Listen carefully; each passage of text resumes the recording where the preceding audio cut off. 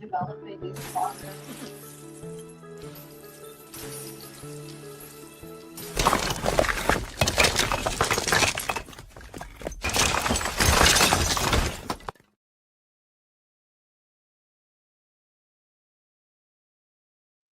everybody, and welcome back to an episode of Big Apple Hockey, another special episode. It feels like I'm having a special episode every single day lately, but it's the new league day today. Free agent frenzy is half an hour away. Can't wait to find out what's going on. I, of course, guys, am your host, Mark Williams, who once again can't find his own name. Joined by the host of the Final Buzzer, Mr. John Filkowski. Silly season's here. How's everybody feeling? Well, it doesn't get much more sillier than the man from the Hockey News, still basking in the glory of the draft, Mr. Anthony Gavrikov. It's a strange way to introduce me. Mitch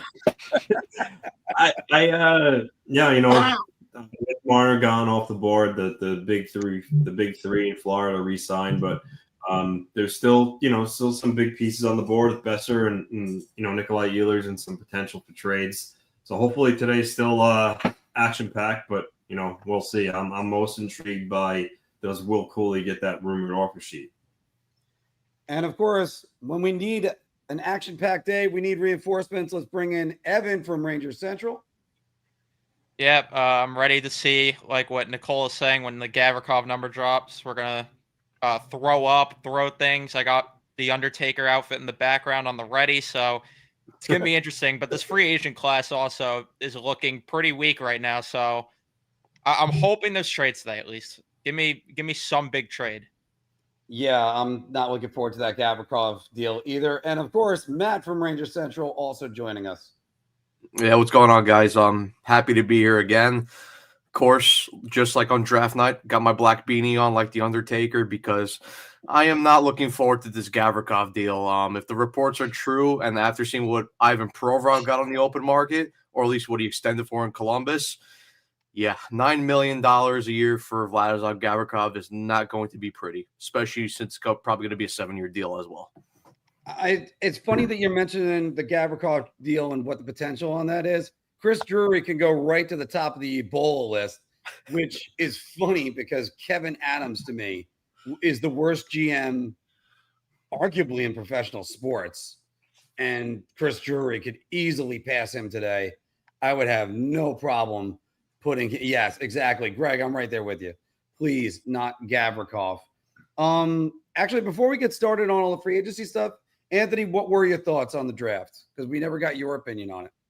I mean, the Islanders had a really great first round. I know there was disappointment that they weren't able to get James Higgins. Matthew Darce said he tried. He tried to deal with Nashville, Philly, and Boston, but unfortunately, they asked for more than just the 2 picks, and rightfully so. He didn't lead with his heart and do something that he would regret. He stuck to his guns, and he wasn't about to get fleeced. So. With that said, though, they added 2 really good pieces for the future in Eklund and obviously Kayshawn. So great first round for him. Definitely, one of the big winners of the night. And, I'm looking forward to see Schaefer potentially start the year in October. But, great night all around for the Islanders.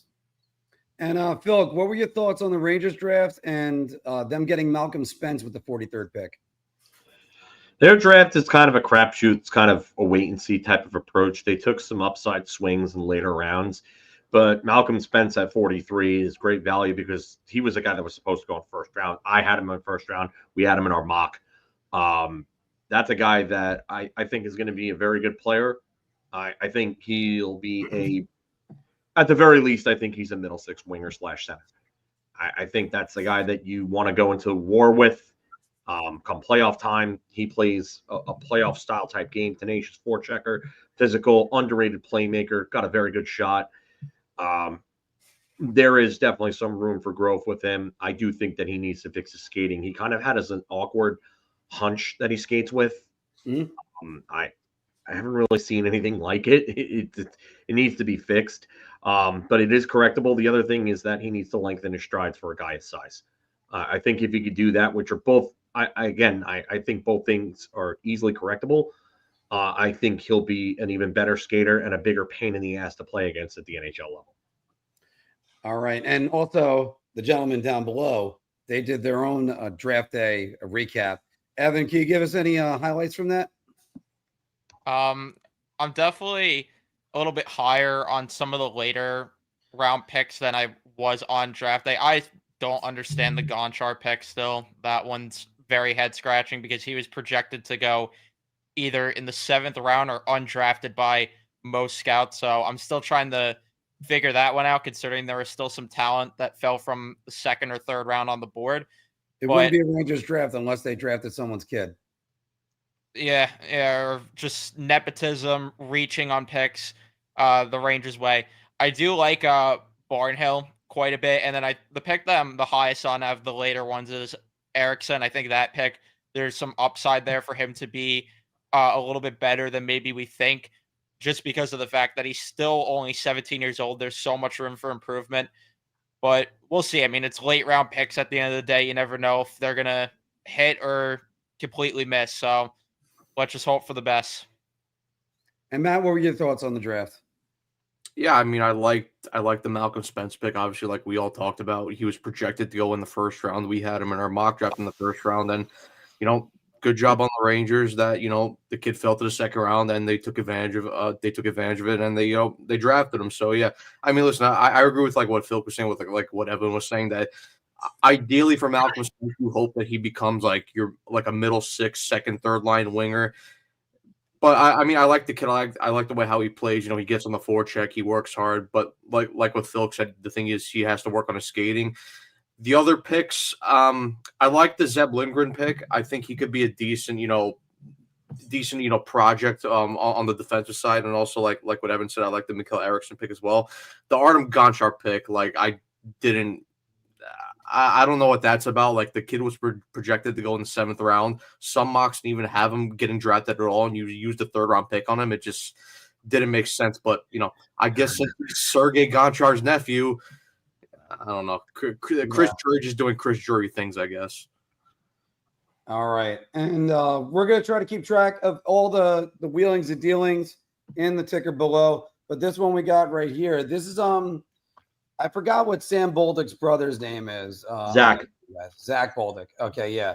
Should remember that because I believe he had the game-winning goal against the Rangers at the Garden during one of those. He had 2 goals in that game, I believe. Yeah, it was one of those illustrious games where the Rangers clearly didn't quit on the season. So, but speaking about which, Anthony, Sam Bolduc, he wasn't tendered by the Islanders. No, I think with some of the defensive prospects they added in the last couple of years, I just think he further fell down the depth chart and he wasn't really able to improve his skating. So, yeah, I think that what led to the ultimate decision. But also, too, remember, you see it often sometimes a team doesn't qualify a player and then re-signs him anyway. I'm not saying that's going to happen, but just because the team didn't qualify a guy doesn't mean he's, not going to come back. All right, and let's get to the big news of the day, guys. I never changed out the thumbnail from yesterday because it happened before it went down. But Mitch Marner to the Vegas Golden Knights for Nick Waugh, and then Marner signs an 8-year, $12 million deal.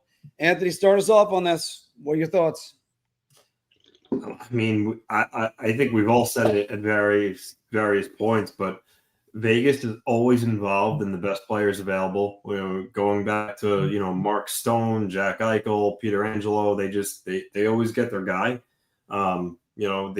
They've been linked for him for quite a while, and with Peter Angelo likely his career being over, I mean that helped them a lot with opening up cap space. But lo and behold, Vegas does it again. So they get the best player available.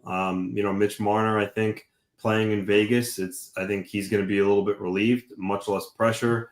He's on a great team. Jack Eichel, which by the way, I doubt Eichel goes anywhere now at this point. But yeah, it's a phenomenal move for Vegas. And, for Toronto, they lose a player and at least get something for him. And, basically in this sign and trade, he's not leaving them left with his team returning nothing.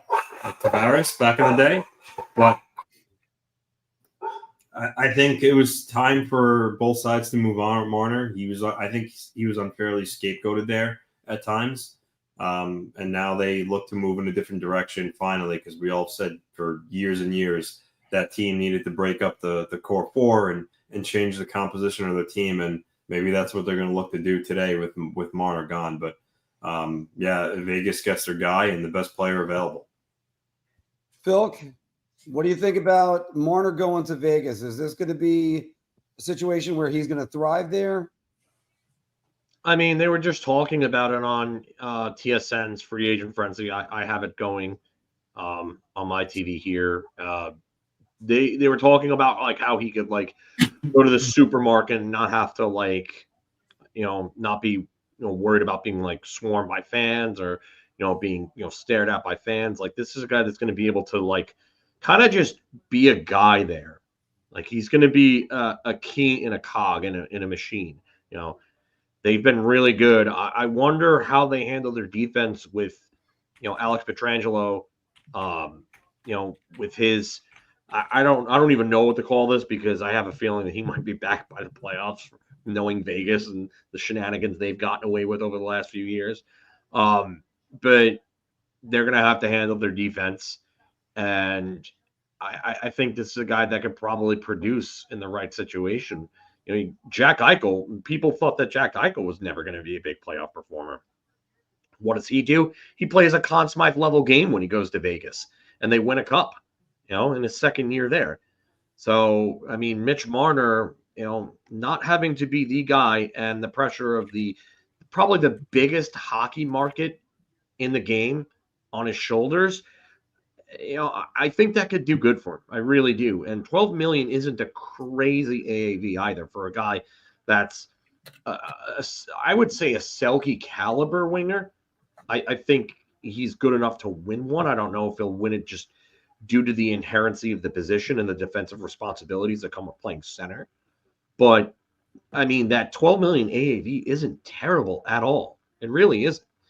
So, For me, it's not a bad deal. You get him for 8 years.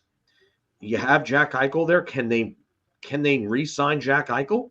I mean, supposedly they're in talks for an extension for him. We'll see whether or not that'll get done soon. But if they can keep the core of that team together, that he has the potential to win it there.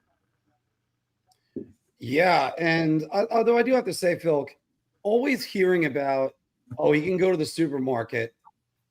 Oh, don't give me that. Don't give me that. You're getting paid $12 million. And you're in Toronto. You're in the mecca of hockey. Just stop.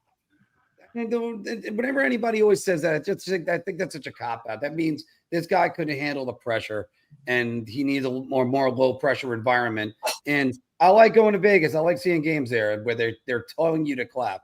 Evan, what do you think about it? Am I off base on this? I mean, I like this for both sides, just because for Toronto's sake, I like that they're getting something as opposed to nothing, at least for Marner, because that was something that, was my worry from Toronto's end. It's like, it sucks that you're going to lose this caliber of player for absolutely nothing. So for their sake, it's good that they got something. For Marner's sake, I think it's better that he's going to be in the shadow of Eichel, and I think it's better that he's going to have less pressure on him, considering you could tell how much it got to him, just given the stories also that we heard about how people were like throwing stuff on his lawn and his driveway during during the contract negotiations initially. So I think it's a good thing for both Marner, the Knights, and then Toronto, just a good all around for everyone involved. And the contract is also relatively friendly, because I think Steve Dangle was talking about it in his video.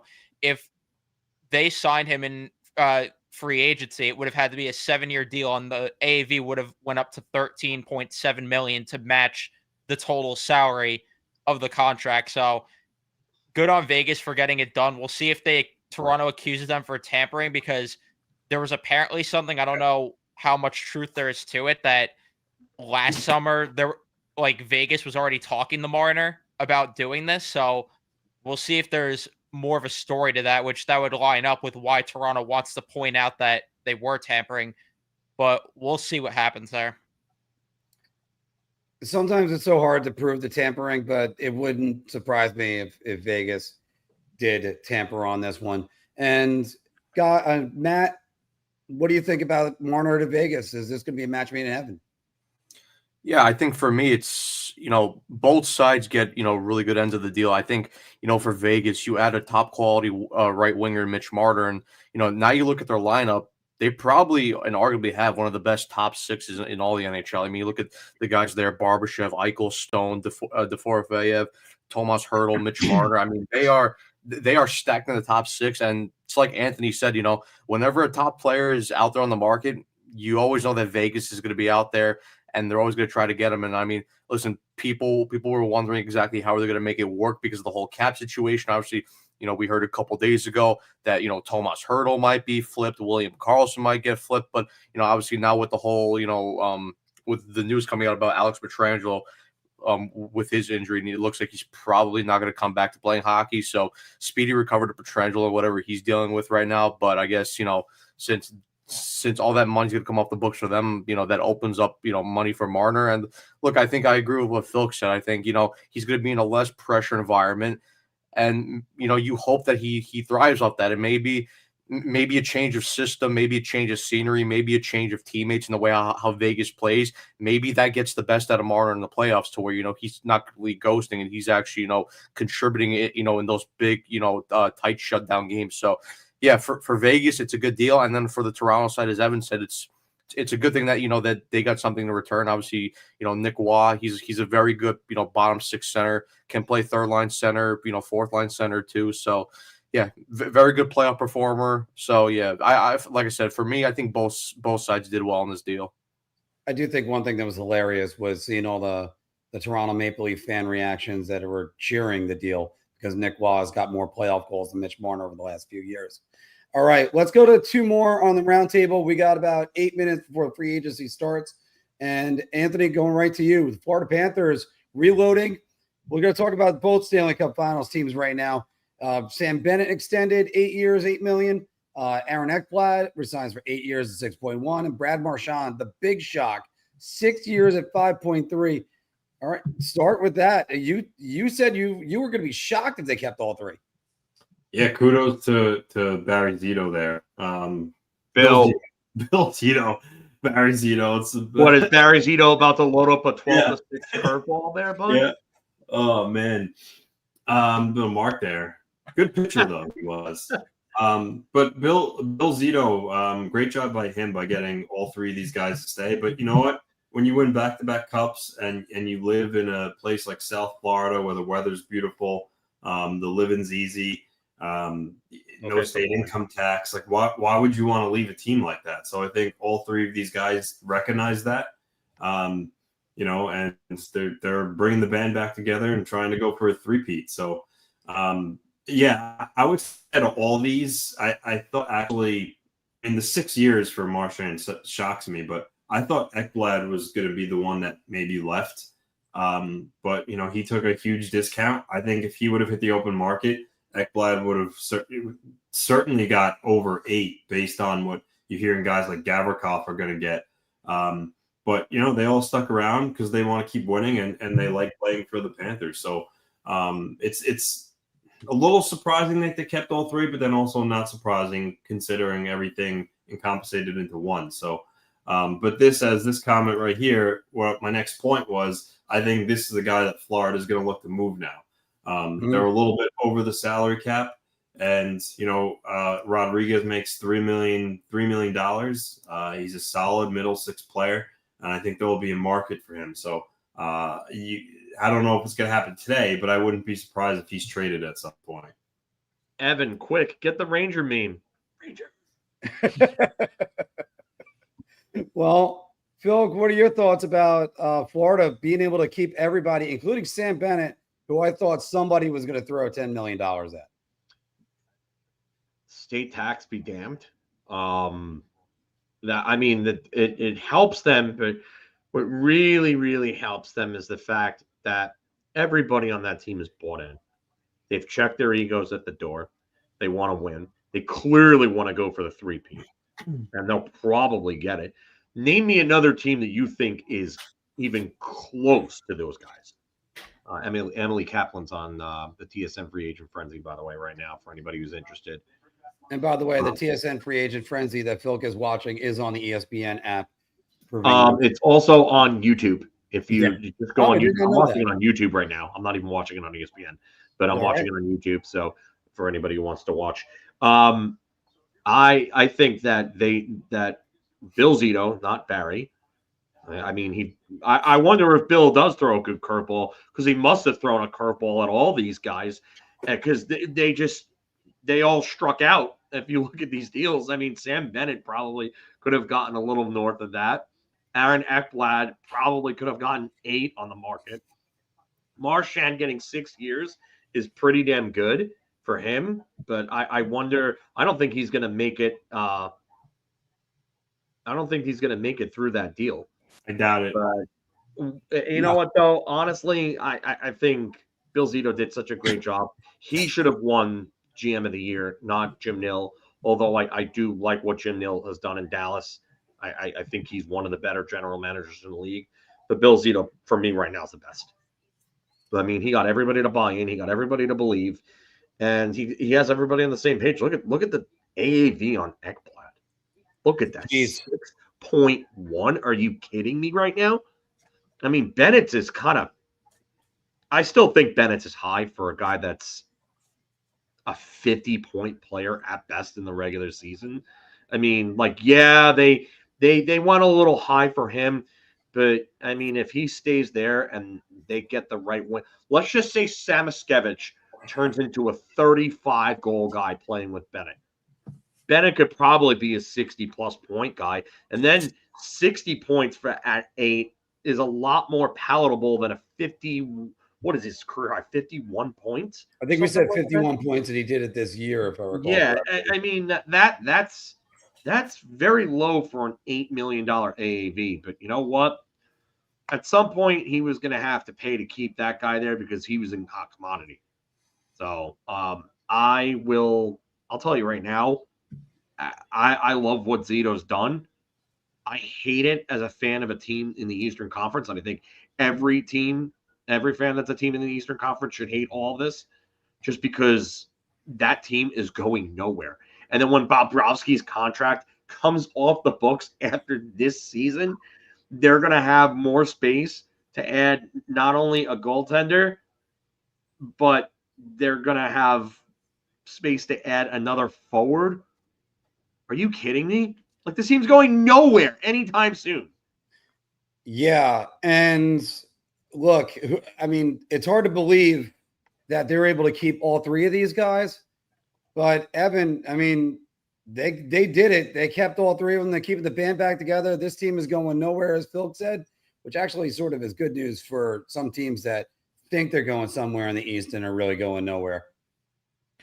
Yeah, like someone, I don't know who said in the chat, so I'm sorry, because the comments are going quick, but someone was like, the window now shut for all 31 other teams, because the only thing stopping the Panthers is them urinating all over themselves. Like, that's legit the only way that they're not three-peating at this point. So they'll have to move Rodriguez probably, which kind of stinks, but at the end of the day, like Matt and I talk about all the time with Florida, they'll just find the next man up, and it might be someone in the system. It might be some cheap free agent they signed today. They'll find someone to just replace Rodriguez on that, whether it's the top line or the third line, and they move Lundell up. They'll find someone, because I made the joke too, like, you know, you put me next to Barkov and Reinhart, I'll put up a good amount of points. You could probably find someone to do that and just be the passenger of those two. And the people that are concerned about Brad Marchand's the term on that contract, one, who cares if they're going to win 3 straight Stanley Cups, maybe 4, who knows, but you got to get 3 before we talk 4. And then on top of that, they could just shelf him on LTIR for the end of his career. It's really not that big of a deal at all. And yeah, I mean, they're going to three-peat at this rate. I mean, who in the East is really challenging them? Like I said, unless they piss all over themselves, I don't see anyone stopping them. Well, the 3 of us up here at Tampa Bay beating them in the first round. So, and that backfired on us. And Matt, who would have thought that drunken claims at 2 a.m. saying I'm going nowhere, that would actually all hold up? No, look, this is what happens when you build a great winning culture where everyone's bought in. You know, they're willing to take pay cuts. And listen, I get that people will point to the state taxes, but look, like I said, when you have a winning culture and when you have a culture where everyone is willing to buy in and do whatever it takes to win, players will take discounts to stay with your team. I mean, listen, like Phil said, is the $8 million a year for Bennett a little bit too high? Yes, but then it also balances out when you look at Aaron Ekblad's deal and he's only making $6.1 million. You guys know Aaron Ekblad is only making $2 more million a year than Will Borgen. That is completely insane. And then I mean, like, cool. Like when you point to the Brad Marchand contract, like, okay, like 6 years, yeah, that's crazy. But like what Evan was saying, like they're in such a great position right now where, you know, where they're coming off back-to-back cups. They're arguably the favorite to win the cup again next year and go for a three-peat. It's like they just don't care. They're like, listen, we're gonna put together the best team right now, and we're in a good position to win. And like I said, they're gonna do whatever it takes to win. And then, like, even next year when Bobrovsky's $10 million comes off the books, they're gonna have even more money to, you know, to either spend on another forward, another defenseman, and then another goalie. Maybe they bring back Bobrovsky on a cheaper deal, or maybe they go and find, you know, a reclamation project goalie for cheap, and then, you know, they turn him into a really good goaltender.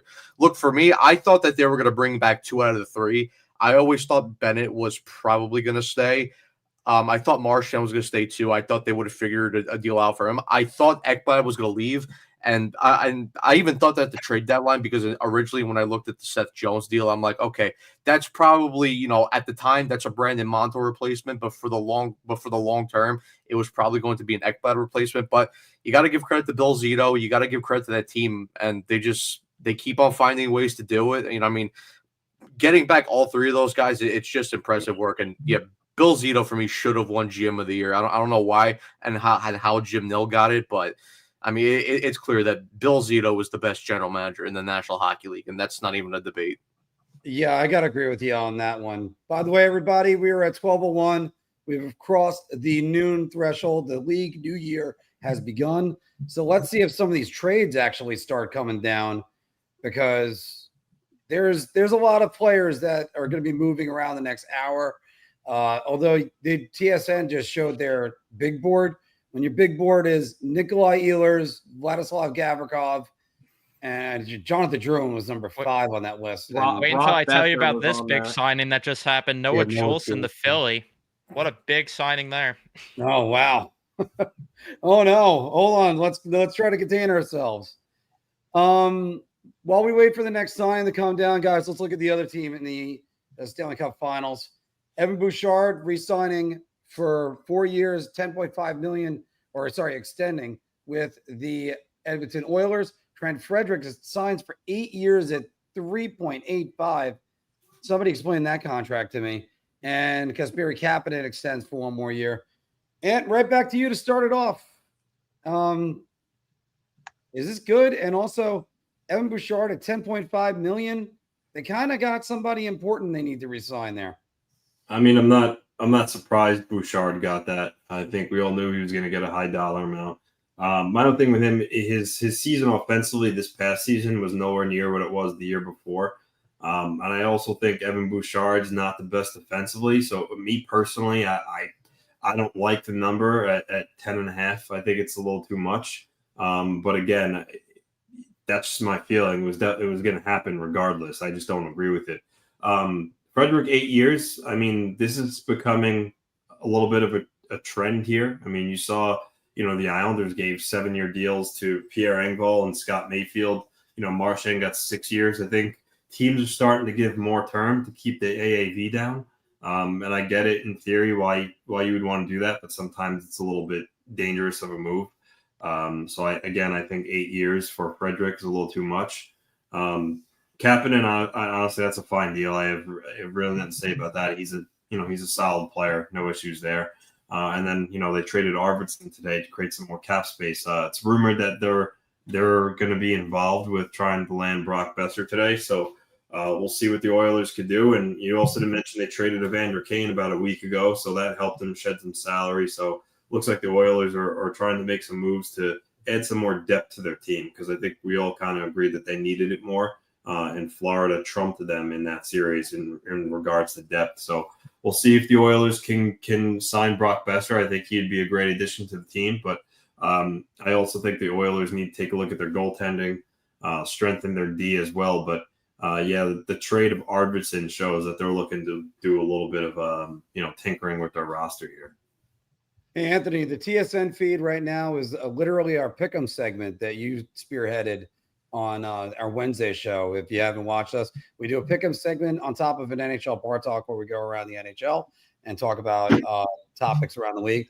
But Anthony, literally, you have Bob McKenzie and Chris Johnston, Darren Dreger, and there's Pierre LeBrun. The only person that's missing right here is Elliot Friedman, and we would have had that whole pick'em segment. Yeah, that's true.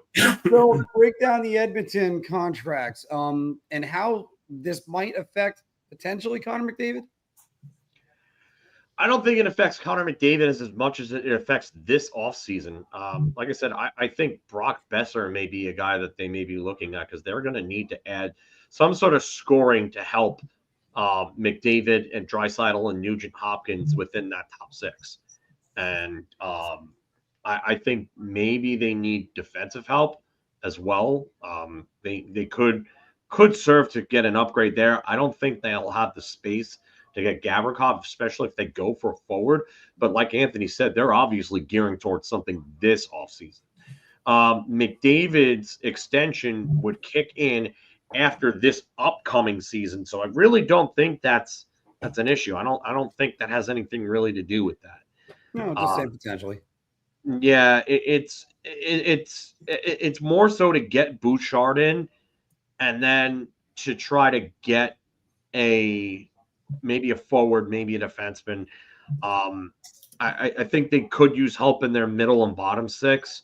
I know it's funny saying that after they had guys like Ryan McLeod and Warren Fogle that they lost, but sometimes you do have to make moves to bring other players in, and you know what? Maybe that's what they end up doing today.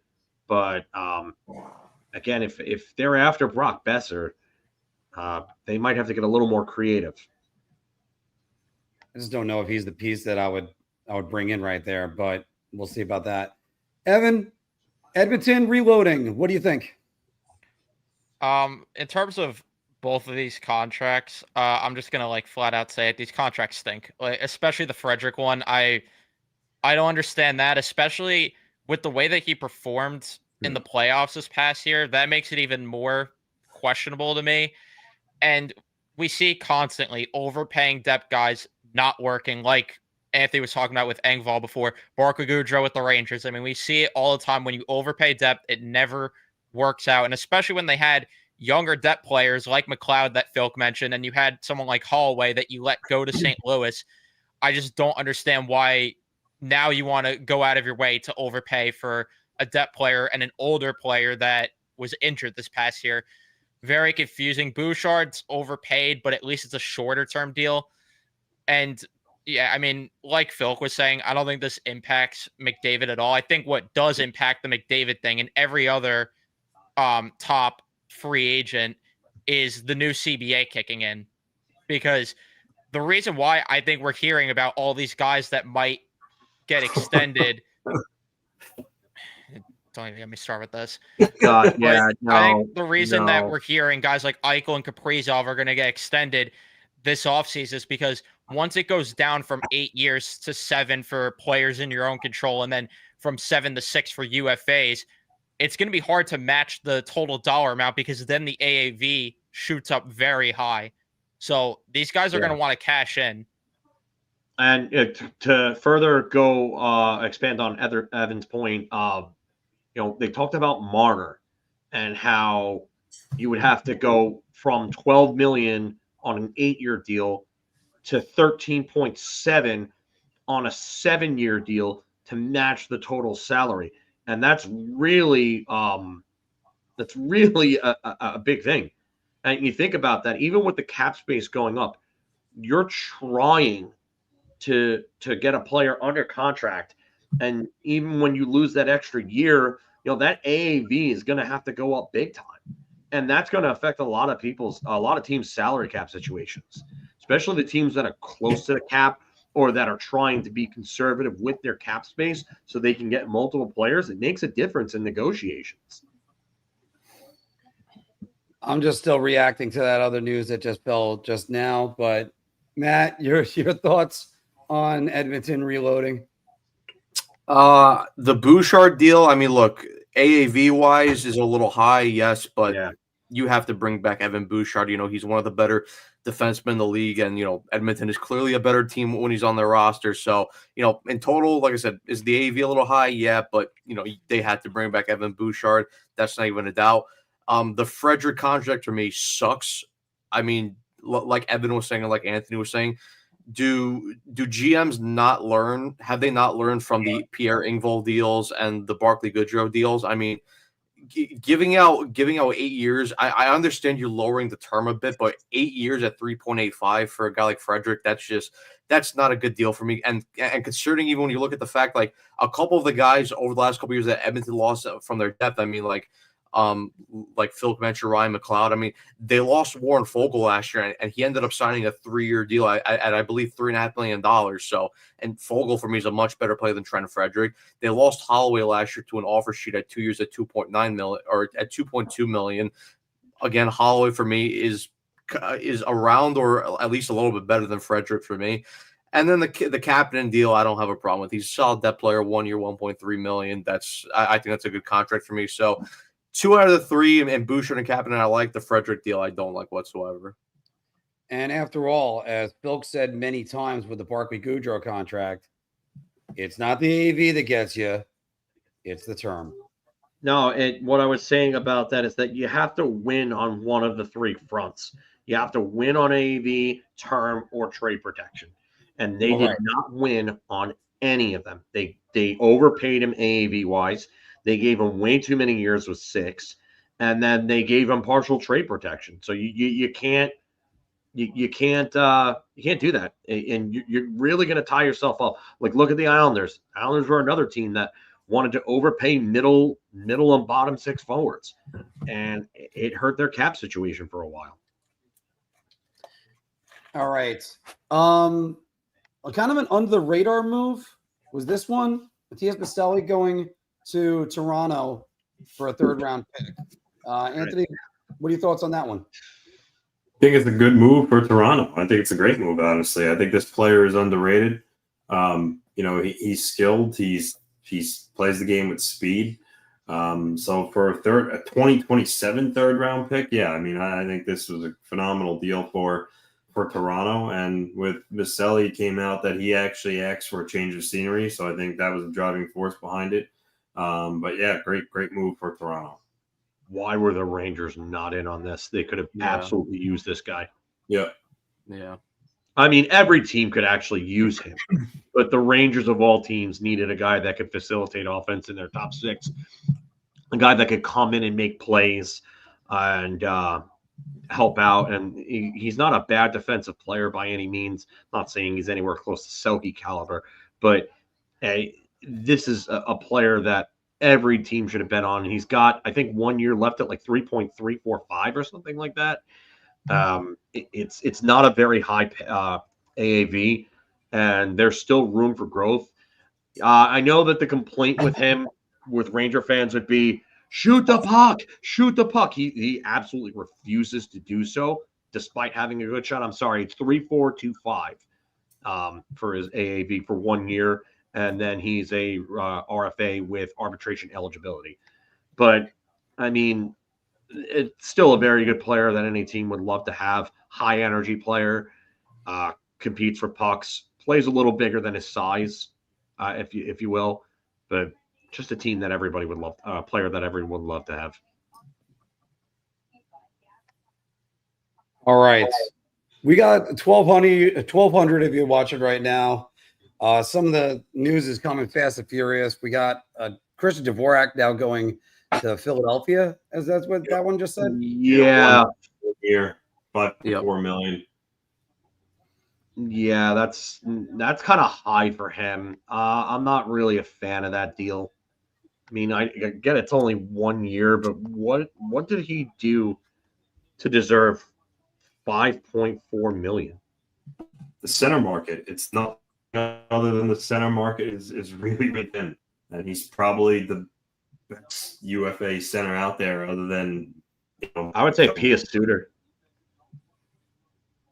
Pia Suter would be a guy that I would look at if I'm the Rangers as a third line center. I mean, I agree. Yeah. That's somebody that I would want to bring in. Jigsaw's getting a little too happy with his money. Oh boy.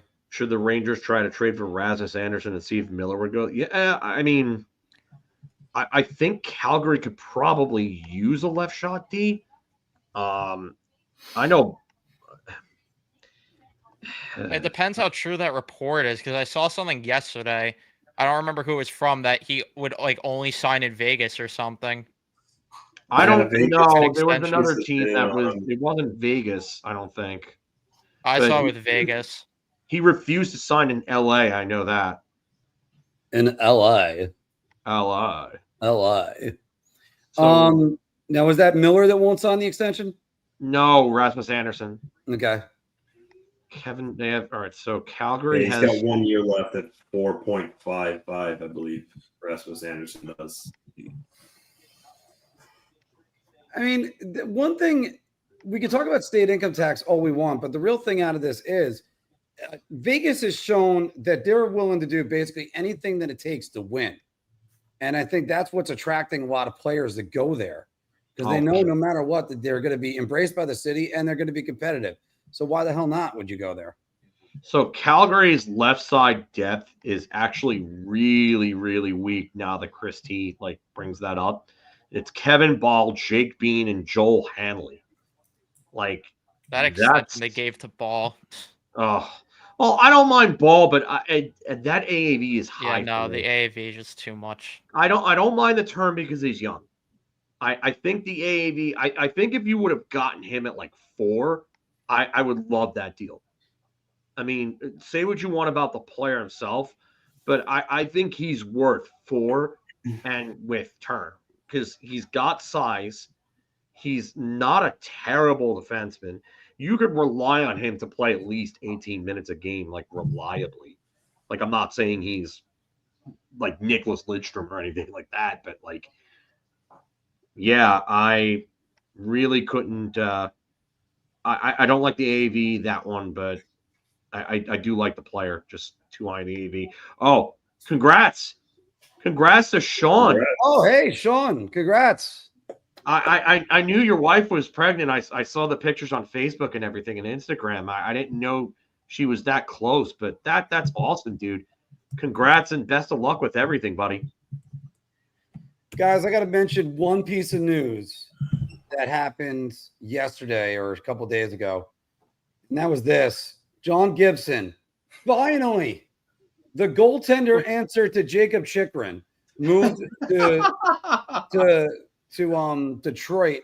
I mean, this guy has been in trade rumors. He signed his contract extension, and it feels like they're like, okay, now that you signed the contract extension, we're going to put you in trade rumors for the rest of your life. You're like, wow, what?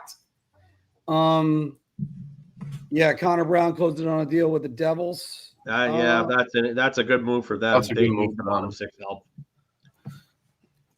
Connor Brown would be somebody I'd what's funny now you have John Gibson and Cam Talbot on the same team. Oh God. Yeah, I was gonna say John Gibson somehow eluded Mark's Ebola list for all these years. Because again, it's not the player, it's the rumors. Oh my goodness. I'm just so tired. Please. I was waiting for the LaGreca style rant. Oh my God. It's just, you get these guys that they're all like, hey, this guy might be traded. No, and then he's never traded. I agree with you there, Chris T. Connor Brown would have been a good fit there, but well, the Rangers need to extend another number 7 defenseman. So They're gonna bring Libor Hayek back. Oh, And don't Ryan even. Lindgren. Don't you dare. By the way, With guys, not signing Gavrikov, actually be missing out. If the word on that is true, that it's going to be closer to $9 million, then by all means, I mean, I am not a fan of that AAV at all. He is not worth that. And I'll tell you, he's underrated in terms of being able to move the puck and get some points. Like, he's a 30-plus point guy. Like, he's closer to Slavin than people think. But Slavin's making just over 6. Why are you going and signing Gavrikov for 9? It's stupid. Well, Phil, the cap's going up, so you could spend as much money as you want. This too. He isn't like $500K less than Fox. He's just not worth that. No, don't worry about it. That bill never comes due. Don't worry. It'll never come in. You never have to worry about paying off the debts. You could just keep on signing guys. I mean, after all, Thatcher Demko signed for $8.5 million today over 3 years. You know what he has? As many 60-game played seasons as Igor Shesterkin. But I would rather sign Orlov for $5 million than sign Gavrikov for 9. Yeah. And I'm not even a fan of Orlov. It's just making you shake your head. That's just what I just keep going back to. Hayek is better than Susie. I cannot believe we even have to like put comments like that in the chat. In the trenches. By the way, Toronto reloading. They had Matthew Nyes that they extend 6 years at $7.75 million. John Tavares agrees for a very team-friendly deal, 4 years at $4.38, and Steve Lorenz resigns for $1.35 for 3 years. There's one of Evan's bottom 6 board guys right there. That was heartbreaking. It was like right after I put the tweet out too. Yeah, I mean, so Evan, go ahead. What do you think about Toronto reloading? Good deals all around for every single one of these. I think Laurent at 1.3 is very friendly, especially for going 3 years instead of just going like 1 or 2 and then going with a higher AAV.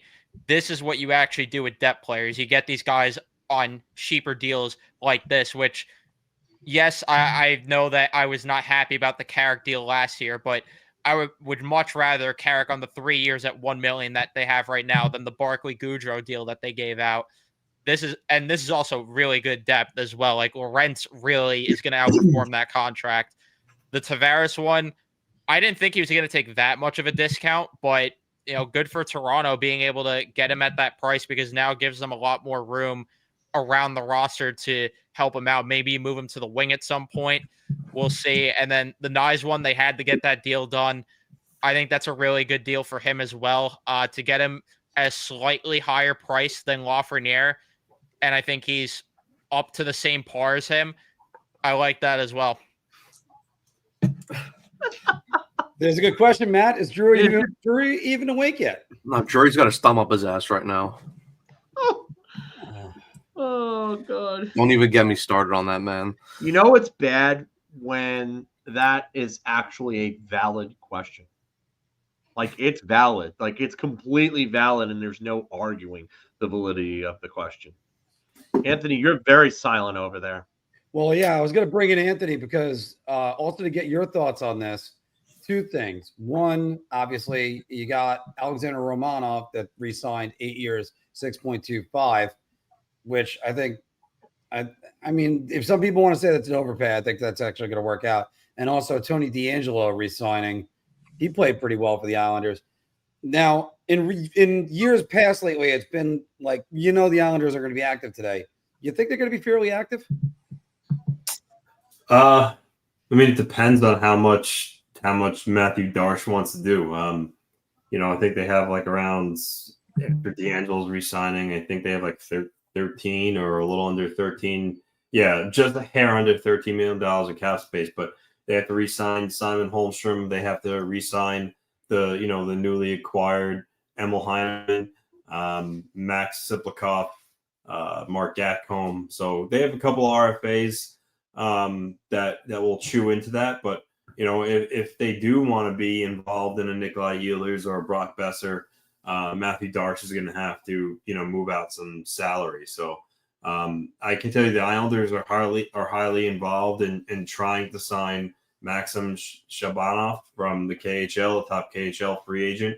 I know he's been, I think Philly, last I heard, was the contender to sign him, but the Islanders are very much involved.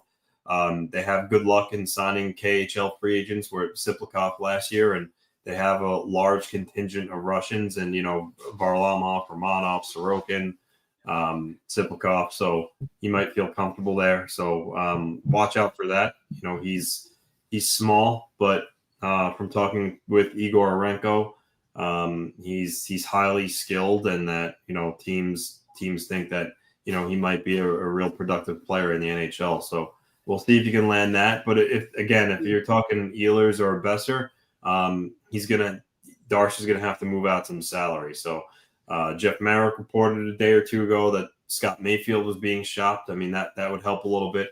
As much as there was the J.G. Bachot rumors the last week or so, the Athletic reported, specifically Michael Russo, that the Islanders told people that he wasn't available. So that could just be posturing in a weak center market. That could be driving his price up even more. So we'll see if that's actually true. But yeah, nonetheless, if they want to do something of any significance today, they're going to have to move out some salary. Yeah, and also just to say this name and just watch a reaction in my own house for a second. Tony D'Angelo. Could we not? Okay, there we go. Could we fucking not? we got a name on the Ebola list in a different way over here. All right. Hate him. But all right. Let's catch up. I don't know where you're seeing this. Yeah, that's not. He's not going anywhere. Darsh told him and Horvat that none of them are being moved. So, yeah, Barzil's not going anywhere. Yeah, I kind of threw him out there like 2 weeks ago. We're just talking about it, but yeah, it wouldn't make much sense. And he did. Anthony, I had a friend of mine that was talking about that they need to move him strictly because of the health problems. But he's actually been fairly durable, with the exception of this year, which I think they held him out for precautionary reasons at the end, and 2 years ago when he had some health issues.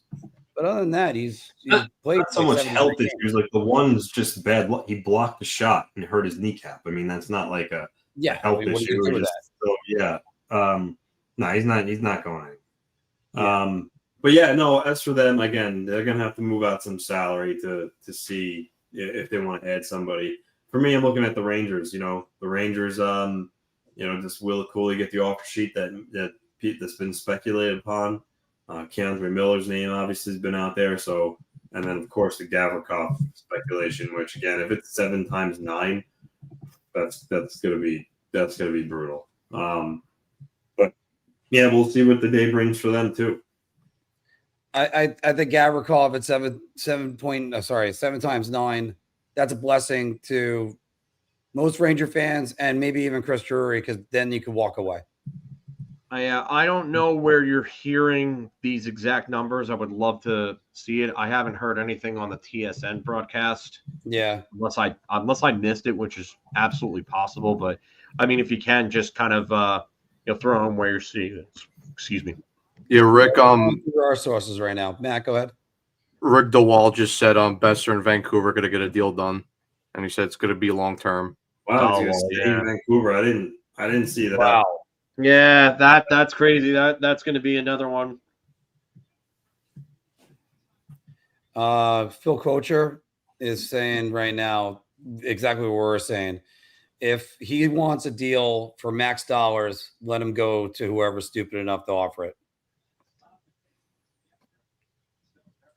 And Mark, one of the ones that quickly you forgot to mention that we flashed before, Kevin Weeks reported that the Islanders were going to sign David Rittich. And remember, if that happens, that I think that's telling on what Varlamov's health is. Again, he hasn't played since November 1st or early November. So if they sign him, it likely means that he might be LTIR until the end of time. Can't get into where, but I mean, all right. So he's hearing this from somebody. I mean, I'm not trying to say that you're We got the BSing or Boeser anything. deal. Like I can only take that at face value then. So Matt, what'd you say on that one? $7.25 million at 7 years for Brock Boeser. 7.25. it's official. Yup. Wow. Okay. Yeah. So All right. So Edmonton, I don't know what Edmonton else is gonna what they're gonna do then. let's get that banner up for Brock Boeser. Yeah, I'll get it up. Sorry, Okay. phrasing. Pause. Because we have a gift that we used for the last bunch of years about this. You said Every time we got 7 years, 7.25 million. Yep. Yeah. And All right. right now TSN is interviewing. There we go. And now, yeah, let it rain. Let it rain. All right, Everyone. so that's like the Ehlers- first big one that breaks today. Ehlers and Granlund are going to get absolutely paid now. Those two guys are really the only two left that are. Yeah, and I mean, if we believe what we saw before, that whole Ehlers situation might take a while, and I don't blame him. Drive up the market. There's no need to rush to sign today unless you get your socks knocked off with an offer. Same for Granlund. Granlund's the best. I mean, he's probably he's the number 2 forward behind Ehlers, maybe the number 1 center at this point, if you want to consider him a center.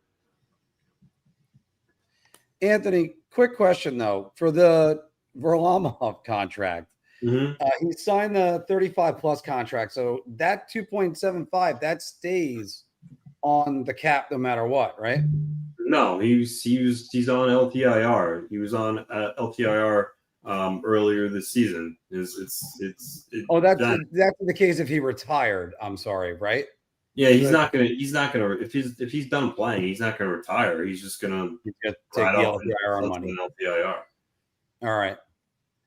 Yeah, and David Rittich is a good backup who actually can start. But I mean, I was kind of impressed what you saw with Hogberg last year. Yeah, in the beginning, but then he got hurt. But then when he came back from injury, he wasn't nearly as good. I think it's a smart move to get a veteran backup. Yeah, that's a good move by San Jose right there.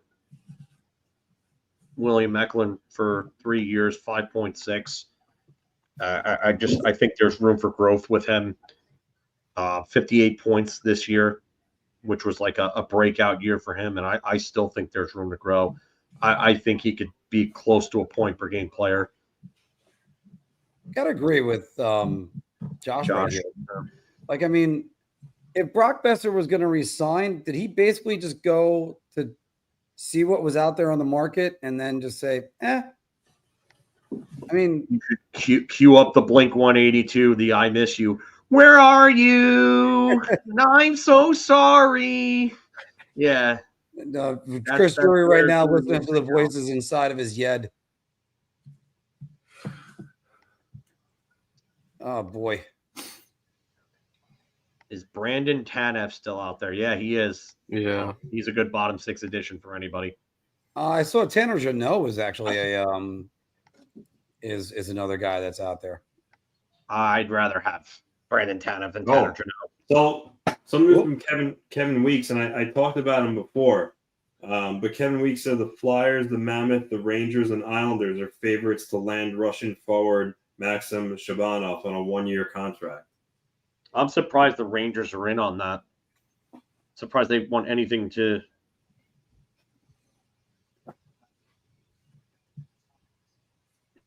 That Drury kind of avoids Russian players. Yeah, I'm just really. He's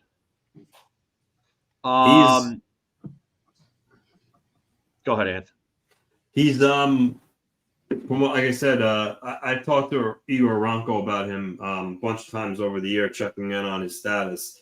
He compared him to Artemi Panarin in terms of play style and skill.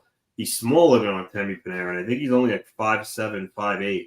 But if you look at some of his highlights that the KHL Twitter account has kind of posted of him over the year, some of the moves he pulls off, he's very, very skilled. Again though, with these Russian players, you see it all the time. Like, is he Nikita Gusev or is he closer to Artemi Panarin? So you never know what you're going to get. It's just the fact that he is highly skilled. It's just how much of his game translates to the NHL level. And the one thing he said about him is the most important thing to him is picking his team is usage and fit.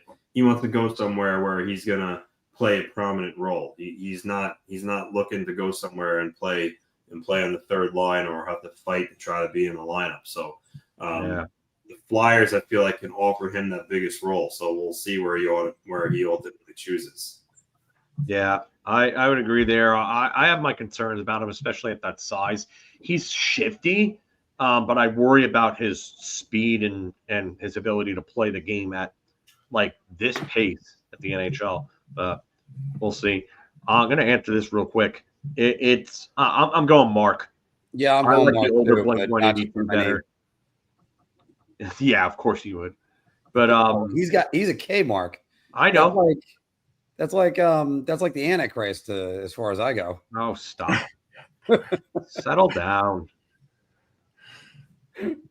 Mark declares war on Marks with a K in their name instead of a C. Yeah.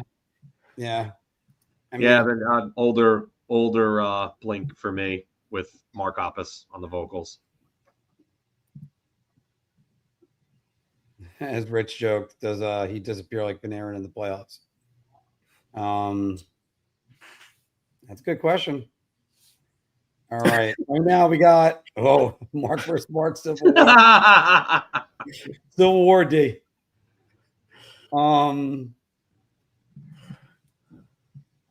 Leo. Leo says, no offense, Mark, but writing Mark with a C still feels like a crime to me. No. Corey Perry signing with the Kings. Yeah. Okay. All right. That mean I'm gonna have to answer this one since I love Less Than Jake. They're probably my favorite ska band. I might have to go Chris here though. This means that the Kings are losing in the Stanley Cup final next year. Yeah. So I mean, I gotta say that at least if you could tell me you signed Corey Perry and you're gonna lose in the Stanley Cup Finals, I'll take that. I'll take that right now. It means at least I had 3 months of playoff hockey that I watched, or 2 months. Could be 3.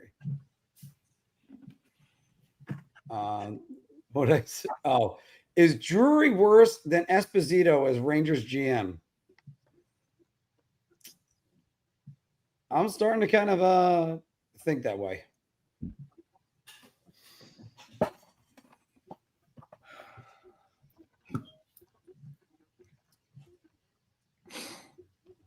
Also, by the way, we're all arguing about the peasants in the kingdom of the king of the vocals, Chris Cornell, who was just the best. Oh, I mean, it's unfair to even compare any of these guys. Yeah, it's unfair to compare. That's just not.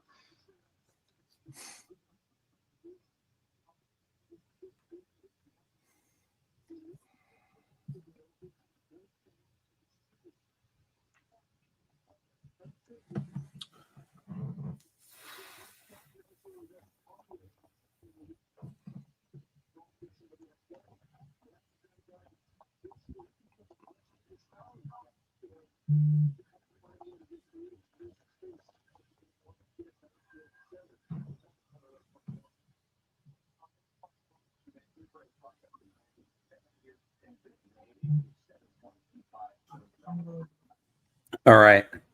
Right back here again. We got 1,400 of you guys watching that. Oh, I'm sorry, Punk Rock. I got to disagree with you on that one. No, I do. And I love Freddie Mercury's voice. Because you all right, if you probably did the Mount Rushmore voices, maybe Freddie Mercury, Robert Plant, Cornell, obviously. Wow, I'm running out of space already. Yeah, I'm gonna have to rethink that. I have to put Plant in there though, because him and Zeppelin just amazing. And MJ edits, yeah, Alice in Chains. That was always a good one. Yeah. See, Chris, I'm up there with you. Bruce Dickinson, yes. Yeah, you gotta give. Kurt Cobain really didn't have a good voice. He had a good style, and that's why I'm like the better voice out of those styles was Wayne Staley, as Josh Franklin's saying. We're taking a little bit of a detour on this one, guys, but bear with us. But yeah, there's Bruce Dickinson. I had one of the best heavy metal singers, and just to think, he wasn't Iron Maiden's original singer. Nope, Paul Di'Anno. Yeah. Paul Di'Anno is great. Rest in peace. It's crazy because they formulated that sound and he fit well to a point, fit very well to a point. But Paul Di'Anno Bruce Dickinson just took Iron Maiden to another level. Like, Number of the Beast is one of the greatest breakout albums of all time. And I say that with the self-titled and Killers being very good albums. Yeah, by the way, I was laughing about that, Brian. That was hilarious. Joel Armia signing with the Kings. Joel Armia going to the Kings. That is actually some big news. Let's get Billy Corgan is also the greatest wrestling mind ever, according to Billy Corgan. That's the craziest part about it. NWA Revival coming. And isn't he like Bill Burr's like long lost nephew or his cousin or something like that? Yeah, something like that. Chino Moreno is a great vocalist, underrated in the grand scheme of things. You know who's very underrated and nobody talks about him? Jeff Tate of Queensryche. Yeah, and he might have the greatest octave range of any rock or metal frontman ever. Like, he could hit the highest of highs and the absolute lowest of lows. Like, we're talking 6 feet under lowest of lows. Okay. Now, if you're talking about voices, you can't leave out Rob Halford too. No, you can't.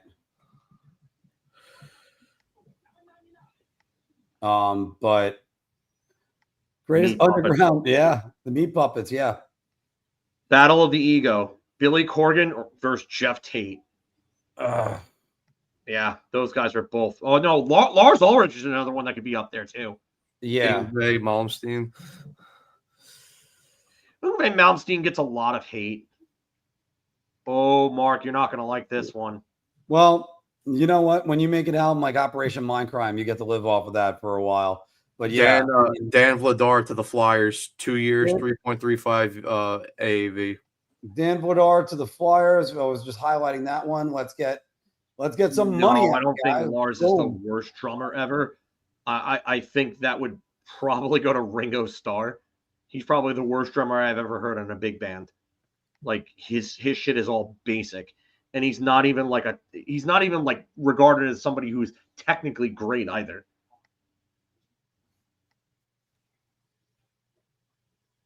I mean, Lars. Listen, I'm a huge Metallica fan, and I do not like Lars, but Lars is not the worst drummer I've ever heard. And no, it's secondly, he had the.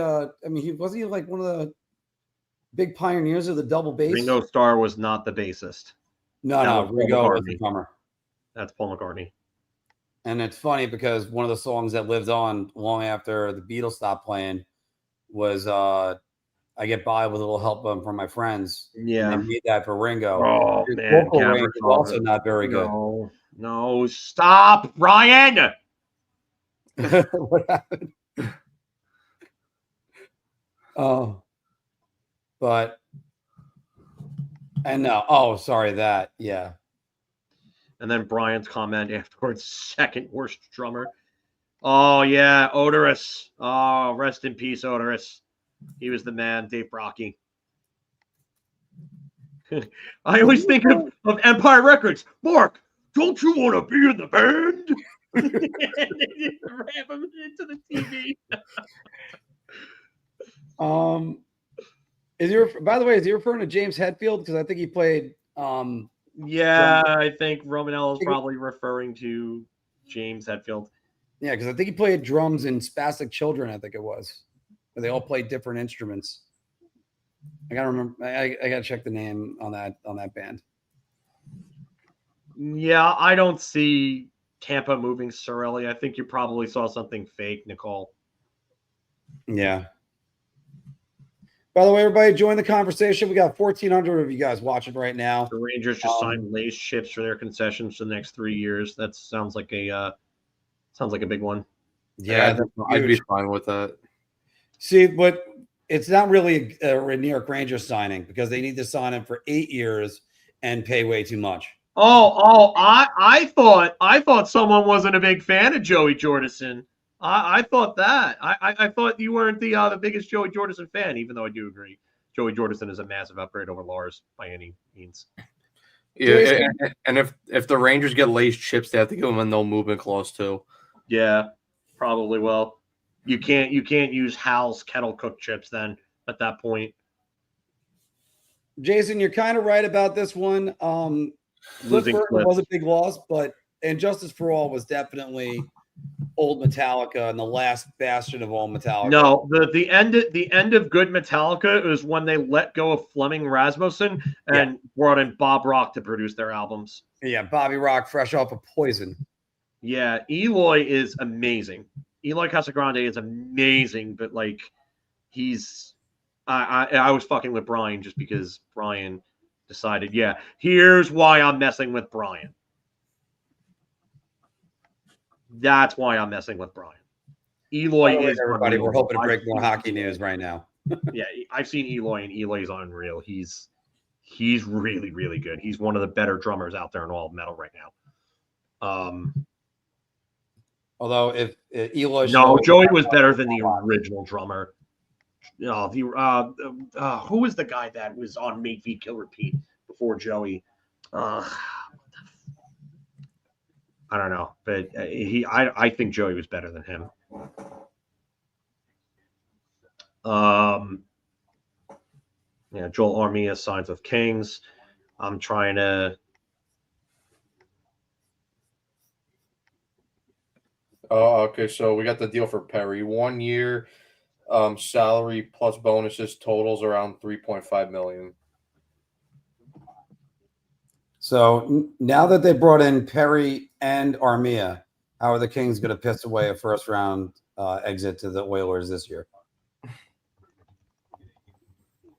How do you challenge up a goal that they already reviewed? What a move, Jim Hiller.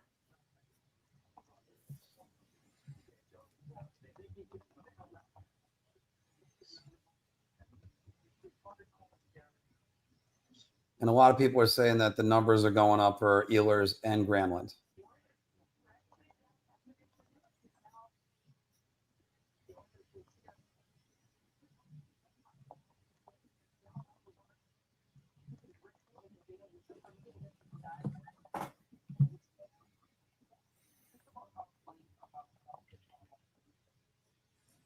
And Phil Coulter right now is saying what I've been saying. You can't wait for player X to get the free agency. That's a terrible plan. Yeah, I saw that tweet before. Yeah. Speaking about which, there was somebody that said third liners don't make $3 million. That's a great comeback on that one, Phil. Third liners don't make $3 million? Really? The things that people use to justify that contract are just beyond ridiculous. Absolutely ridiculous. Mental gymnastics have these guys tying themselves into pretzels online. Because it just it just makes you scratch your head.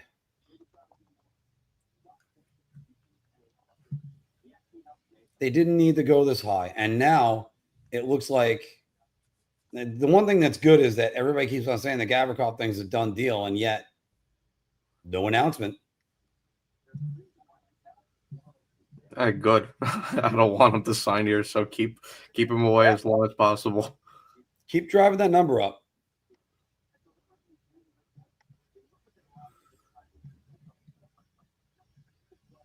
Yeah, it's funny you could say I may have made that up. But yeah, that's what everybody's thinking right He now. shouldn't have said anything. He just signed Gavrikov to the Rangers.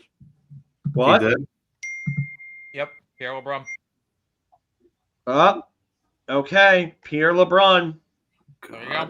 It's happening. Oh, we'll see what it is. God, this is gonna be garbage. It's a shame. I like the player. Just this contract's gonna. Yeah, I'm just not going to like this contract at all. I have a feeling that this is just going to be a bad contract. 7 years, $49 million total. That's only 7. Oh, Wow. Wait, hold on. Wait, what? That 7 years, $7 million. That's actually a good deal. Holy shit. Oh, Are you kidding? unbelievable. Wow. 7x7 for Gavrikov. That is, I actually like that deal. I like it. Gentlemen, Putting up that's the banner one more to make me do a 180. I don't know. I still don't like the years. Wow. Oh my God. Those Oh, tires. you're such a hater, Brian. You are such a hater. I love you, but you're such a hater. Yes, you can step off the ledge now. This is no. Stop playing third eye blind jumper. Step away from the ledge. You can cut ties with all the lies that you've been living in, okay? Yeah, there probably is a no movement clause, no trade clause, but 7 years, $7 million is nothing. Not nothing, but it's actually good.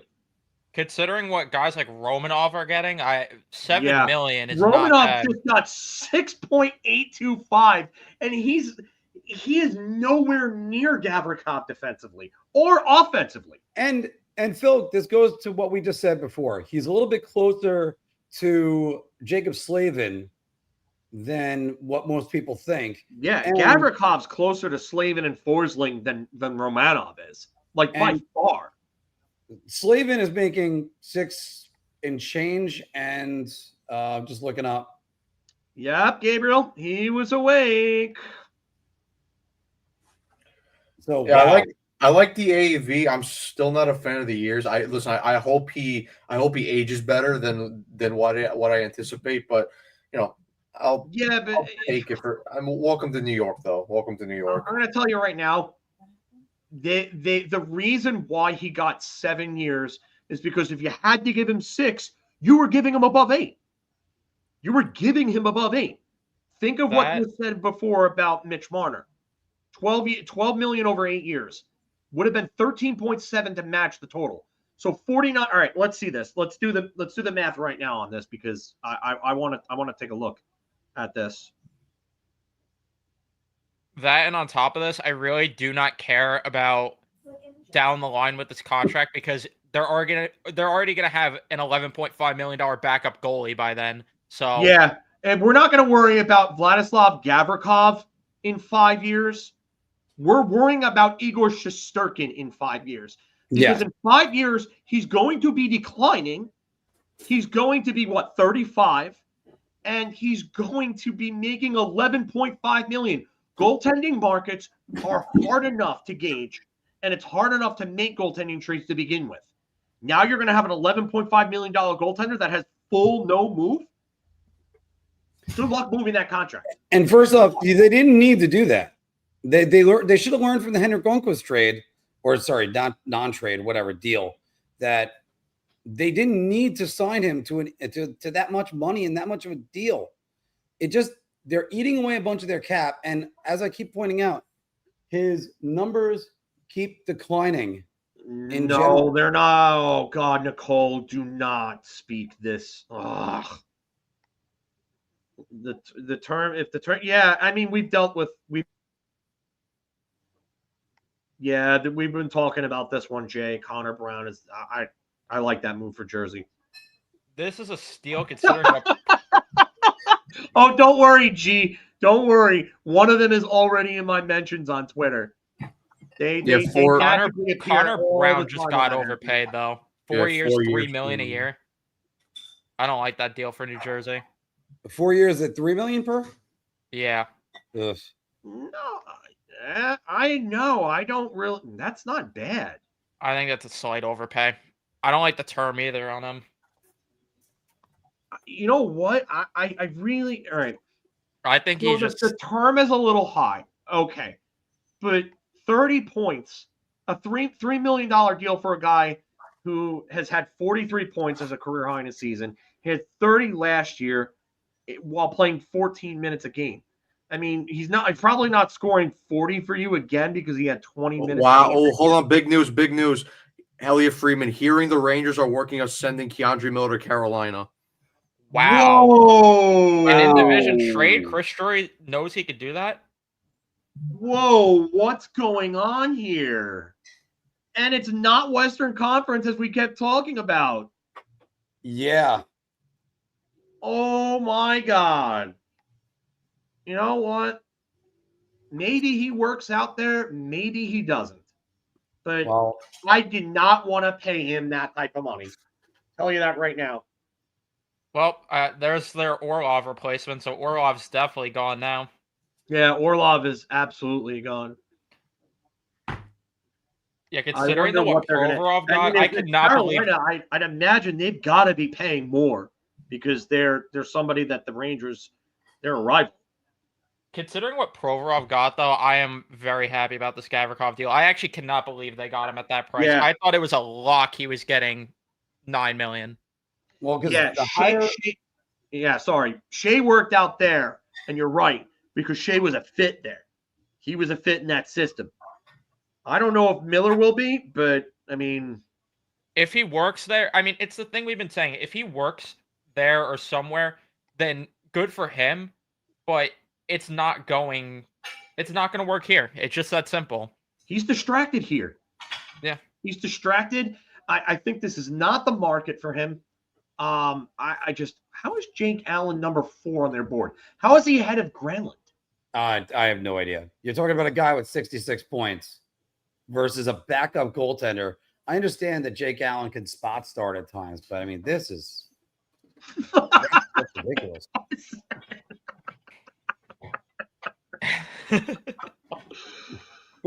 That's Carson like watered down too. Wait until Carson gets like really unhinged. God, the things he'll say. This is what I think we need to focus on too. What's the return? Yeah, I want to see what the return will be too. Yeah. Like, Is there- I got to look at their roster. I want to see, like, if there's anyone of note maybe that would get moved from there. Uh, I mean, this is an interesting question. 2-year deal I'm not for a big Armia, by the Orlov way. fan, but they need puck movers outside of Adam Fox. So 2-year deal for Armia, by the way. that's not bad. I would be tempted to say everybody you'd go for. There's no way Carolina trades with the Rangers like Jalen Chatfield. No way. If they get Could this Jalen be for Chatfield, Eric that's- Robinson? Please. It's not going to be, but that would be great. That would be a full circle moment if Eric Robinson came the other way. Knowing the Rangers, they get Jesper Foss back. Like, didn't he retire? He retired. Yeah.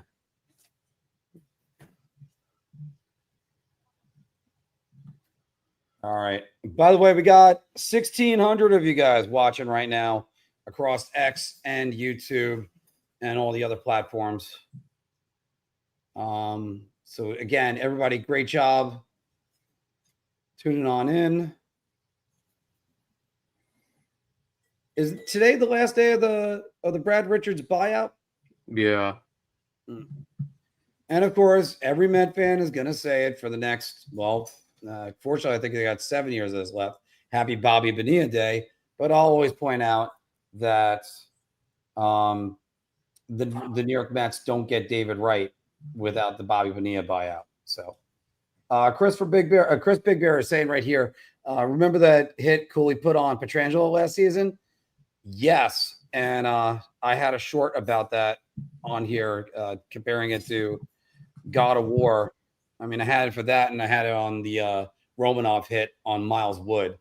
This is from a Larry Brooks article, but it says presuming Keandre Miller will be traded, which is happening, it is believed the Rangers will shift righty Braden Schneider to his offside to pair with Will Borgen on the second pair. Stop it. Oh, stop. Why? I was having a good day. Bobby Margarita's tweeting, by the way, that Toronto's closing in on a deal with Pizzetta. Yeah, Chris T just put that in the chat. Good for Bobby Margarita's coming out of retirement a bit. Let's not stay. No. Let's go nowhere near Kotkaniemi. Carolina can buy him out. They don't need to even move him. They could buy him out. He's a 1/3 buyout because he falls under the under 25 rule. Happy Rick DiPietro day too, by the way. It's funny now since Keandre Miller is getting traded. The Rangers have none of their first-round picks from 2017, 2018, and 2019 on the roster. Yeah. What a fantastic rebuild. They acknowledge that rebuild was terrible. Imagine they trade for Jack Drury. Yeah, but Jack Drury wouldn't be part of that package since he's in Colorado. Yeah. Two-year deal for Pizzetta. Yeah, if he was still there, that would be funny. But, yeah, he's in Colorado, so. I really do not like moving Schneider, though, to his offhand. I know. I think you need a left side guy, and I think Schneider needs to stay on a third pairing on the right side. Evan, he's barely even good on the right side. Why are we moving him to the left side? To me, that just makes no why sense. Are we trusting him with top 4 minutes? Tanner Jeannot to Boston, 5 years, 3.4. Ooh. That's a part. So that's a contract that I'm not a fan of. The Connor Brown one, okay, I get why you're not high on the term. I understand it. 3 years max would be where I want to go. But that brings down Connor. That brings down Connor Brown's AAV with that extra year. But Tanner Jeannot, I'm gonna go with Alex here. Woof. Buzz, your girlfriend. Woof. Don Sweeney doing Don Sweeney things. What was the number on Tanner Jeannot? Kane's working on extension. $3.4 million. Well, apparently, this is official, but the return hasn't been announced yet. Yeah, they probably want to find out if he signs that extension first before announcing anything. Congrats on Matthew there. I mean, that's a pretty good call there then. And Evan, do you know what this is reminiscent of? The New York Mets moving Jose Reyes to second base and changing his running style. You just triggered the two of them at the bottom. Yeah, well, Matt, you remember that too. That was what the team see in Jeannot. I don't know, Brian. I think they're still looking at that 20-goal rookie season where he shot like 20%. Again, unsustainable. That's why Washington's going to suck this year, I think. Or they're going to take a big step back. I shouldn't say they'll suck, but they'll take a big step back. GMs just get so bricked up over Tanner Jeannot and Michael Bunting. I do not know what it is, but they see those two, and it's just like, oh my god, greatest hockey players. He's Bradley Nadeau for Keandre Miller. My God, I would love that.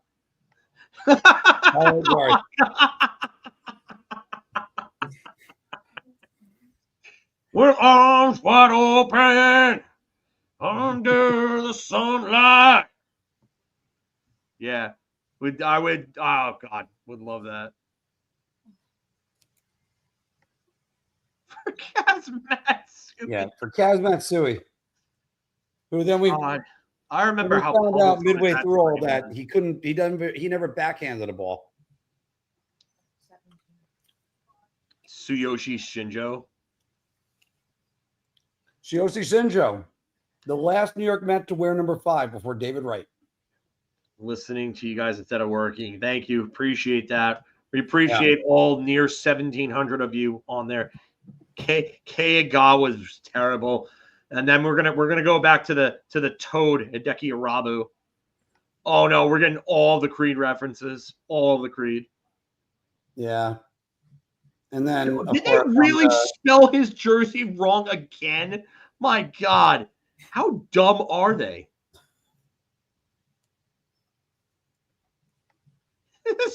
Scott Stapp and Sean Francie singing the anthem, "The Garden." My God, that'd be great. And of course, with all the Creed references, just going to give a tip of the cap to my friend Trevor that I hope somewhere is watching this up in heaven. Should have been dead on a Sunday morning, banging my head. That one with the gas station is.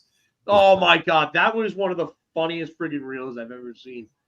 I literally cried laughing so hard because I couldn't believe what was going on with that. And it just the timing of the song and the clip itself. Sends are signing Nick Cousins, 1 year, $825K. Who was that? Moves. Nick Cousins.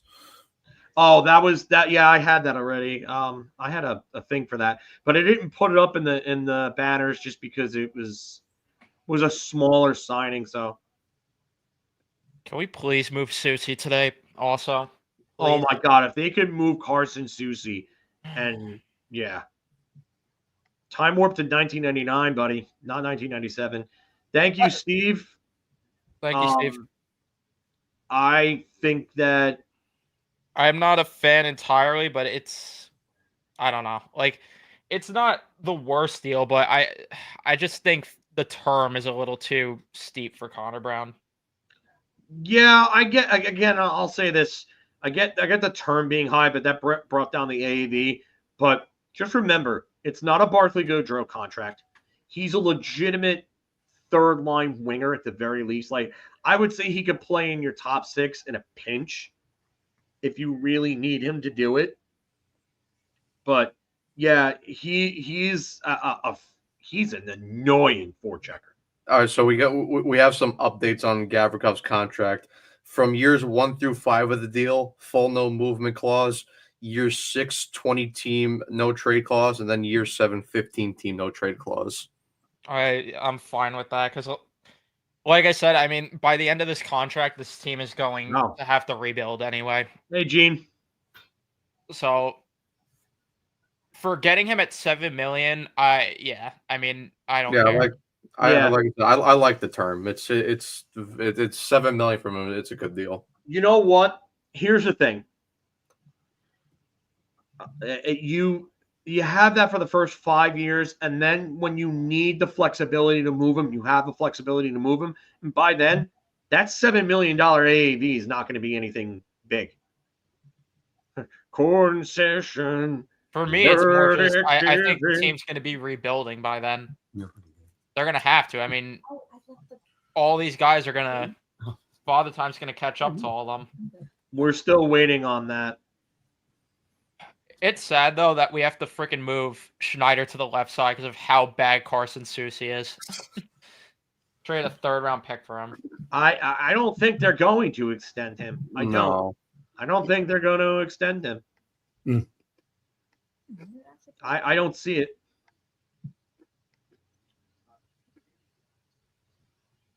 They're interviewing Connor Brown right now on TSN.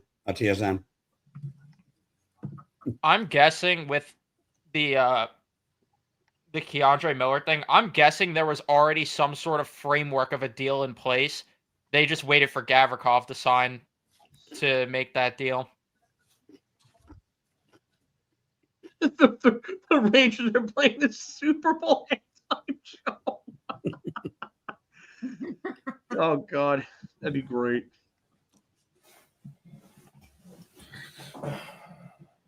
I don't think they're like really that good friends. I know Boeser was there was something about Boeser. Where did Anthony go?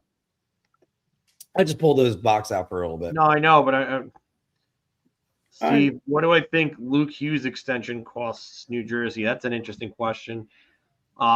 I don't know. I think they would try to bridge him right now, and then, but I don't know. Maybe do they go long term with him? It depends on their cap situation, really. Like, he had 44 points last year, but he's really not that good defensively. The comment that was right here, you guys put it up before. G's saying that the Panarin extension is going to be gross. I don't think there should be one. Yeah, I don't think they're going to. And I think that's still a conversation that is left to happen. I just think if you move Soucy, you could go get somebody else for like a third of his price to be a third pairing left side defenseman. Like, he's not playing in the top 6 anymore, or top 4 anymore, thankfully. So at least they understand that they cannot have Carson Soucy there. But if that's the case, and you acknowledge that you cannot have Carson Soucy there, admit the mistake and move on from him.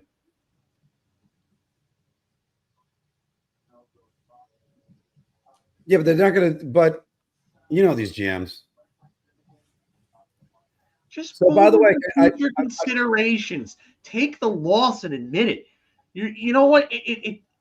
I hate when general managers are too proud to admit that they make mistakes on deals.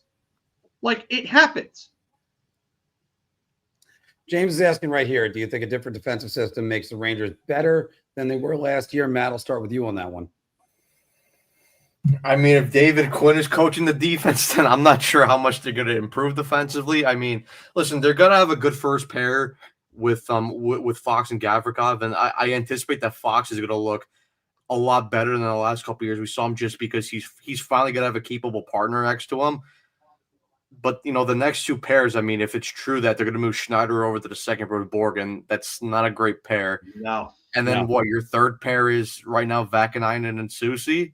It's not great either. So, listen, you could have a good system at the end of the day, but the players matter too. And like I said, I like that first pair, but the second and third pair, in my opinion, it's not going to be too pretty. And that's why I think they need to figure out a better one to go with. Yeah, Tanner Jeannot. Tanner Jeannot. And as Phil, you're saying, everybody's just keeps they're like, oh yeah, you know, he'll be just as good as a 20-goal season. Nope. Yeah, I listen. I'm with Nick on this though. Like, go get me Matt Grzelcyk or Nate Schmidt as a third pairing guy, and get rid of Soucy, because I don't see how he works in a system that emphasizes speed, emphasizes up tempo play, emphasizes a good first pass out of the zone to get the offense going. I don't see it. I really don't.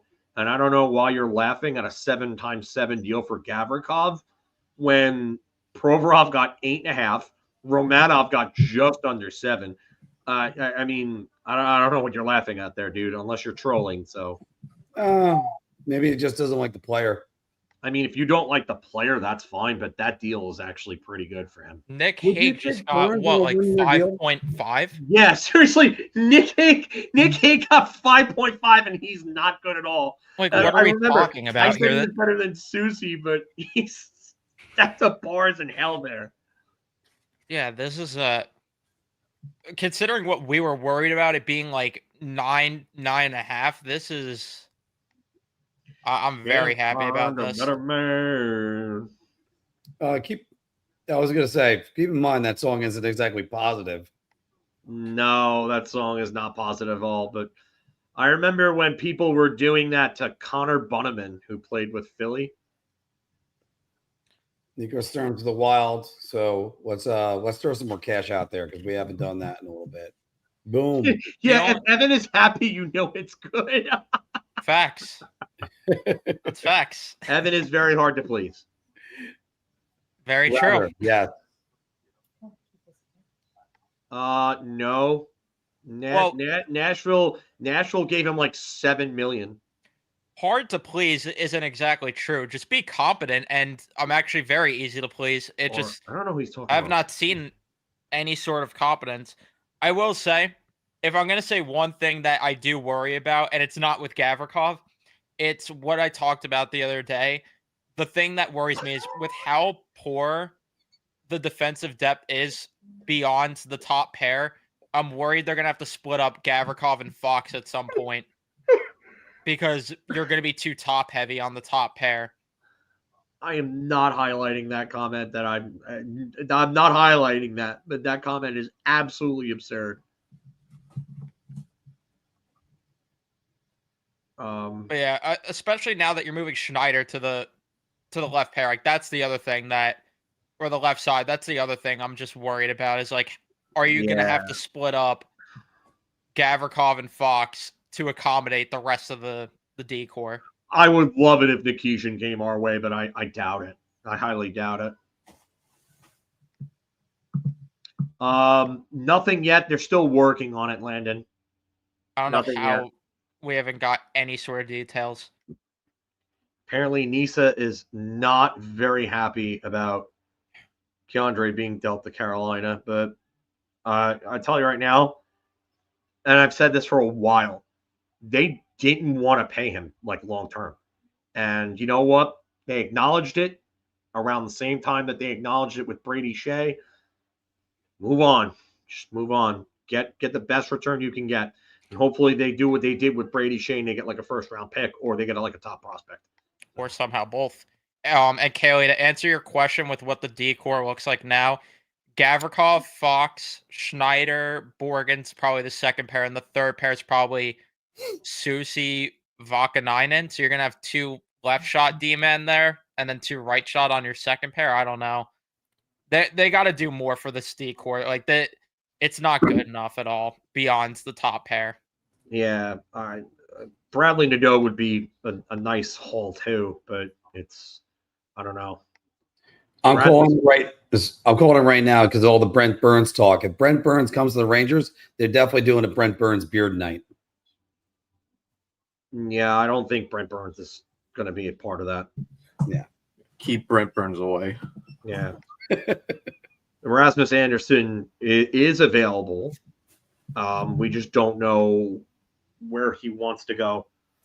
Kyle Hall is saying the ring. I can't put much stock into what he says because he hasn't really been right about much, and he's not. I question the validity of whether or not he's connected to anybody. I think I've gotten more right than Kyle Hall has.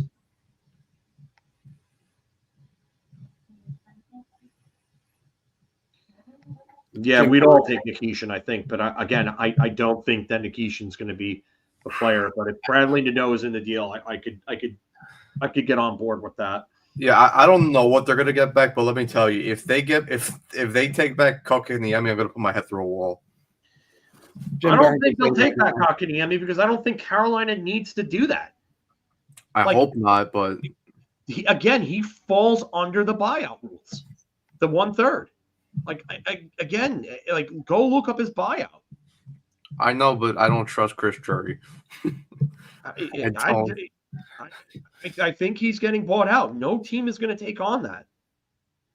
His cap hit, and yes, it's for what 10 seasons. Okay, fine, but it's a nothing. It's under $1 million for most of it. $841,333 against the cap the next 2 years. Then the next 3 years after that, it's $461,333. And then for the final 5 years, it goes back up to $841,333. That's not there's a minimal difference. There's a minimal difference. For the person asking for Svechnikov in the comments, no. Keep Svechnikov away. Oh, dear God, no. No, you could talk about Miller being dragged down by partners, but Miller was also the problem. Miller makes the same mistakes now that he made in year 1. He chases guys around the zone. His inconsistency is well documented. There are times where he will play physical and then he doesn't play physical. He's just – you're going to get a month of great play out of him, and then you're going to get 2 months of shit play. Yeah. That's just what his career has been. And just I've gone over this and beat this drum into submission. So sorry about this, guys. But again, I'll bring up – you want to play that signifies Keandre Miller? The end of the Dallas game where they gave up the game-tying goal. He tells Lindgren, I got it. Takes the puck, goes behind the neck, goes around over to the right side, promptly gives it up, leading to Dallas tying the game, winning it in overtime. He doesn't make good decisions. Yeah, I think Jackson Blake would be a good acquisition too. I like his game. Kind of plays like his father a bit. I think there's probably some room for offensive growth. I wonder if they would actually deal him in that.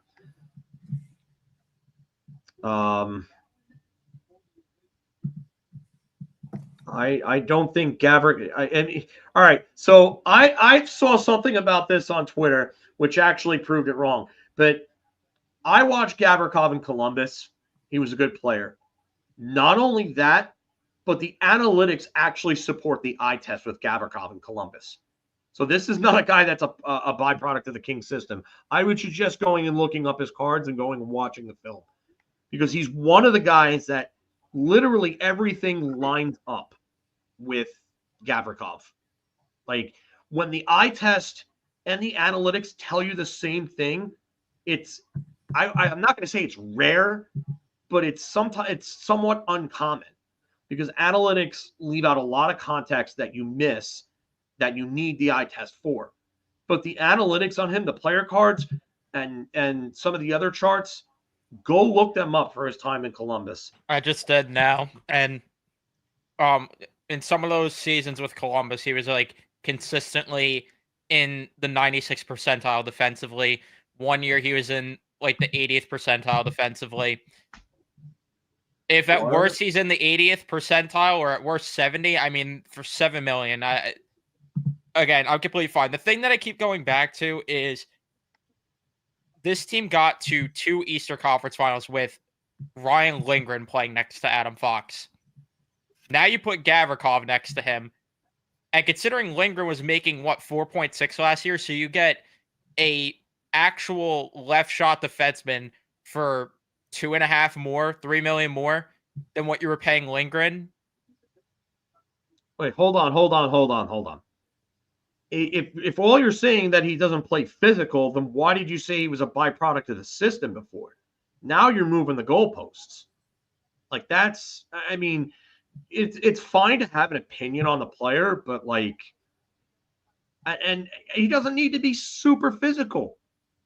Like, you need to be able to play the body and separate the player from the puck. That's what you need to do. People are asking right now, are the Rangers stupid for sending Miller to Carolina? We think it's telling, because if Drury's willing to send him there. Oh, I don't want to hear about Brian Dumoulin. Phil, you're muted. Muted. We can't hear you. Check the audio. Go into audio. Check that, because maybe your audio automatically adjusted.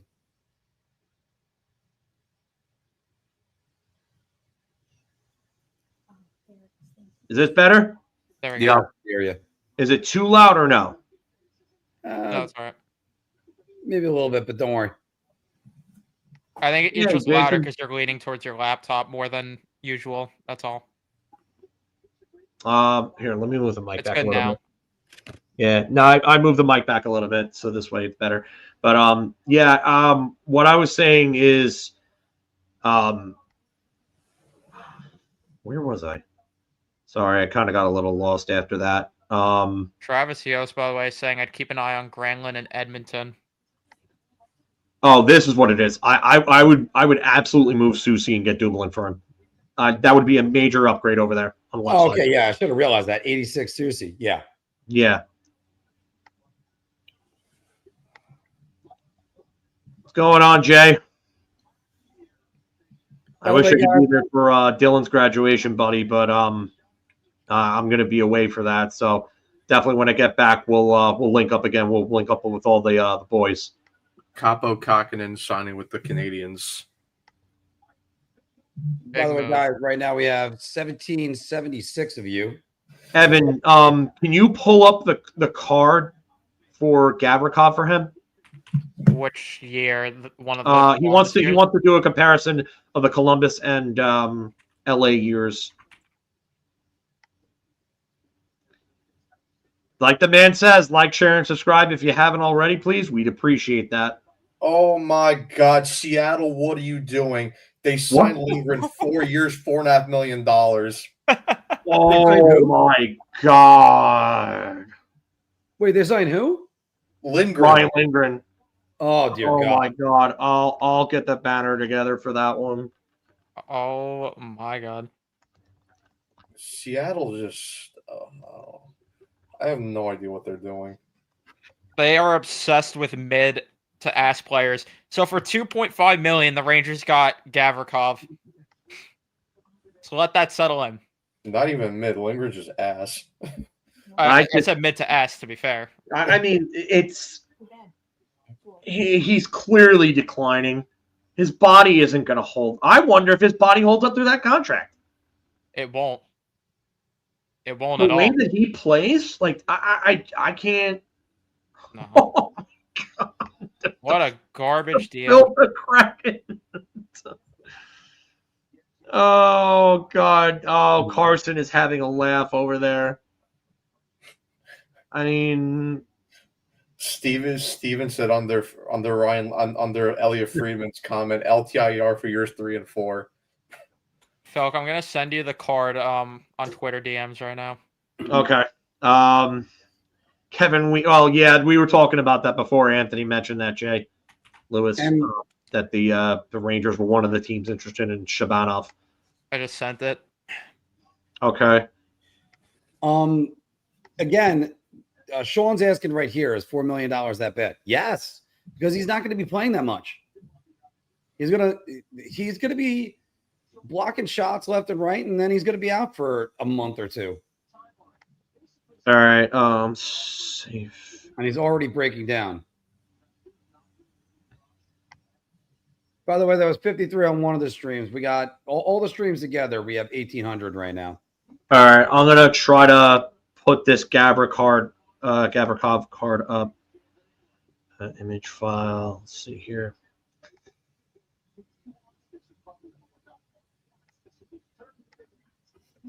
Calvin DeHaan is gone. Oh no. Anyway, so Oh, it said invalid file type. Damn it. I can't. you can't Oh, Do present you need me to try to Well, if send you it can send again? him a link, just do that, Phil. Do it on the show. Okay. I mean, I let can me- try sending it again as a Hold different on. Let me file. see if I can cut. Does it do? No, it doesn't do link. Here, I'll send a new screenshot. There was like a one of those JPGs. I would. Yeah, Colorado didn't like him as a third pairing guy, and then Seattle's mean- going to pay him like a top 4. What are we doing? We tried to warn those fans, and I had a lot of Colorado fans in my comments that are like, "Oh, shut up! You don't know what you're talking about." Yeah, I only watched the guy play for like 6 years. Yeah, I mean, I just sent it again. It should work now. I sent it as a PNG instead. I mean, did you watch the game-winning goal that Mikko Rantanen scored in Game 7? That's all you needed to see from Ryan Lingard to show you that he's not good. Yeah. Oh, what do you guys think about making a trade to the Lightning for Isaac Howard? I think the Islanders might have the inside track on that one, but I would be all over trading for Isaac Howard, but you know, Darsh is the Islanders GM, and you know he has, like you said, Mark, he has some early inside access, so he would probably, for me, he would probably be the thing favorite invalid file type. to go to. I can try it one more go to the time. Islanders. I was about to say, what? Evan, share the link in the chat. I'll do that if this doesn't work. Let me try it. Yeah, because I don't think it's going to work. I really don't. and I know everybody's saying right now that there's a full no movement clause on Gavrikov till he's till year 6 of that deal. It's kind of what the Rangers wanted to be. They wanted to be there for 5 years. So I would love for the Rangers to get Isaac Howard, by the way. If they could Try get it one more Howard time. and Shabanov, Riddick to the Islanders. Yeah, Riddick is official. Kevin Weeks just tweeted. yeah, we'll see what the So Varlamov is he's he's done. likely done. Not And- like he just is done. What this does mean also, probably a lighter workload for Ilya Sorokin.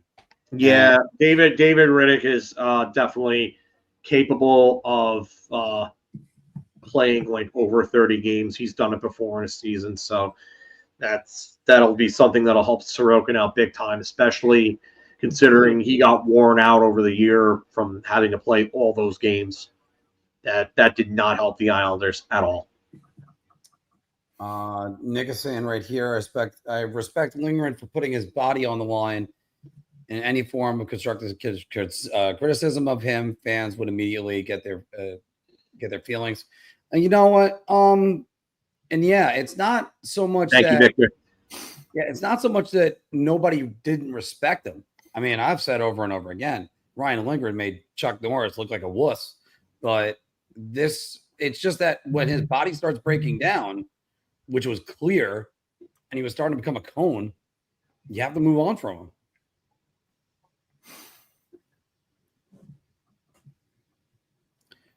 Well, free agency doesn't end. That's part of the problem. Oh, yeah, that and this is also correct too, because I mean, you swear to God, trying to reason with people about Igor Shesterkin is one of the worst things you can do, because they just don't think rationally when it comes to him. No, because they just think 21, 22. They think he's done that season 5 times already. And they think about how great he played before the COVID break. You don't think about anything else, but you got to look at the numbers eventually and go, all right, you have to move on, or either you got to make hard decisions like this. I point out all the time, Florida did this, and they've now gone to 3 Stanley Cup finals. Imagine if they all said, you know what, we really need to hang on to Jonathan Huberdeau, nearly called him Justin, and hold on to him after he scored 100 points and was an MVP candidate.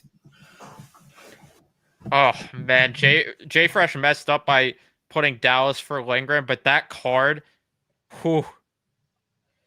Nick Lindgren's another one where the eye test and the analytics tell you that he's not good. Yeah, Bukestad to St. Louis. I like this. That's a good signing, because that's a guy that the Rangers could have used as a 4th line center too. Not that I think they needed 4th line center. I think they're okay with Brodzinski there.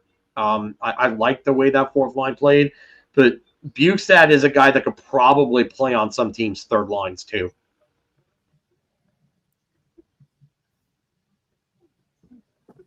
By the way, did it work this time? The card, I sent it one more time. I'm gonna check right now. Hold on. All right.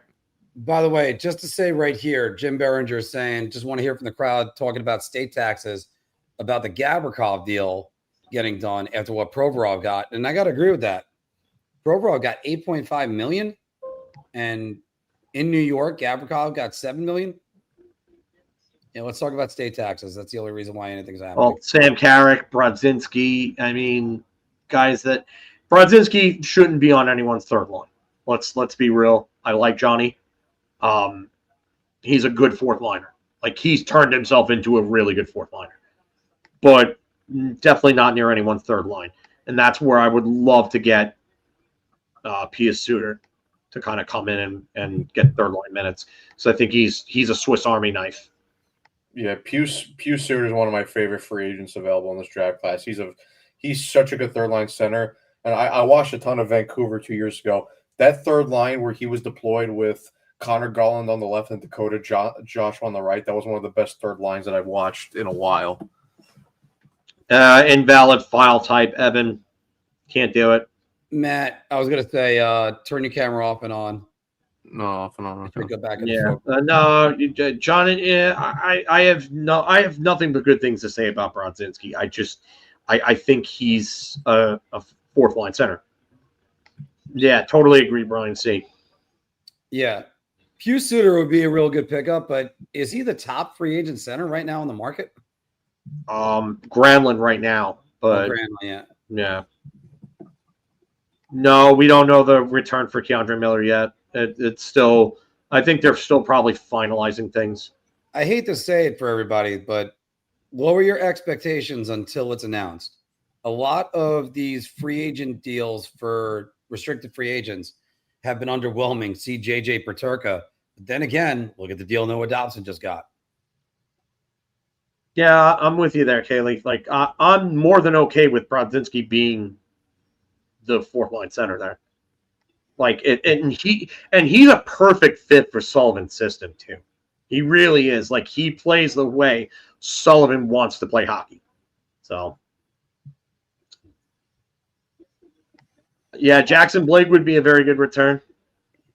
I would take Bradley Nadeau. The Carolina's got a bunch of assets I would take back. Parker Wotherspoon to Pittsburgh. 2 years. Yeah, 2 years, $1 million for that one. That's not a bad signing. I mean, it's a depth guy, really. He played all right with the Islanders. I'll give him that.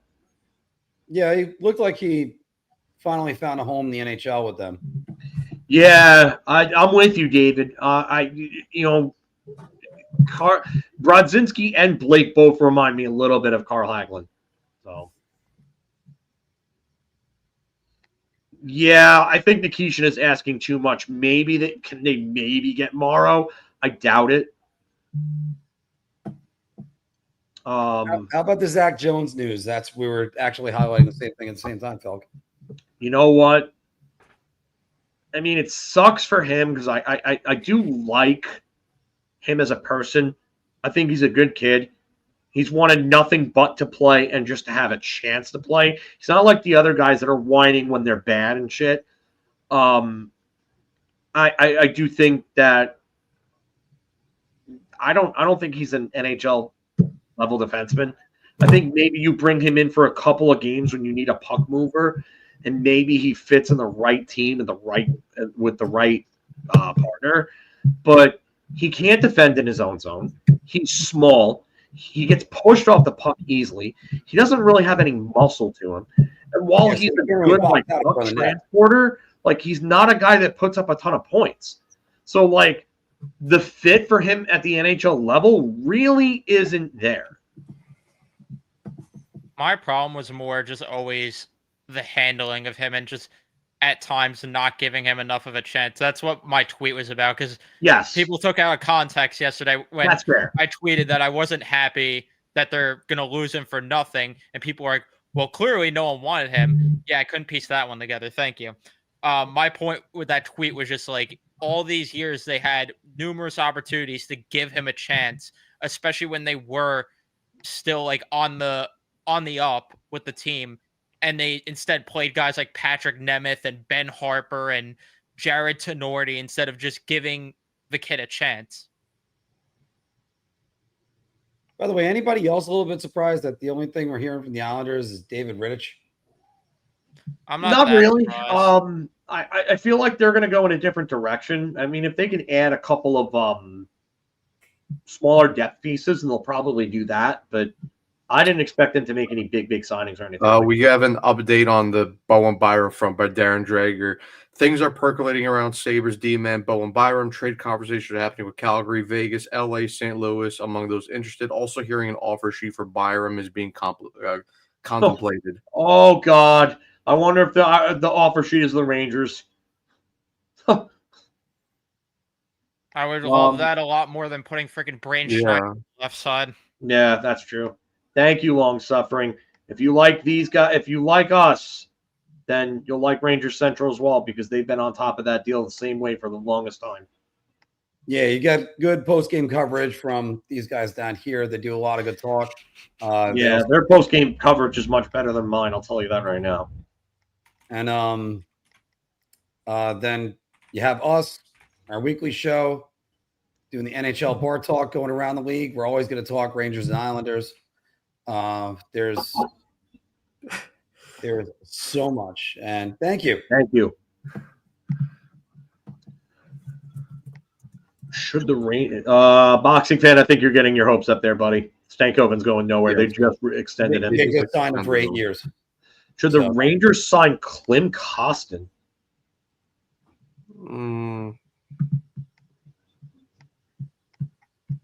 I mean, as a 13th forward depth piece, I mean, sure, but I don't think he's anything special for me. Actually, I wanted to highlight this one too. What do you guys think of Jalen Chatfield? I would take that Chatfield.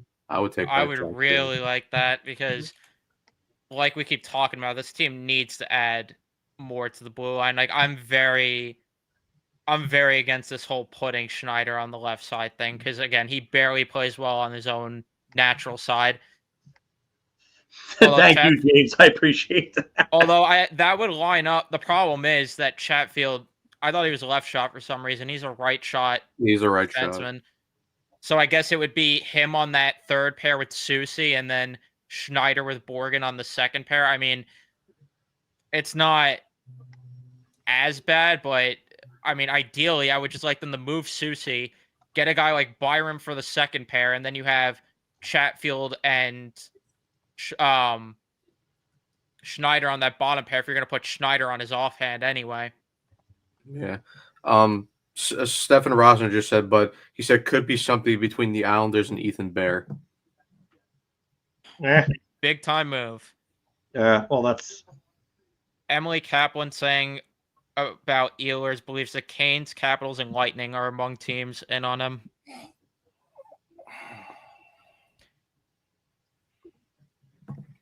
There we go. I finally got into focus. Gene did mention that Jack McBain could be a player that the Rangers are looking at. I don't like the Borgen extension either. Yep, Gavin, I agree with you. Yeah, that extension was so dumb. Like, if you would have signed him for like what he was making, or like maybe $3 million at most, okay. Bear just signed, by the way, according to Peter Baugh, with the Islanders. Yeah, you're not bringing in Chatfield for points. You're bringing him in for solid like play and puck movement. Like, he makes a good first pass. He can skate the puck out of the zone and pass it out of the zone. Definitely agree on this though. Should have moved him at the deadline. Could have gotten a first-round pick for him. The way things were going at that time, maybe. Yeah, if Gavrikov is somehow available and the Rangers could get him, I'd love that, but I don't think that's happening.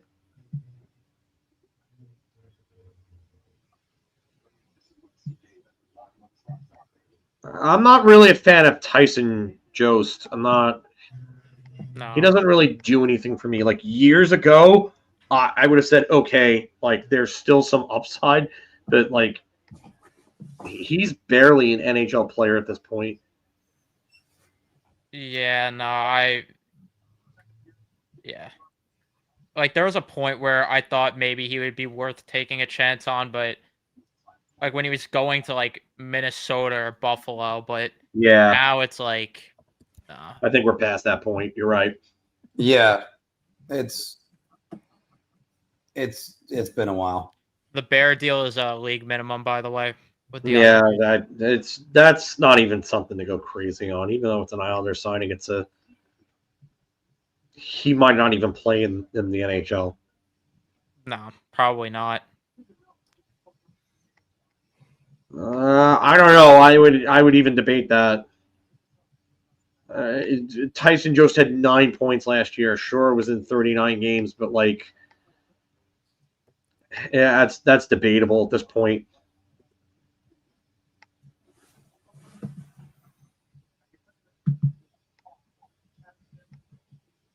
We got 1880 right now in the queue watching.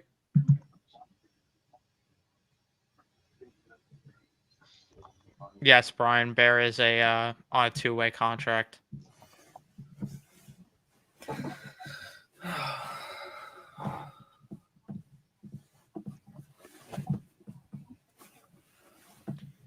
Almost, like 40 minutes, and we still don't know what's going on with Keandre Miller? Yeah, seriously.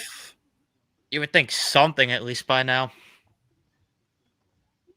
Clearly that contract might be a problem right there. Keandre Miller and his agent playing hardball. What a surprise. I really want to know what he's going to get, especially after what the Rangers just gave Gavrikov. I really wonder there. I think it's probably going to be north of 6. And I agree. that's not something I would want to give him. Nope. Definitely not.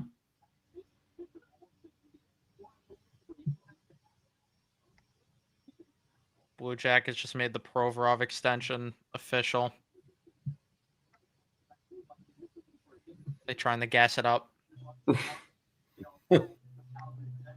Like, hey, look how good this is. Right now, they're going through a free agent frenzy and some of the targets. I still can't believe Cody Ceci is listed on there as anybody would want. Dave Pagnotta saying, keep an eye on the Penguins and Anthony Mantha. They're working on a deal. Nick is not going to be happy to hear that one. It's not a bad addition for them.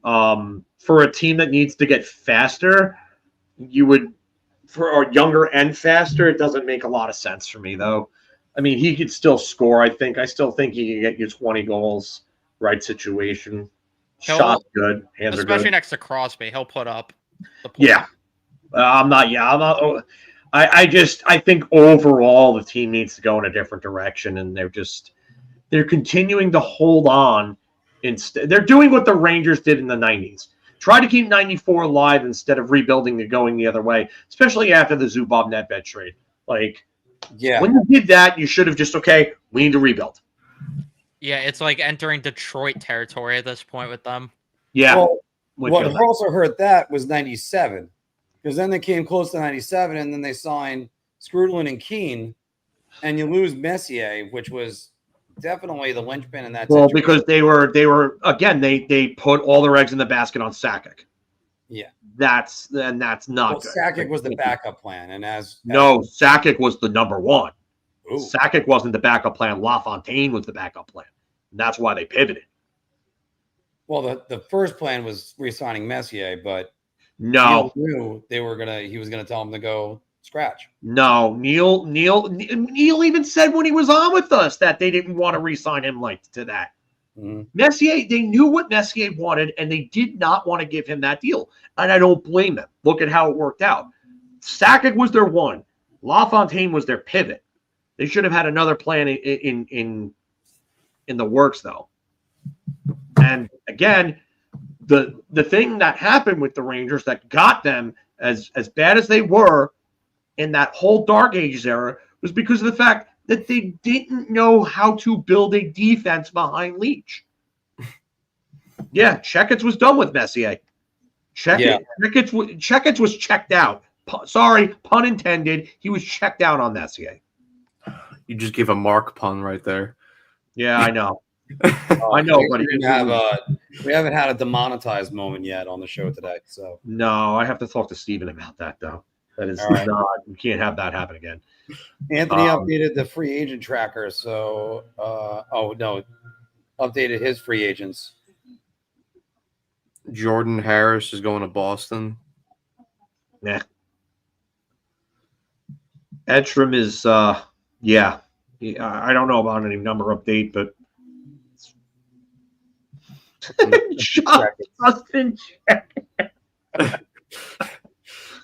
It's not even spelled right either, so that would be a mark right there. A little bit. Florida just made the Nosek extension official. Yeah, wasn't that like 7 something? Something like that, yeah. Yeah, it's like close to league minimum. How they get? I will say this is actually turning out to be a lot more of a fun trade deadline than we thought. Free agent frenzy. So we were talking about this before. Oh, the return. Hold on. Vince saying draft compensation. Julian Silverstein had it. That's why I said everybody lower your expectations on this. Yeah. So. Oh, okay. Okay. I mean, all right. So if it's first round picks next year, they get a first round pick next year. Okay. Fine. I'm good with that, yeah. Because then you either have ammo at the deadline, or if this team sucks, you have 2 first-round picks to trade up with. Yeah. That's why next year's deadline is going to be so interesting to see how many people are going to be willing to unload their first-round picks if needed. Say, for instance, if Artemi Panarin is available at the deadline.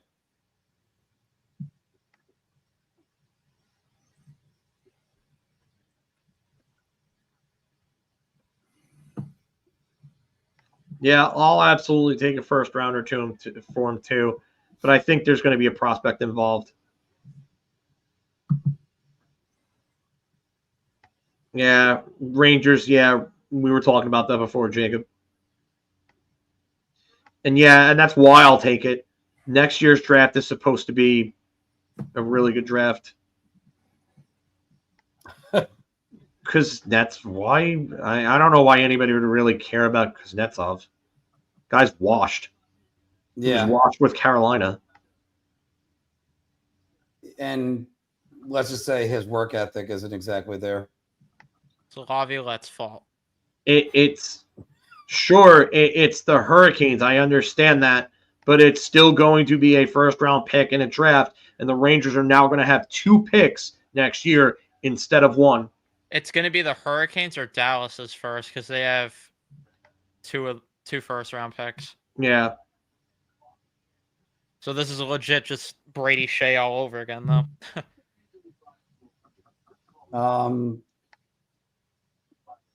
Did I hear that Shabanov made his decision? No. No, we don't suck at drafting. We suck at development.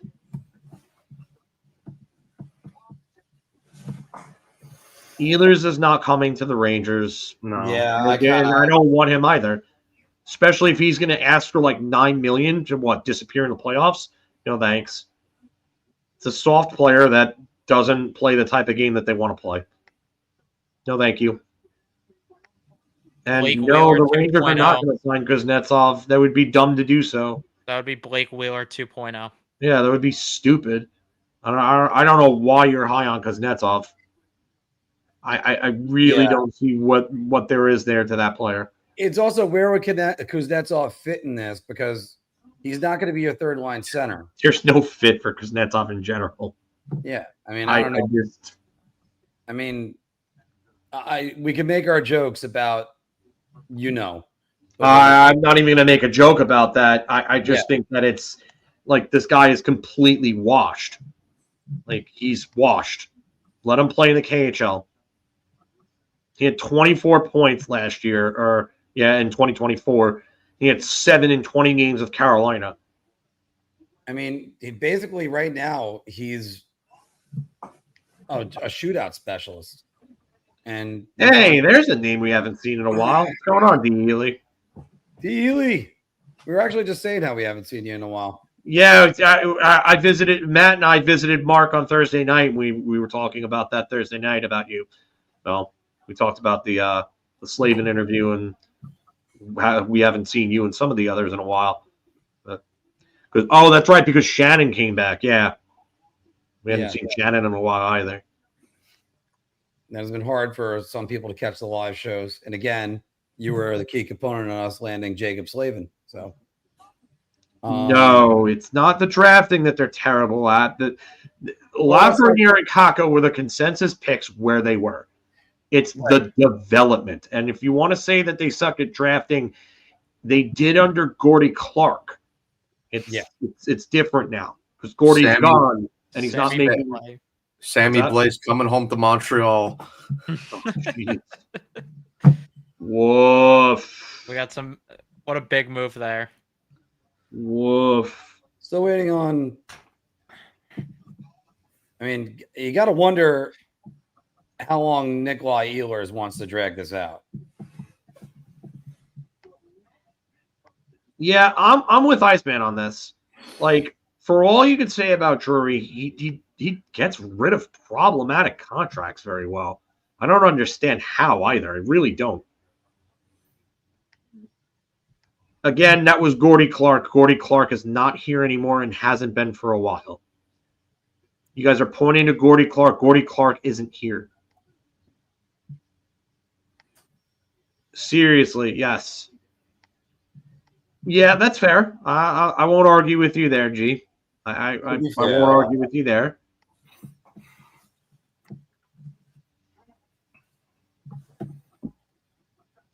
I guess present screen.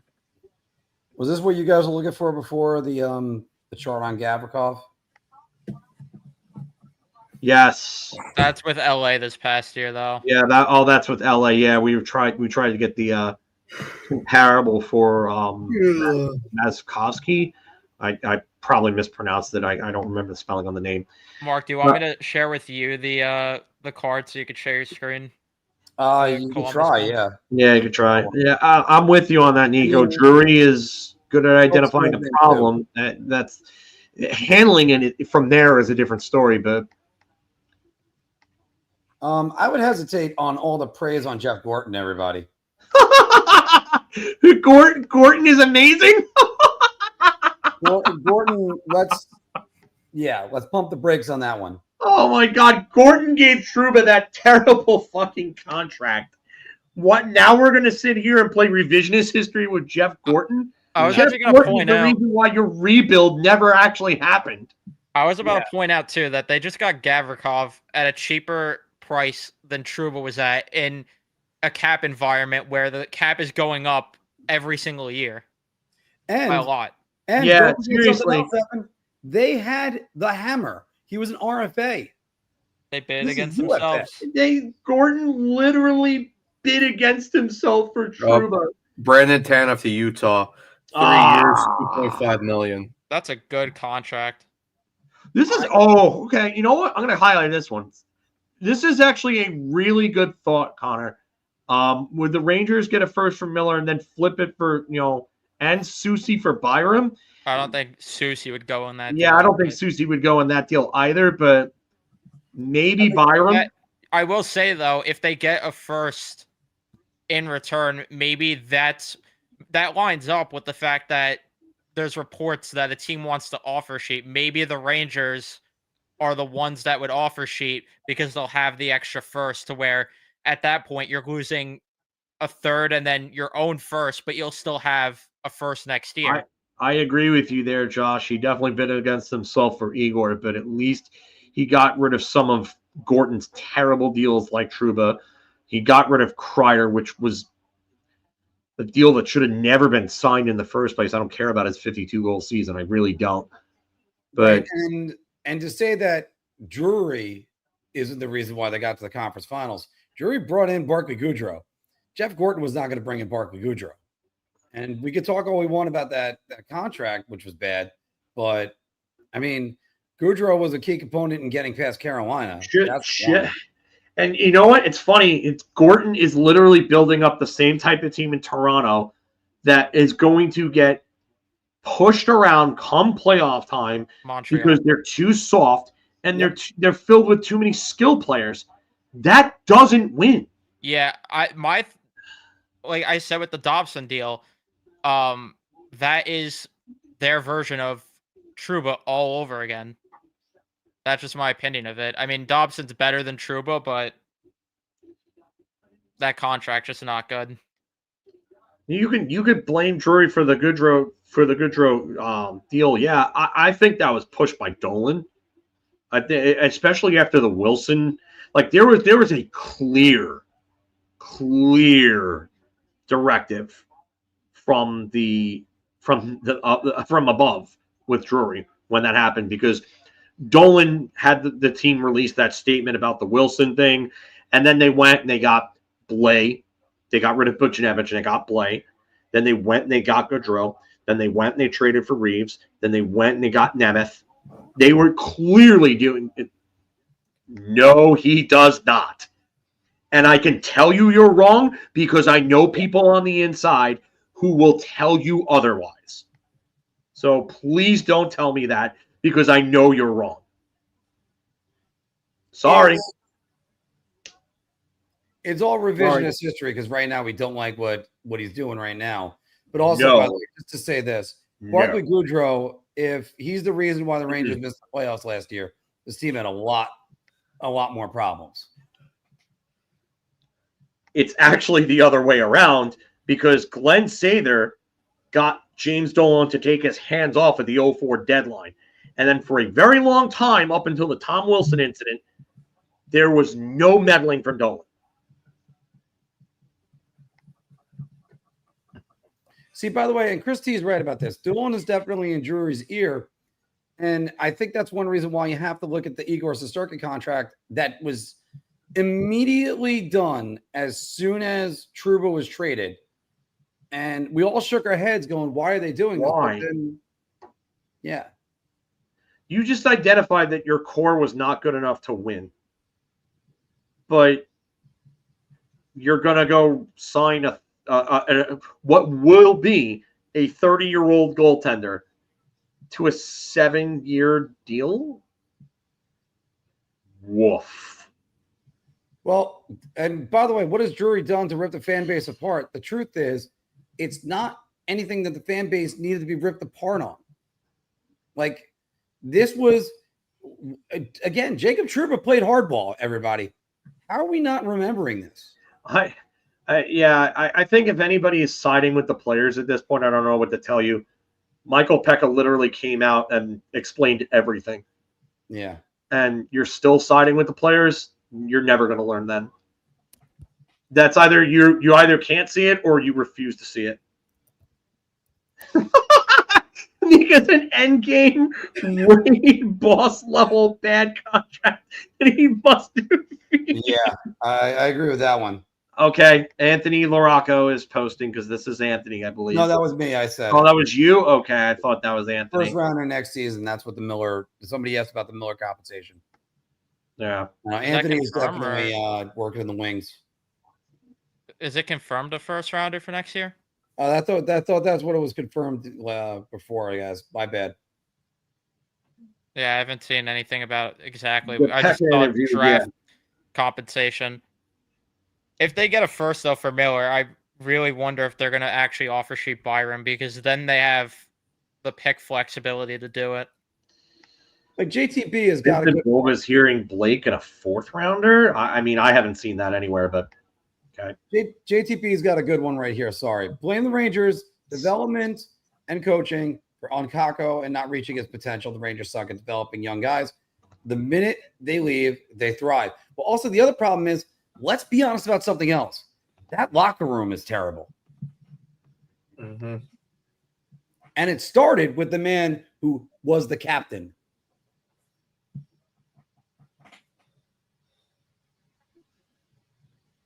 I want to talk about somebody that hasn't accomplished much. What's Jacob Trouba done? Besides try to take runs at guys, especially ones that are illogical, like in the playoffs. How wasn't Drury right about the players? See, that's I would love to know that. I would love to know how Drury wasn't right about the players. Especially when you know that they had a meeting that they were all upset about Barclay Goodrow.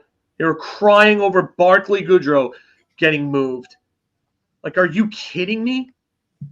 Come on. Not you, but the players. How are they crying over it? And I've never heard players more upset. Don't ever compare this team to Florida and their workplace. Yeah, no. That team bought in. This group refused to buy in on 3 different coaches and quit on one in the middle of the playoff series, and you still defend them because you have a poster of Drury on your wall that you throw darts at every day. How many dart holes are in that poster? Like, please. All right, so explain the Pekka thing. He refuses to. And anyone, like, can you explain? Yeah, all right, so Pekka was on a podcast and literally said that the players could not put aside their emotions and couldn't play because they were distracted by it and then quit. And that's not an excuse. Look, if you can't play because your buddy got traded in July, that is a joke. That is an absolute joke. That is on you. You have an obligation to show up and work. This isn't even... Yes, right. Jeff Marek, sorry. Yeah, this isn't even like Wayne Gretzky getting traded and crying at the press conference in August. And Mark Messier, that he said, I promised Mess I wouldn't do this. But he got traded. They still went and made the playoffs the next year. They did their best. And the year after that, they won the Stanley Cup. That was Wayne Gretzky, not Barclay Goodrow. Go talk to military. Thank you, Brody. Thank you. Good to see you too, by the way, Brody. Feel like I haven't seen you in a bit. Soft. And by the way, I'm gonna get the Enzo Amore and Big Cass SAWFT soft clip, because that's what's needed here. Mike Sullivan will toughen him up. Mike Sullivan endured a lot of obstacles with the Pittsburgh Penguins. I know everybody wants Thank you, Brian. And go Crosby, but no, Thank you, Brian. It's not just Drury. We got 2,000 of you watching right now across all platforms. Yeah, and this is it from John Lee here. Do your job. Do your job. Don't pout. Do your job. If there was anyone that could have looked at that Devils game before Christmas and said that team was still bought in and still giving 100% effort, you need glasses. I'm sorry, but if you're sitting here and defending these guys for quitting, basically, they quit. They quit. If you're defending those guys for quitting on you, like you're seriously not getting it. You can't see the forest for the trees. You can't. No. Sorry, but you can't. And by the way, you can't tell me this place isn't toxic when you have a number 1 and a number 2 overall draft pick and they feel like outcasts. Yep. Couldn't have said it better, Carson. Couldn't have said it better. Yeah. Oh, this comment is great. From Vlad signed here. Yeah, I heard that Drury would drive everybody away from New York, but Gavrikov signed on the first day with the Rangers and wanted to be here and took less to come here. But toxicity. Yeah. The Florida Panthers wouldn't have had that because they wouldn't have quit. You continue to ignore that. I repeat yet again. They traded away a guy who was an MVP level player. I understand they got back Matt Tkachuk. They traded away the greatest player that they ever drafted in their tenure up until that point. Barkov and Huberdeau were like that. They were like that. And they also got rid of a guy that was named Jack Adams nominee, a finalist, coach of the year. You got a team. Even Stamkos got dealt, and it's all the players that they don't buy in. No, he didn't get dealt. He basically got sent away.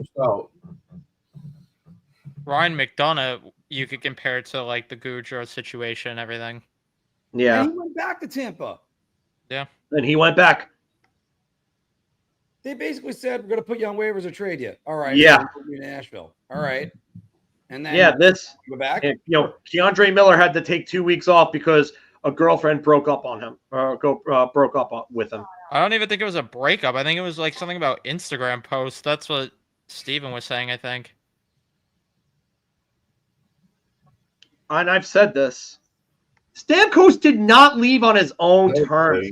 You are ridiculous with this revisionist history, dude. Are you kidding me? This was well publicized. He didn't choose to leave on his own terms. He wanted to be back there and said he wanted to be back there several times. And then they let him go and they signed Gensel. Stop. Okay, now here's one for you. Here's one for you. Not one Ranger cried when Ryan Callahan got traded for Marty St. Louis. Now that's captain for captain at that time. What did the Rangers do? Buckled down and made the Stanley Cup Finals. Yep. And before anybody says anything of what would happen with St. Louis' mom, they were still in the second round by that time. Gavrikov wants to be a part of Drury is a meanie barbecue. That's why the whole country club mentality has to go. You want to tell me you're going to make Lafreniere and Kakko earn their ice time, and then these guys don't have to? Because if that was the case, Mika Zibanejad should have been a healthy scratch several times. Yeah, this is everyone in this chat is seeing the same thing, and this guy is literally trying to say that Stamkos won on his own terms. I think it was less money. I think it was like $3 million. $3 million for 8 years. I think that's what the offer was, or 3 for 7. It was 3 for some crazy amount of term. I don't remember if it was 7 or 8, but it was definitely $3 million. I know that was the AAV for sure. Yeah. Part of me wants to believe that actually was Jan Eriksson in the chat right there. The Trury is a meanie barbecue is funny though. Ooh, Chris Johnson saying that teams might want to offer sheet Byram right on the cusp of the first and third round compensation. That's what I was saying. That's why I wonder if the Rangers do get a first for Miller, if that's what they're going to do. I wonder if they're going to give up their own first and third. Yeah, Marc-Andre Fleury went out on his own terms too. Yeah. Every player goes out on their own terms. Especially when they're the captain of a franchise. Okay, then they you know what? No one player came out and cried the way that this team did. Sure, does it suck trading somebody that's a teammate of yours? Yeah, but they showed up and they did their job and they went to the Stanley Cup final. Hold on, wait a minute. I have an audible soundbite of the New York Rangers locker room last year. There you go. It's just Jar Jar Zibanejad needs to Jar Jar Zibanejad. Oh God! It's just you can't tell me you have this pressure packed, hardened locker room that this team was going to win a Stanley Cup. Really? Yeah, I mean Stamkos was pissed. I'm sure the players wanted Stamkos to stay, but they went out, they made the playoffs, they went and did their jobs. Nikita Kucherov had another scoring title. I mean, and mark my words, no pun intended, but mark my words, if that team did get past Florida, who knows? They might have won the cup or lost to Edmonton. I think they could have beaten Edmonton. I think the goaltending difference was insurmountable for them. Did the Rangers pout after they bought out Henrik Lundqvist and he's suited up for the Washington Capitals in their practice? No, they didn't. No, we're not saying there were no reaction. What we're saying is that they showed up and they did their job. Yes. Yeah, I always say this. No one says you can't have emotion to guys leaving or guys being traded, but at the end of the day, you're still professional players. You're getting paid millions of dollars. You have to do your job. That's why I kept saying, just like in real life, when you sign a deal with a team, you are held to a standard. And if you don't perform to that standard, then they're going to move you. And you brought up Brian Boyle before. He's the same one that said during one of the podcasts that these guys, it shouldn't be a concern what goes on with management decisions. Yeah. Thank you. Not to their concern. Hold on. Thank you, Evan. No. Wait a minute. I got the Zibanejad remix going. The remix.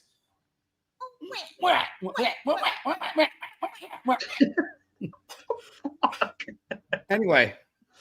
Oh, they were bad for buying out a bad contract that they couldn't get out of. Oh, great. So now you know what's going to happen with Igor. Awesome. I'm glad everybody's on the same page now. This is great news. Glad to hear it, buddy. The other thing is Igor's replacement might not be far behind if Dylan Garand keeps up what he's doing. That was the other part of it that was just so stupid. It's like you have a really good goalie prospect in the pipeline and whatever. Yeah, if I'm Dylan Garand, I'm asking for a trade out to a team where I can actually get an opportunity. Trouba leaking that he wouldn't show up if traded was, and how anybody can defend a player that does that, I don't know what to tell you. Yeah, and then Trouba going on his victim tour and going on interviews during intermissions of Ranger games. Please cry more, Jacob. A rite of passage. Sean Avery Mika, dry hair. Sports are a business. No way, I know. No way. Right?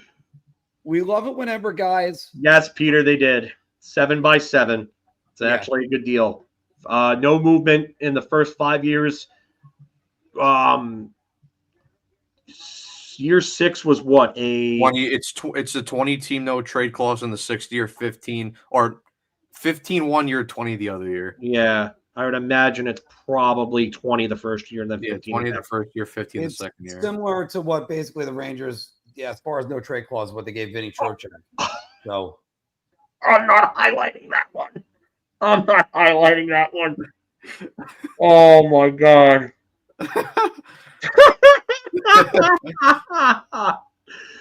Oh my god, I'm not highlighting that one, but it's great. That's funny, Anthony. Oh my god. It... Fuck.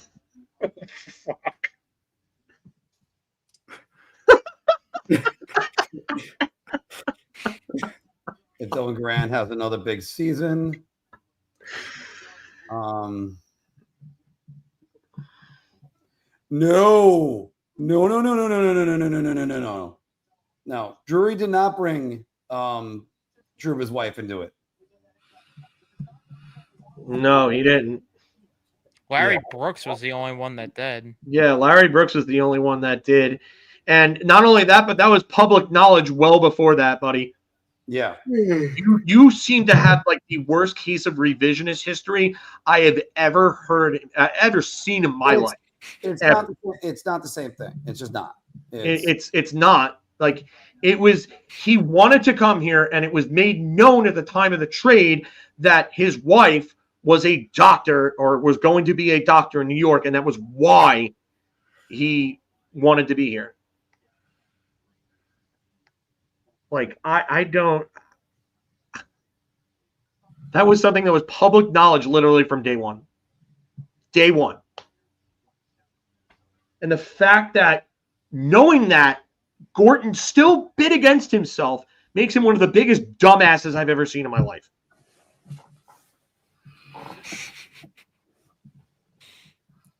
Oh!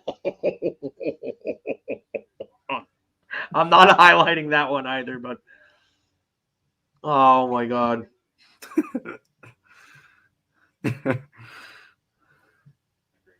Still all quiet on the front for a lot of guys. I can't believe that. Over an hour, and we still don't know what's going on with Miller. Yeah. Well over an hour. I think we're even to maybe 90 minutes. Yeah, I think you're right. Cooley's not re-signed yet, which they must be waiting on whatever the Miller return is. What the? Unrelated, completely unrelated, but the Giants are trading Darren Waller to the Dolphins. Yeah, like I saw that. Come out of retirement. Like, what the? Cool. I hope that new Miami rap single is going to be a real banger. I'm sure Frank the Tank's going to be happy with Chris Greer on that one. Well, the Dolphins reacquired Minka Fitzpatrick. Nothing like getting a guy that quit on your team. Speaking of another guy that went, wah, we just lost 2 big games. Wah. Wah. Your West so much better than mine. You know that. I know. Yeah. Sean Corrali signing with the Bruins. He was there before, right? Yeah, he was previously there. That's a good. Red Wings signed Bernard Walker. Oh man, I can't highlight that one either, but that was great. Yeah, the Red Wings really upgraded their blue line with Bernard Docker and Ian Mitchell. Good for them. Steve Yzerman masterclass. There's nothing going on with Will Cuylle as of right now. I honestly don't think he gets offer sheeted. I don't. Because I think what it's going to have to take for the Rangers to not accept it is going to be something that teams aren't going to want to pay. You guys can answer. Yeah. Just shut down defense, which is something that this team really hasn't had. And like we were talking about all stream, and like we've talked about ad nauseum for years in general, this team has not had someone good to play next to Adam Fox, and now they finally do. And it's about time. The only thing, like I said, I'll keep saying it, that I worry about is if you don't strengthen the depth of the D-core, then you're looking at a chance of Gavrikov and Fox having to be split, which I don't like, which I'm hoping that they're the team that's going to offer sheet Byram, because if they offer sheet Byram, unload Susie, and then re-sign Cooley, I think at this point that's the best case scenario for this team right now. Yeah, I think for me the best thing with Gavrikov is just he's steady and reliable.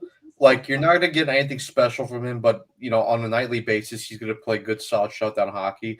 And the hope is now that Adam Fox actually has a reliable partner next to him, and not someone in Ryan Lindgren who can't skate or do anything. You hope that Adam Fox could maybe now take the next step in his game because he doesn't have to rely on covering for his partner constantly. It's sort of what I talk about a lot with if you look at Colorado, how Cale Makar plays with Devon Toews. Now look, Devon Toews for me is a better player than Vladislav Gavrikov, but Devon Toews lets Cale Makar be a better version of himself. So you hope that Gavrikov now is able. He lets Adam Fox play more of his game and more of his style, but. I like the signing. Like I said, I like the signing, but Matt, what I prefer would be if Gavrikov is a separate guy on a separate pairing, and you don't have to pair up with Fox, because the Rangers can't just put all their eggs in those two. They need to extend that pairing, and that's where when the Rangers traded Michael Del Zotto for Kevin Klein, suddenly the Rangers had 3 pairings. Brandon Carlo would have been a nice pick there, but he's not a left side. He's a right side guy. They just had to extend Borgen. By the way, if they knew that Brandon Carlo was available, and the choice was between him and Will friggin' Borgen, and they went with Borgen over Carlo, that's just dumb.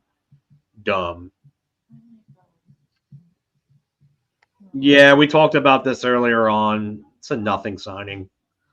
He might not even play in the NHL.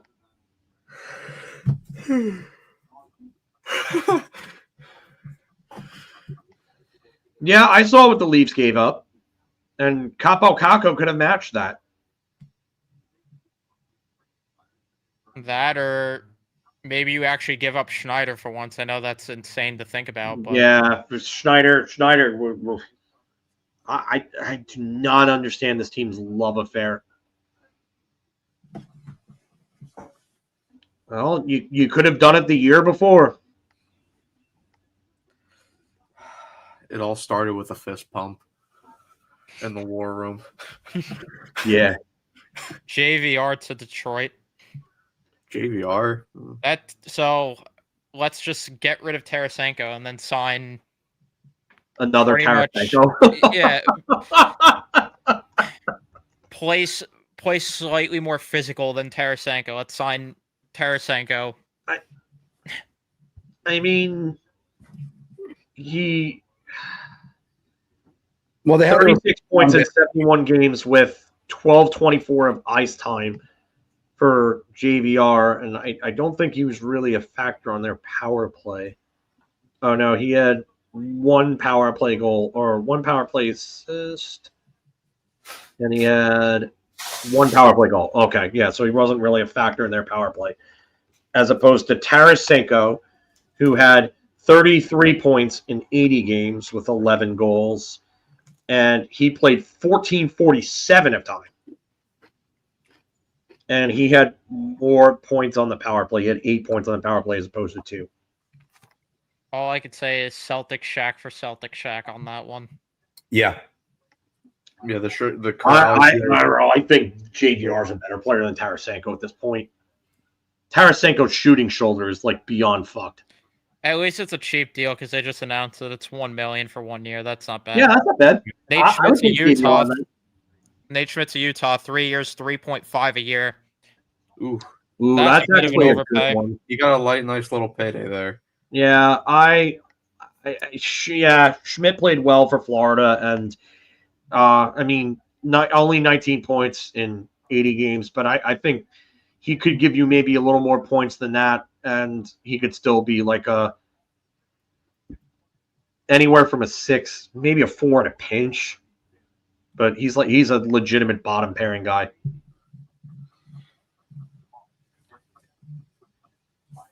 I don't think this has anything to do with Gabe. I don't think they do. Nate Schmidt's going from the sun and beaches in Sunrise, Florida, to the Mormon churches of Utah. Must be the state tax.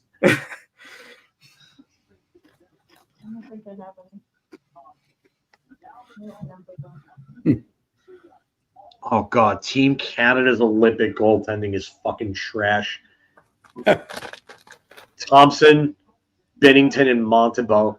Basically the same three that they were running in the Four Nations. Yeah, but you know what? Good for Nate Schmidt. Got himself a cup and a nice little payday. Yeah, that's not bad at all for Nate Schmidt. It's really not. Played his way on there and he earned it. Got to give him credit.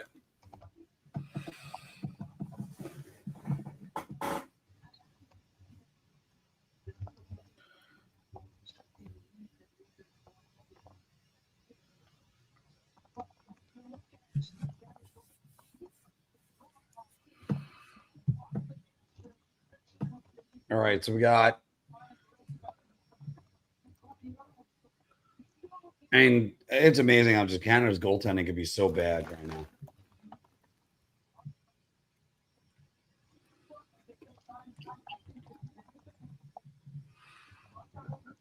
And I know what everybody's going to say. Oh, big game Bennington. I wouldn't exactly keep putting your eggs in that basket.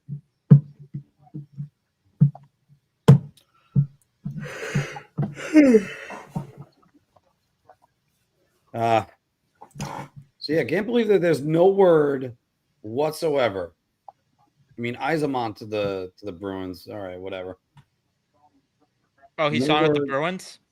He was on my list. Not the Ebola list. Yeah, not the Ebola list at all. Good news. Chris Drury is off the Ebola list. And oh boy. What was it? Oh, no, Chris? I'm No, not it's going to take a lot more for me for Chris Drury to get off the Ebola list. Oh my goodness. Broadway Block is showing the Keandre Miller turnover against the Minnesota Wild. That after Borgen, he made a pretty decent play. Then he gives it up, and then all on in front with Matt Boldy. And Get me Rossi. P.S. Suter, his third line center. I like that deal a lot too with AC Mont. Was he getting paid? He got a 2-year, $1.5 million deal. Oh, that's good. Yeah, he's not a bad player. By the way, Marty Biron wasn't exactly a big goalie, right? Because they got him standing next to Jamie McLennan, and I don't think it's forced perspective. And it's just there going, my God, Jamie McLennan is a short guy.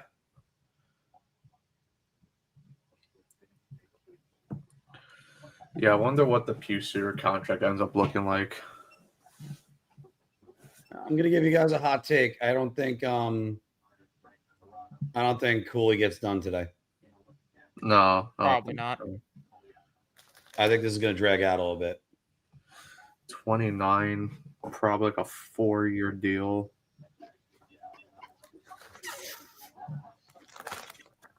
Put up 46 points. By the way, these protein chips, really good. I probably would have to guess for Suter. Maybe you could get him around 4 years at 4.5 to 5. Nick Perbix to Nashville on a 2-year deal. Oh God, what is Barry Trotz gonna give now? Oh, what is Barry Trotz doing this time? Mangiapane's still out there. I would, depending on the price, I would like that for the Rangers. Yeah, I like Mangiapane as a player. You know, he also play. I honestly think he plays the way that Sullivan wants to play too. Like, he's just a guy that goes to the gritty areas. And yeah, I don't think he's ever replicating that 35-goal season. But I mean, if you could get him back to like a 20-20-40 player, I think there's a good player there. It also depends on his power play usage, though, too. He was someone that was getting a lot of his production at 5-on-5, though, at one point.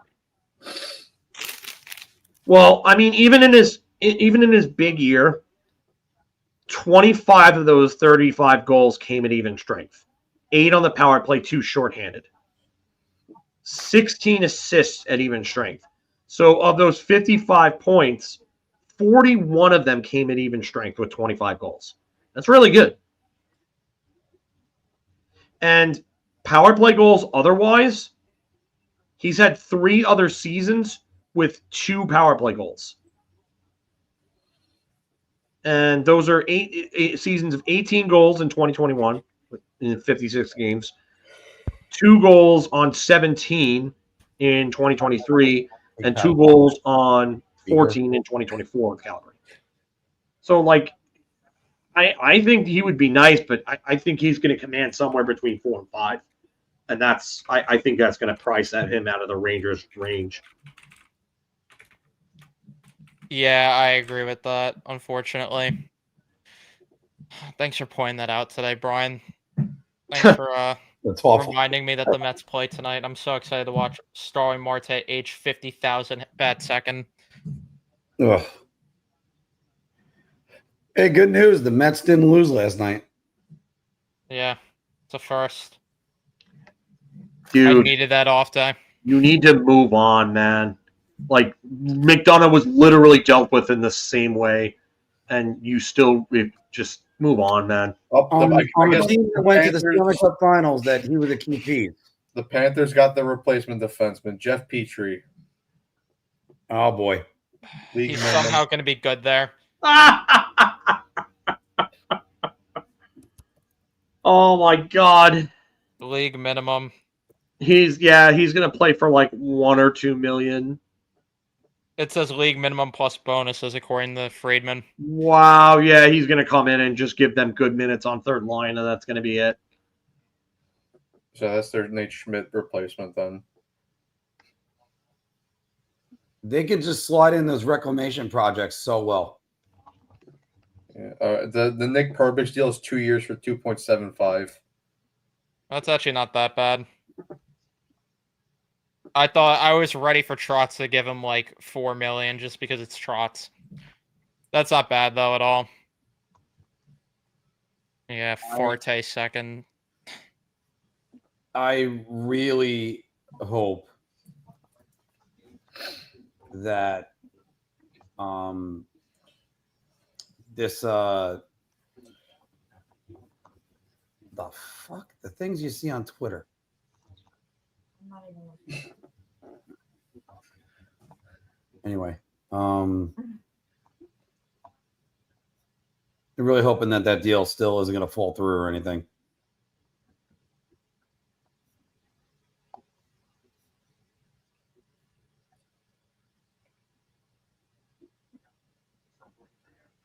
Is Adam Henrique No, he's on the contract. No, he's a UFA. Oh, he is a UFA. Actually, wait, let me see. I thought he was, but maybe he's not.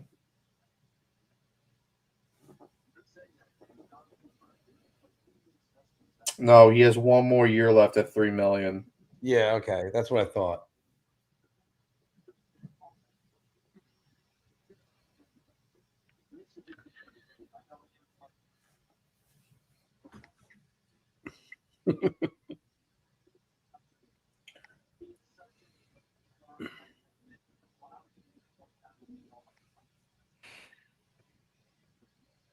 Full no move for Boeser years 1 through 4, and then it's partial no trade protection 5 through 7. I gotta also kind of echo what one of the people said earlier: is just why did it go that far? And he went into free agency, and then they're like, "Yeah, all right, I'll resign." You got Mason Appleton that's still available. Adam Gaudette is another one. Holmstrom, Sipakov, Heineman, and Gatcomb with 11 points. I don't think Heineman's really worth all that much. No, he's just saying they have 11 million to No, sign. I know. But Oh, what I'm saying is that I don't think Heineman is worth all that much. So I don't think that's going to cost you a lot.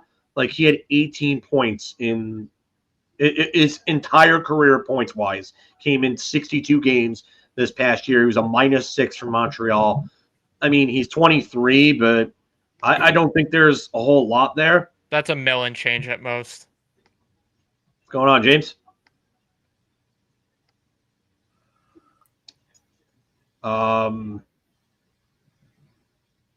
Damian, Yeah, I don't think that he's worth all that much. And then Siplikov, I think, might be a little complicated because I think he played well. I mean, he had 35 points, 10 goals, which is kind of around where I had him. I had him somewhere between 35 and 40 points. It's so true. Someone put the David Stearns picture up right now in the seats. Schaefer might have to be a dual sport athlete after he throws out the first pitch tonight. The Mets need arms. Yeah. Hey, Stearns will have Schaefer throwing sweepers in no time. That poor kid's going to watch the Mets get freaking killed tonight. Oof. And the Mets could win. They could, but they won't. Yeah, we went over this before, Kev. Welcome, by the way. It's no move for the first 5 seasons. Year 6 is a 20 team no trade, and year 7 is a 15, I think, team no trade. Yeah. No, there's nothing on Miller yet. As soon as we get an update on Miller, we will definitely have that in here for all you guys. Nothing updated as of yet. I think they're still probably finalizing everything. Yeah, because Miller has to sign the extension, I think, to find out what the compensation is going to be. They might have it like a framework in place, but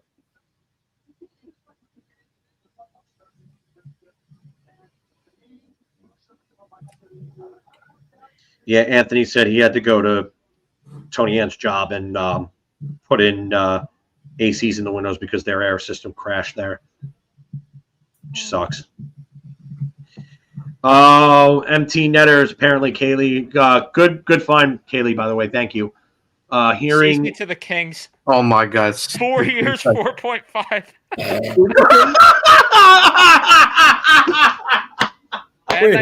And they They're signed Dumoulin. so dumb. They signed Dumoulin.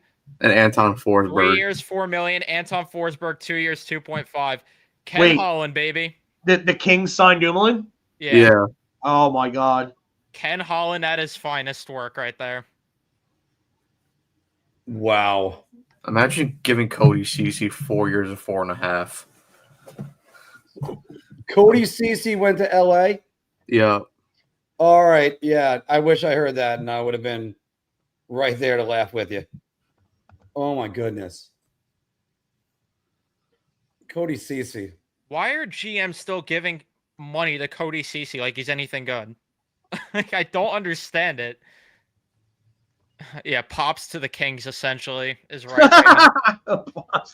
Well, Kevin, they did sign David Rittich, and I think it's actually good that the Islanders are kind of holding back.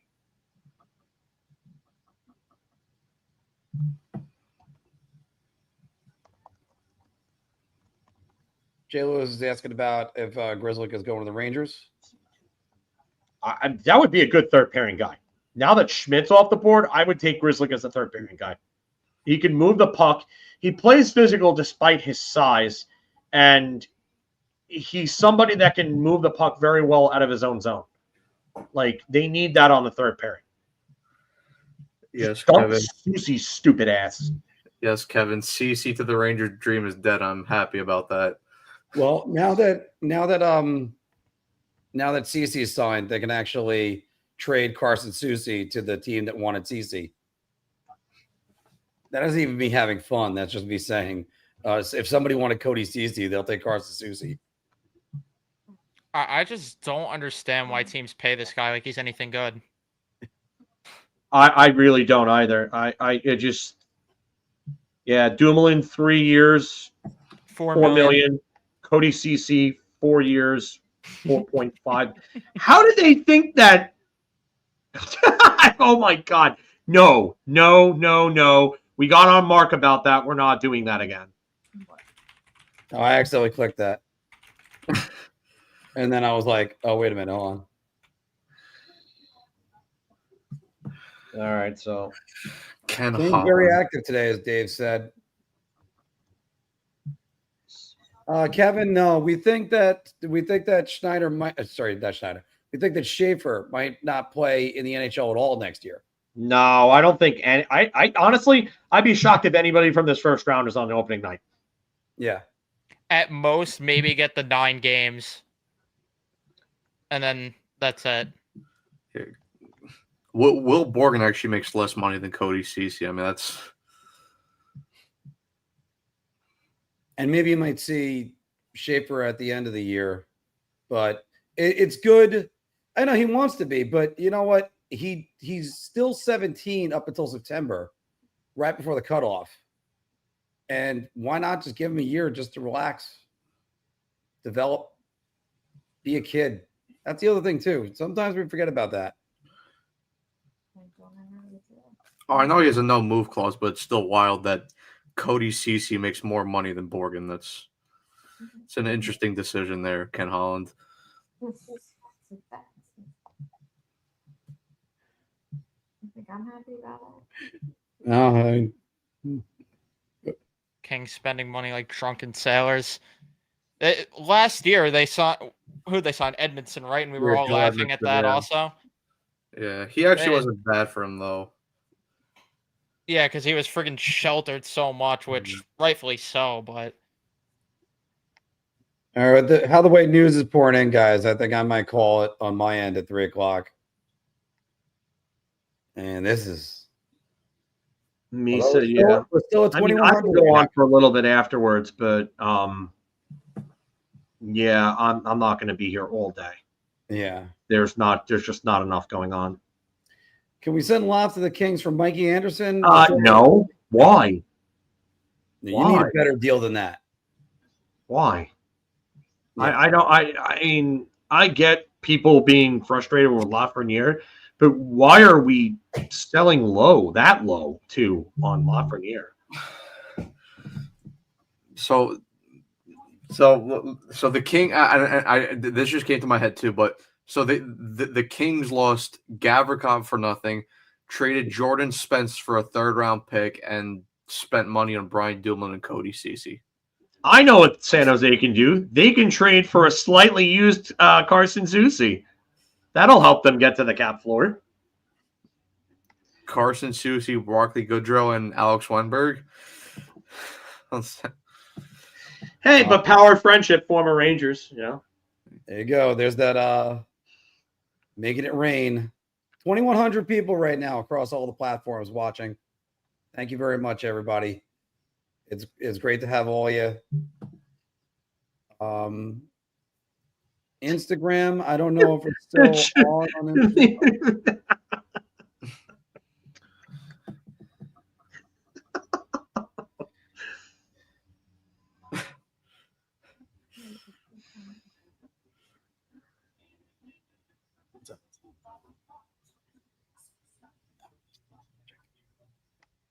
You know what? I kind of agree with this, Rich.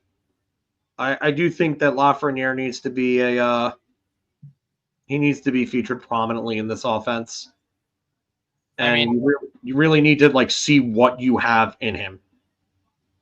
Now there's no excuse for him to not get the top unit because with Kreider gone. Yeah. And move him away from Panarin too. Yeah, I would like to see him with Zibanejad, Adam Miller, yeah, probably. Yeah, and have Cooley with Miller and or Panarin and Trocheck. Go get me Pius Suter as a 3rd line center, and I think you know what, they'll be better than they were last year.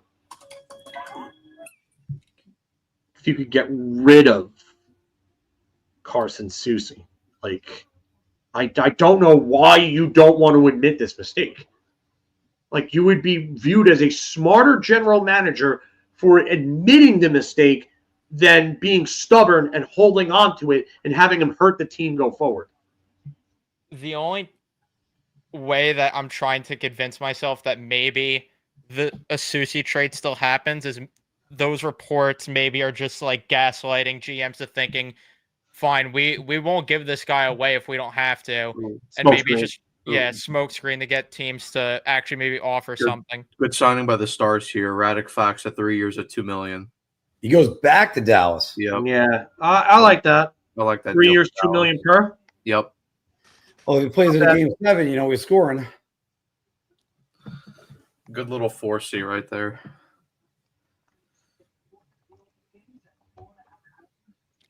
Or Mia CC Doom. Wow. And must be shaking. Jonathan Drew into the Islanders 2 years. Whoa. Oh, Okay. all right.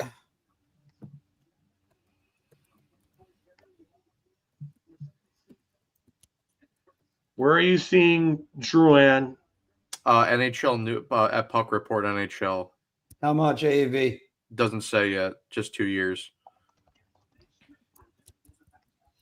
That's a weird move there. Oh, the Islanders just made it official.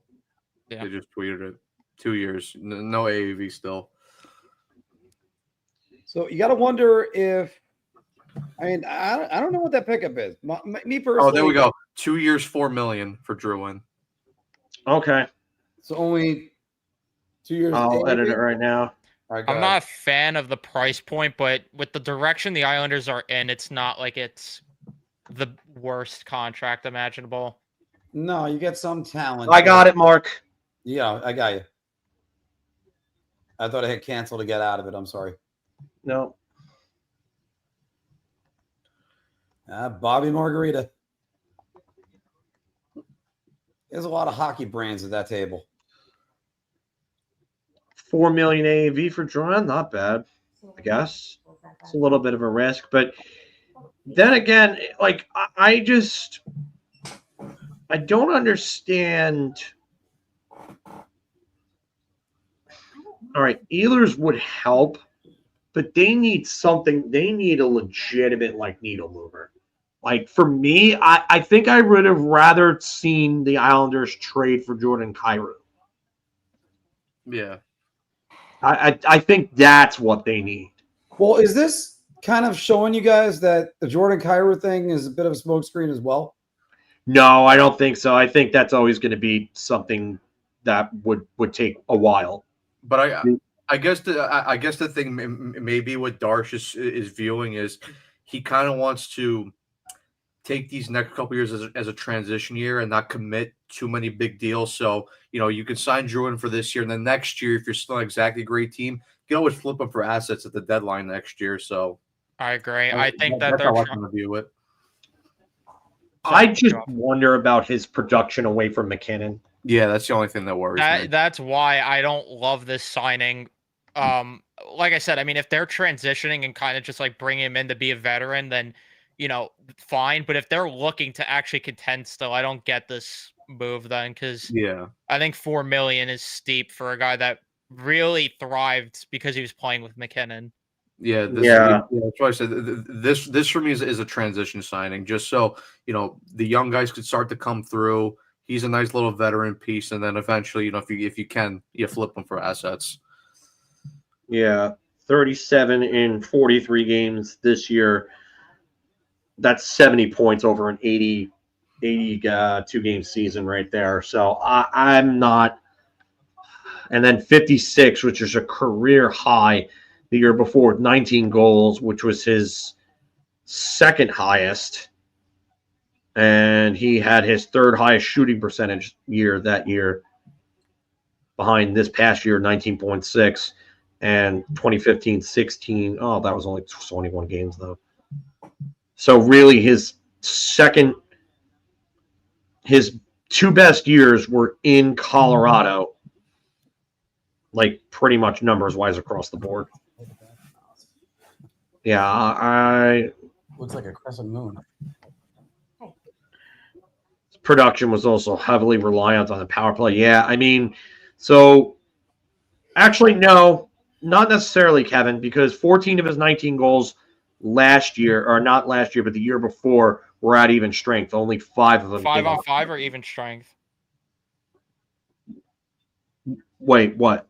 Was it 5-on-5 the goals or even strength? Because I just even that strength, in, overtime. Yeah, even strength was 14 goals, Okay. and then assist wise, 23 of his 37 assists were even strength. Last year's a different story. 8 of his – oh, no. He only had 3 power play goals last year out of his 11. Yeah, and then 9 of his 26 assists. So, no, not overly reliant on the power play.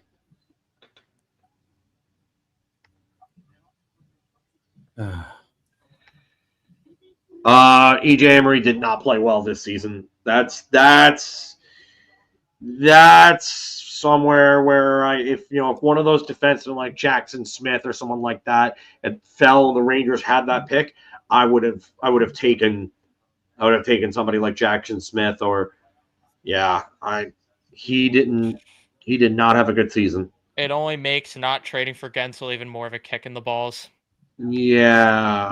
Because you're hoping, at least with Emery, if he could be a decent defenseman for the future, it's like at least you're getting something out of not giving up the assets for Gensel. But I'll say this: only is draft plus 1 year, so things can change. It's not like he's 23 years old and having that bad of a year in college.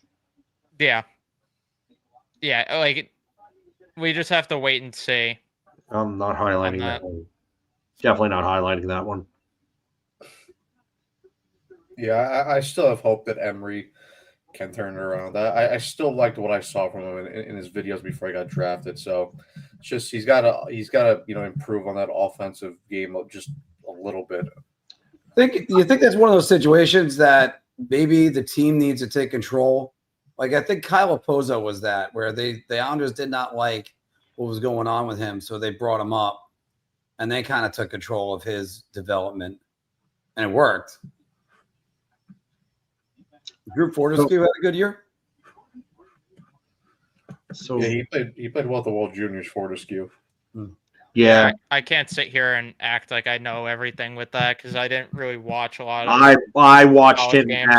at BC, so he's taken on more minutes as opposed to last year's not only season and World Juniors in 2023-24, he took on an increased role at both BC and at the World Juniors, and he was really good at both.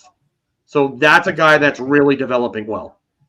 That's encouraging, at least, because yes, I was high on. I liked the pick when they made it, so, and I really liked him at the World Juniors. I have a friend I have a friend that actually played on the USNDTP with Fortescue, and I talked to him about Drew a bit, and I like what he had to say. So I love just seeing everyone make fun of Ken Holland right now on Twitter for these signings. Because, Edmonton's so scared right now seeing you guys get Cody Ceci and Brian Dumoulin. No, Fortescue's not ready. He's going to need time in Hartford. Be patient. But I'm with you on this, Bailey. I can see him in a few years. Not next year, but the year after, I could see maybe a cup of coffee with the team. Yeah. What do you see as his ceiling? Like Bailey said, a second pairing guy. Yeah. Like I think he's probably the defensive kind of two-way guy on a second pairing. I don't think he's ever going to be a big offensive guy. I think he'll transport the puck well. But I think you're looking. He reminds me of someone like Jay Bouwmeester in Calgary and St. Louis. Kevin Klein potential is actually a good one. I don't know if he'll ever be that physical, but I think that he's going to be a good one. Yeah, I agree. He's left shot, I think, Brian. I'm not wrong about that, right? He's left shot. Who, Fortescue? Yeah. Yeah, he's a left shot. Yeah, he's a left shot guy, and they need him there. Yeah. I mean, he can't be worse than freaking Susie. I don't know if they were necessarily just opening up space for Marner, but I definitely think they wanted to move on from Zegras. I think that was something that has been kind of in the works for years, Nicole, especially when it comes back to the whole contract negotiations for that deal that he's on right now. No, I disagree. I think Will Borgen's deal still looks bad. I don't think that makes it look any better. I'm surprised Colorado hasn't done anything after trading both Wood and Cuylle. Yeah. Yeah, you know what, John Radigan? That's a good comparison, too. I think Carlo might be a little more physical. I mean, I'm not saying Fortescue is not physical at all. But if you're expecting him to go around and lay out guys and really crunch guys along the boards, that's just not his game. Like, someone like Jay Bouwmeester or Carl Gunnarsson, that's what I see when I watch Fortescue. Like, someone who's I would say Walker might be a little more physical, honestly, Bailey. It's not a bad comparison, but I think Walker might be a little more physical than him. And I think Walker might end up being a little better offensively at this level. But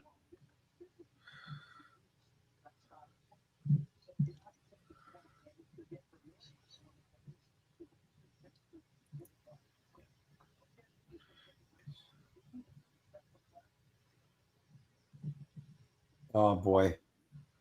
Oh no, I just went by this one this was 18 years ago today. The Rangers signed Drury and Gomez. And Briere went to Philly, yeah.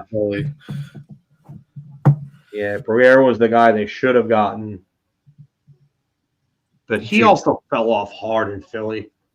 Like, he was never going to maintain those 2 years in Buffalo. But he could have been at least a 70-point guy. I honestly think that if they would have gotten him instead of Gomez, I think he would have meshed with Jágr. And I think Jágr maybe would have stayed at that point. But then again, does Brandon Davinsky come up? And how does that impact Brandon Davinsky? Yeah. And yeah, you don't have McDonough.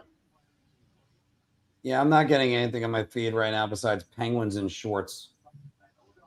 Not actual penguins. That would be interesting. Yeah, playoff Briere was a different player in the playoffs. Playoff Drury was really good too, but it just with the Rangers it just wasn't the same. He played great when he had the good supporting cast with him, Drury. Yeah, and never mind that. I mean, he did score big goals for the Rangers. He had that first goal in 2011 that propelled them to the victory over the Devils after they fell down 2-0. You mean 2008? No, I meant in 2011 when he came back, played like the last. Oh, in the regular season. Yeah, regular season. Like he just physically couldn't play anymore by that time. Yeah, I mean that 2010 playoff run, Briere led all scorers in points with 30. Like, I knew he was good, but I didn't realize he was that good in that run. Wow. It was big when they needed him. Even in 2012, he had 13 points in 11 games, including 8 goals. That 8 goals couldn't have led the playoffs. Really? That led the playoffs that year? No. No way. Kopitar was the leading scorer in the playoffs that year, from what I remember. I think him and Brown tied.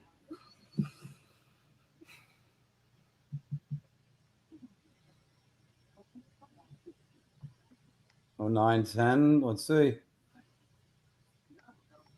No, Mike Camilleri at 13. In 2010? 2010. Briere at 12. No, I was talking. I said he led in points in 2010. Oh, it was yeah. 2012 that I was talking about. Oh, in 2012? Yeah. Let's see. Well, Kopitar led with 20 points. Yes. Yeah. Giroux, Briere, the 8 goals led the NHL. Wow. Yeah. 6 players. Yeah. Yeah. He tied with Brown, Kopitar, Ilya Kovalchuk, and Giroux. Oh, and Carter had 8 goals too for LA. Zach Parise had 8 for the Wow. 1, 2, 3, 4, 5, 6, 7-way tie for the NHL lead in goals. I think that might have been the last time that the NHL playoffs didn't have a 10-goal scorer in them.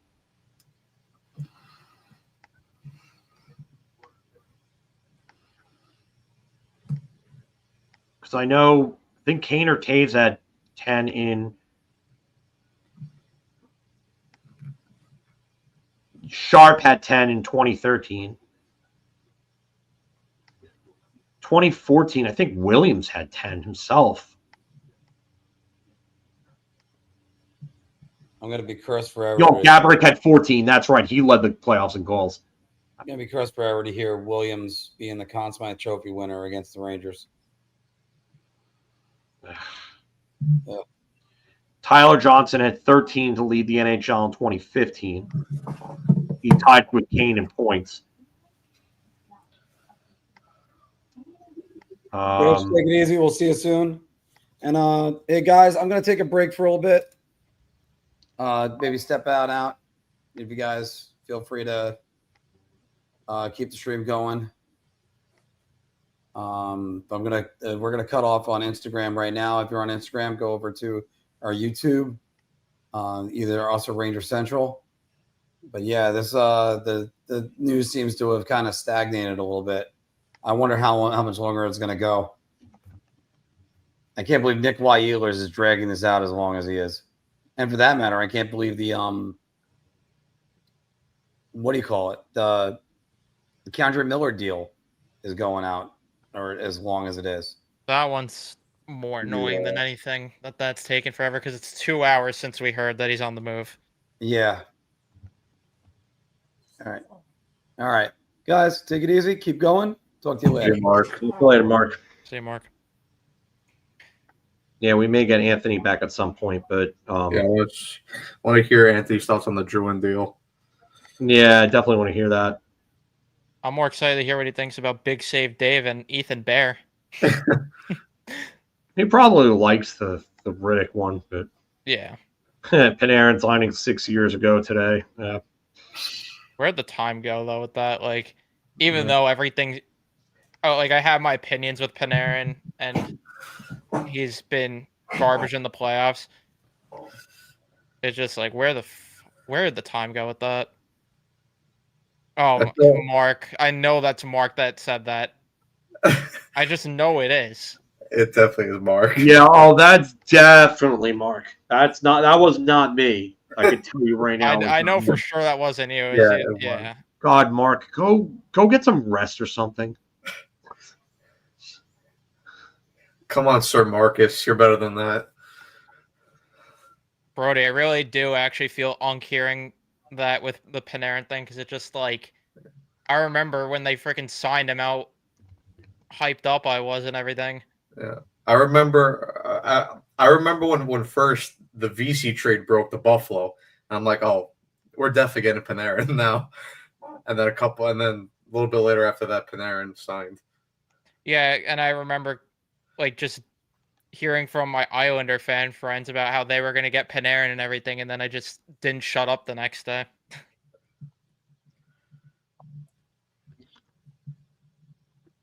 Yeah.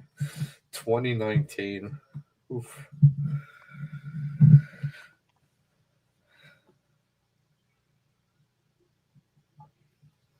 Yeah, Brad Richards signed with the Rangers. 9-year contract too. That was crazy.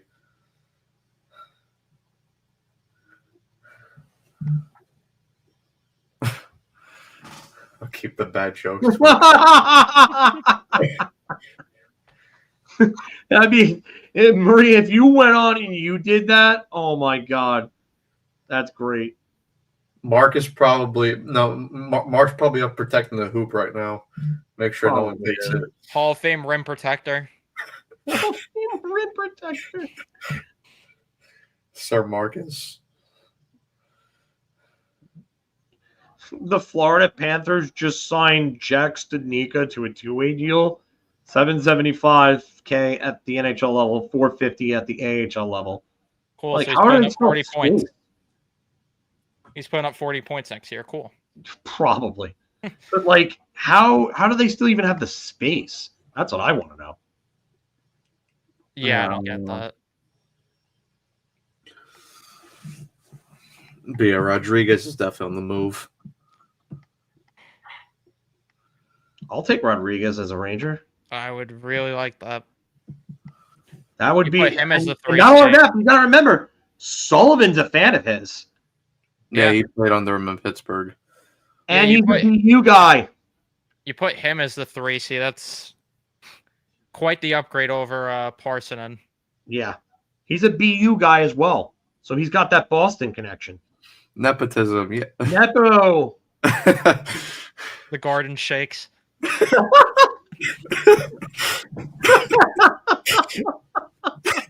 One of the It it's pulls a been Legend of even. Zelda Tears of the Kingdom, and the friggin' castle comes out of the ground and floats into the sky. So far we haven't heard anything about P.S. Suter. It sounded like he was maybe going to stay for a bit, but we haven't heard anything since. I could tell you right now, though. I mean, depending on the price, that's another person I would like for the Rangers to get. That's a guy I would love.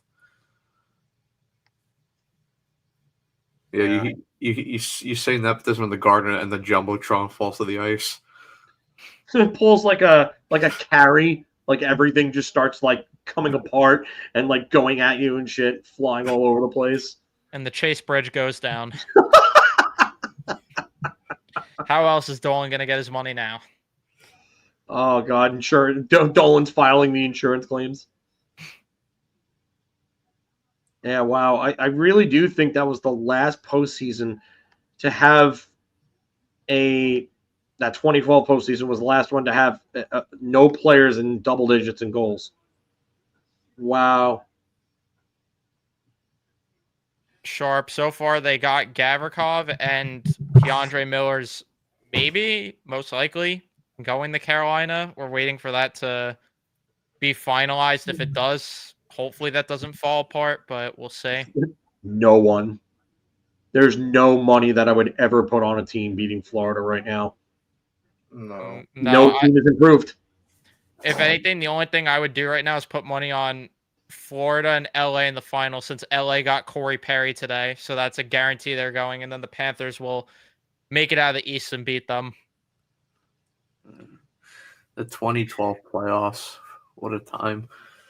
I mean, I want to see what else Toronto does to improve, because they have space to improve. I just don't know what the plan is for them to. That was something I forgot who said it, if it was Elliot Friedman or Darren Drager, but they said if they're gonna make an addition on the wing, it's more gonna be through the through trades. That makes sense though, because there's really not a lot out there at this point. What even is out there? Ehlers, but they don't even have enough cap space to fit Ehlers. Yeah, they could get Jack Roslovic. He's probably the top free agent at this point. Jack Roslovic. What a class here. Jack lost and sick. Jack lost, called in sick. Jack lost his dick. Oh god. But yeah, I mean I mean if they get another top 6 winger, they have a solid. I mean, for losing Marner, they would have a solid top 6. I mean, I like the Michelli signing, and you put him next to Matthews, and I mean, Michelli's a great facilitator, great passer. He could definitely rack up a ton of assists next to Matthews. Yeah, I'm with you on that. Because he doesn't like to shoot. The only thing is that line may become a little too predictable where that puck's going with Matthews, because Michelli's going to have to learn how to shoot more on a line like that, because then they'll just focus on Matthews and try to take his space away. At least with Marner, he was a legitimate shooting threat. Yeah. NHL news. Who is this that Tampa just signed? Yeah, I don't know. Some random AHL player. Tanner Pearson to Winnipeg. That's not good news for St. Louis, because that once his clause kicks in, now he can determine where he goes. So you might end up seeing the deal happen afterwards, just because now he controls the cards. But oh man, it's gonna really, really hurt St. Louis if they have to take a I guess, a lesser return to move him. We have your guess is We as have good as no mine. idea, guys. We don't have it in yet. As soon as we have it on Miller, we'll update you guys, but we do not have it as of right now. Yeah, unfortunately not. It's ridiculous it's taking this long. Jack Drury is not in Carolina anymore. He's in Colorado. Because that's probably where they got the greatest return from. I mean, if they're trading him to a divisional rival, that means that the return is probably the best from them. Yeah, especially considering how stubborn Drury is usually with trades. That means something. Yeah. Oh my. Oh, that tweet you just sent. Oh, Yes. I'm sending this tweet in the group chat with Phil too, because I don't even want to say the guy's name on stream. We just tweet it and even repeat the tweet. But oh, what a garbage tweet! Look at what I just texted. What a garbage tweet! Like, shut up.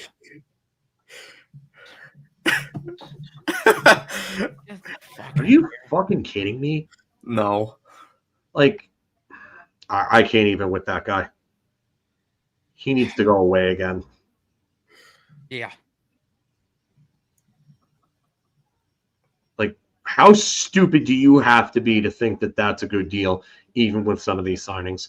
I'd rather have CC than him at that price. Put the graphic up. At least intelligent one. Oh yeah, yeah. I don't have that here. I can't. I need to find it. Yeah, Jay Lewis. It's probably because there's no contract in place with Keandre Miller there. That's what I would assume. I would imagine. Matt, do you need me to send you the graphic? I don't think I'm going to be able to do it, especially if it's the same format as the other ones. I'm going to tell you right now. I know I have it somewhere. I just can't find it. No, I think Matt was going to use it on Twitter. That's why. Oh, okay. I'm sending it to you. Thank you.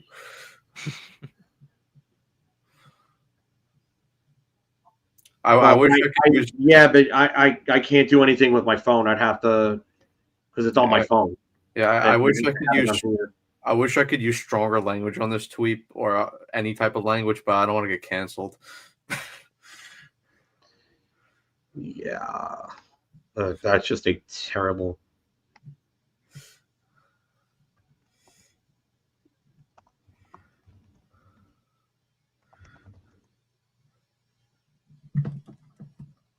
Not again, man.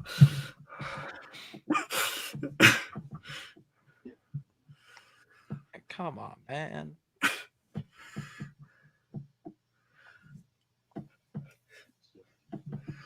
So screaming into the camera with my No Quitter New York hoodie and my phone in my hand.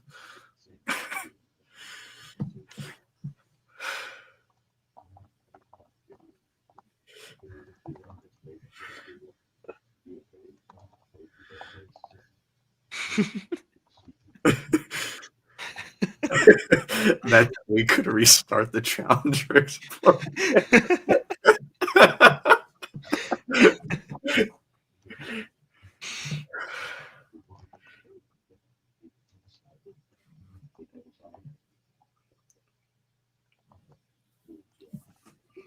I don't think that has anything to do with one another, Mike Henwire for life. I don't think. Just because that was the case with Cryer doesn't mean that's what it is with Miller. We'll see, but I think if it's not to Carolina, they're going to find some deal for Keandre Miller.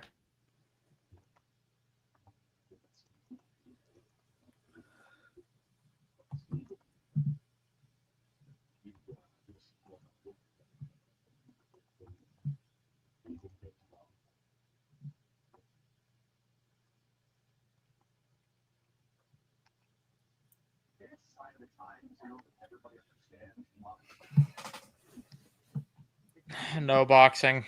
We got nothing so far, unfortunately. I think we just said this maybe not even 5 minutes ago, but the minute that we have an update on Miller, we will have that for you guys. We And don't. we'll have the banner up too. Yeah, we'll have the banner up and everything, all the information as soon as we get it. We're waiting here just as patiently as you guys are. Like, this is not like we're trying to get this information. It sucks. It sucks that we've It waited wasn't this even long. 5 minutes ago. It was less than 5 minutes ago. Yeah, as soon as we have it, we'll put it up, but we don't have anything. Yeah, I heard Keandre got his flight, his gate moved at the Charlotte airport. That's why he doesn't like That airport, man. I have so much trauma from that airport. They moved my gate like 3 times. I genuinely, I hate that airport. I'll leave it at that. The only thing I remember from that airport is they have a freaking like a Lego vending machine. And it's hard to forget that Dunkin' Donuts. Yeah. Yeah, I got a good jelly donut from that Dunkin' Donuts in there. Tanner Pearson and Jets. Bronx, Winnipeg has a new person. No, I don't think Zeb Lindgren is making this team at all. Definitely not. They just literally just picked him. He got picked like in the 5th round. He's not making it. Yeah. I don't think Malcolm Spence even has a chance, and he was their No. 2nd rounder. He was their first pick in this draft. There's If- no way. Zeb If no Lindgren- one in the 1st round is making the NHL this year, then I highly doubt anyone from. Again, maybe there are some players that make it, but like I think the number is going to be probably the smallest we've seen in quite some time. I think at most, like I said, it's just going to be the 9 games for certain players.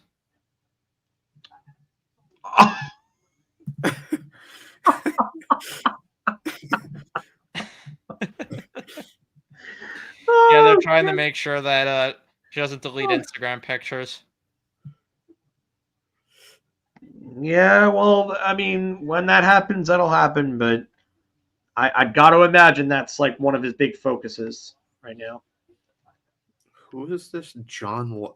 The Red Wings just signed some random guy off the street, John Leonard, John Leonard? for 1 year.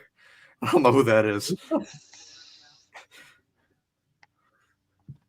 Steve Eisen I guess he just needed some depth, so he pulled someone off the street. Joshua Block has signed with the. Oh no, he played some time in San Jose, and then he didn't play last year in the NHL. He played in the AHL last year for Charlotte. He had 36 goals and 61 points for them. I never heard of this guy before. Yeah. He's played a total of 58 games with San Jose, 6 with Nashville, 6 with Arizona. And I mean, he has goals in his last 2 stints. 2023, he had a goal in 6 games for Nashville. 2024, he had a goal in 6 games for Arizona. I mean, it's likely AHL depth that they're as Anthony said here, Leonard's on octopus duty. Do we think? By the way, Matt, do we think Josh is gonna get an updated Druin jersey now? Oh, he definitely has to get an updated Druin jersey. He needs to go. It's home gonna hit early. different when he gets fry-byed with a Islanders Druin jersey on instead. He's gonna get fried by on Jericho Turnpike.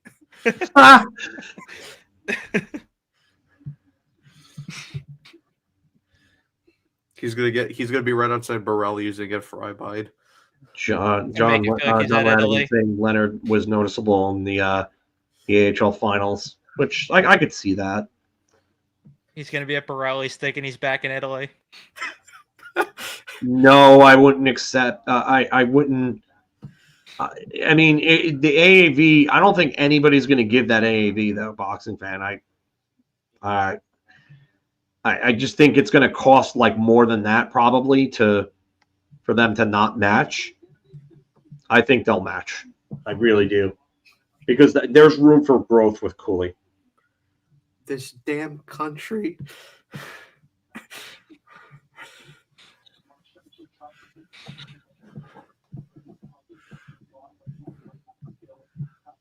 How did you find me again? The Rangers signed Josh Block and changed the goal song.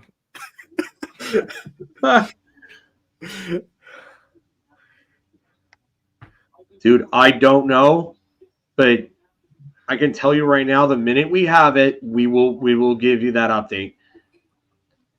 I know everybody wants to know what the Miller return is, but we don't have it as of yet. I'm sorry, but we don't. The insiders don't have it. Once they break it, we will get it in here as soon as possible.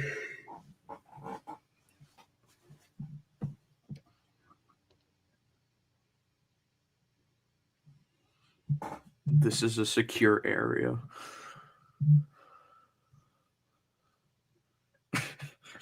Yeah, I know those other guys just trolling. He's just messing with me.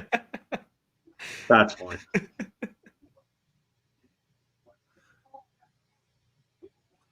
Would you do Cooley for Robertson? Yeah, but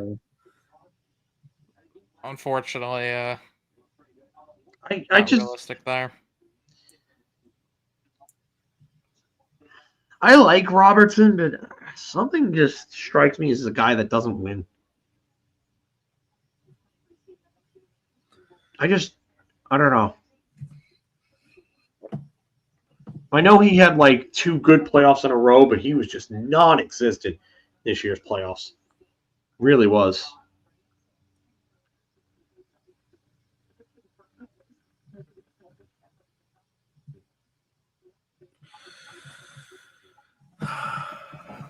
Who do we see improving most under Sullivan? That's a good question, actually.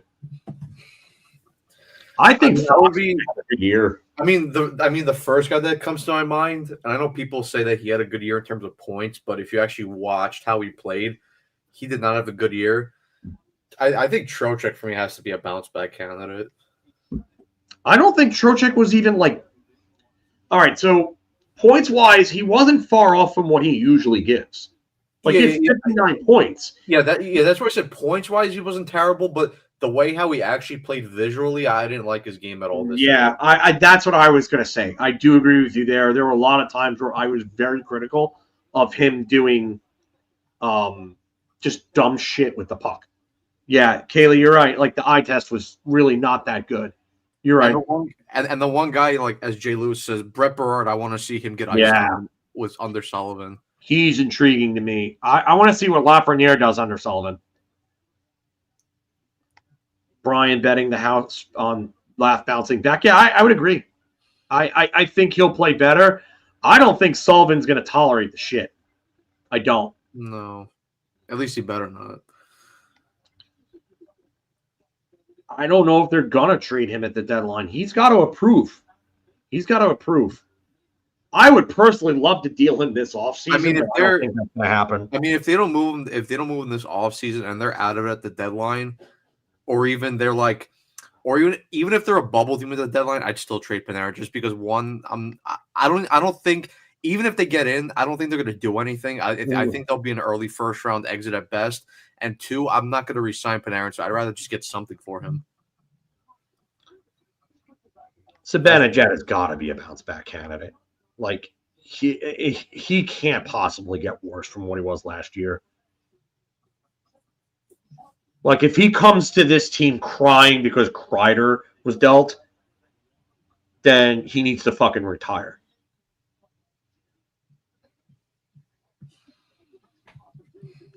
But I will say this: he played better on the wing with JT Miller. So yeah.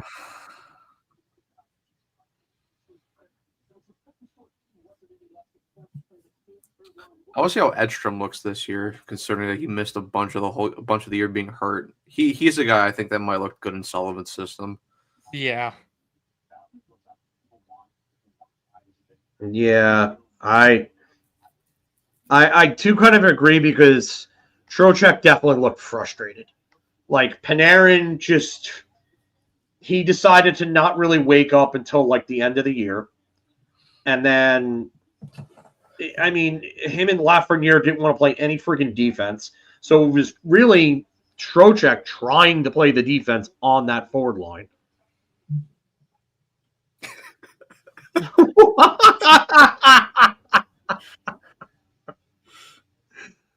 Oh god, that's great. That's amazing. I did not expect a bench warmers reference today.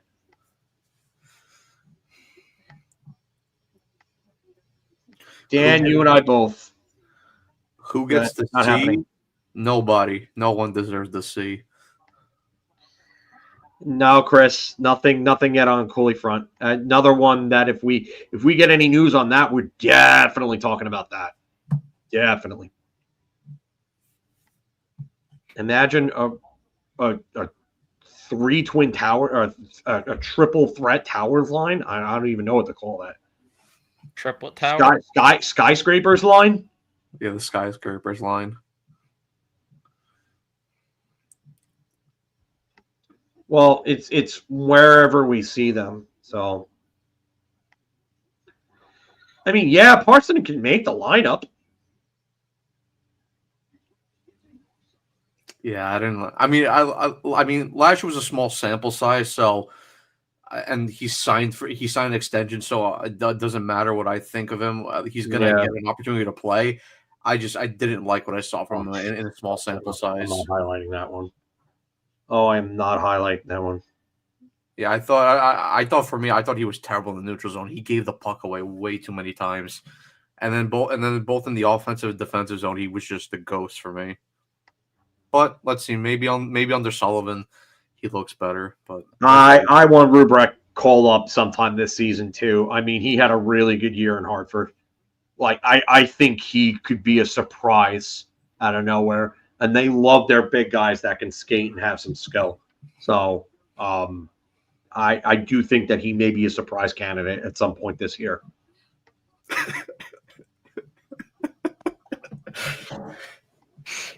You want to fight? I honestly forgot Parson was a person. That makes one of us, and I'm jealous. Oh my god. Where's Marky better come back? Drunk Mark. Oh shit. No, Sir Marcus is doing Sir Mark. He's doing captain things. Oh, captain, my captain.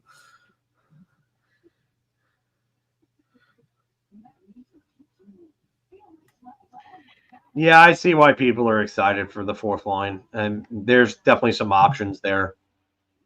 I still would like a slight improvement over Carrick on that. Yeah, so would I. I'm with you there.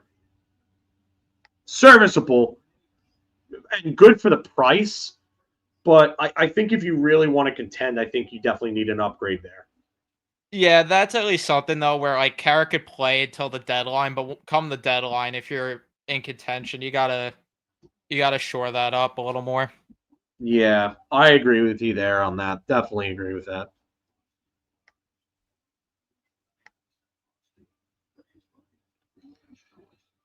I mean, it's possible.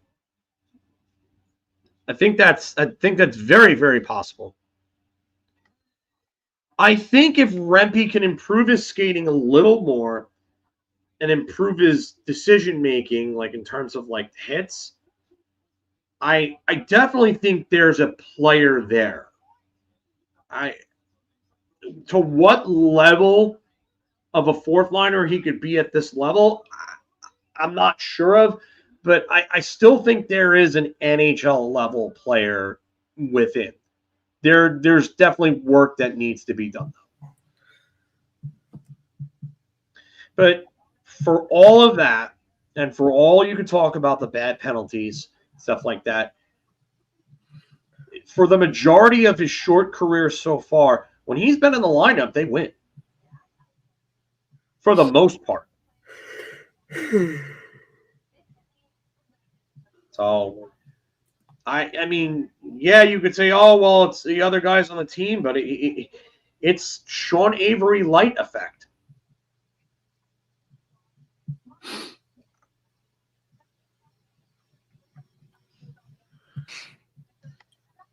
Maybe Rubrek could be a third line center.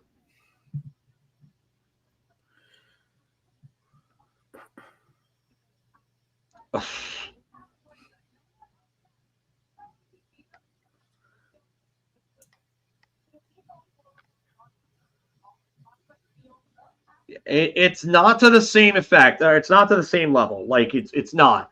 Like, and I'll let me be clear in saying that, because Sean Avery, their record with Sean Avery in the lineup for those like first like 2-3 years was unbelievable. Like it was ridiculous what he, like how good he was with that, or how good they were with him. But their lineup with their win-loss record with Rempe in the lineup, it's yeah. I'm not saying that Rempe is that level of player or anywhere close to it. I'm just saying that there's something to be said about a guy that comes in and gives you what he gives them, and they're winning games every time. Well, not every time, but more times than not. Yeah, I think I'm with you on this. Yeah. At least depth-wise they do, because it's like you look in the pipeline, there's just nothing there for the right side at all. Yeah. Yeah, Avery single-handedly took Kovalchuk out of that 2007 playoff series against Atlanta. Like, anyone who was around to watch that, or if you have the ability to go back and watch the games, which they are on YouTube, you can find them. Rangers fan 819 has a lot of Rangers, like full Rangers games. So if you want to go watch that series, you probably find it on his channel.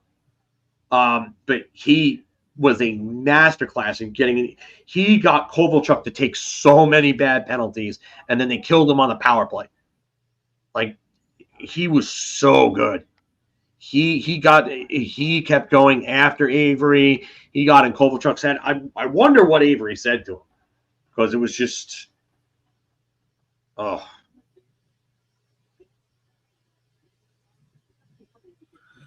Yeah, I just found that guy's channel. Yeah, It's so good. He has so many random games going back to like the late 80s.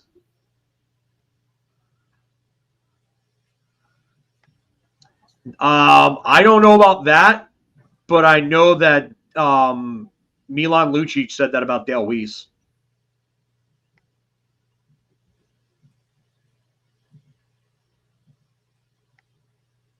Yep, that too. Oh, yeah, and his work on Marty Brodeur in 2008 was masterclass too. Like, it was so bad that he literally had a new type of penalty called. The one where it was literally facing Brodeur and literally just going and screening them and stuff like that. the Avery rule. Yeah, the Avery rule. And then Tikkanen blew the kiss at Claude Lemieux, and that was great. Oh, no, sorry, it was Keith Jones, and he did that too. Fatso forgot to shake my hand. Yeah, what's up, brother Aves? Fatso forgot to shake my hand. That's what he always introduces himself as. Yeah, he annoyed the shit out of Clarkson. Got Clarkson to take some bad penalties in that series. I don't know if we would call this a retool yet. I really wouldn't. I can't say it's really anything right now. I'm not going to say it's good. Definitely not going to say it's good. I mean, I like the Gavrikov signing, but what else are they going to do?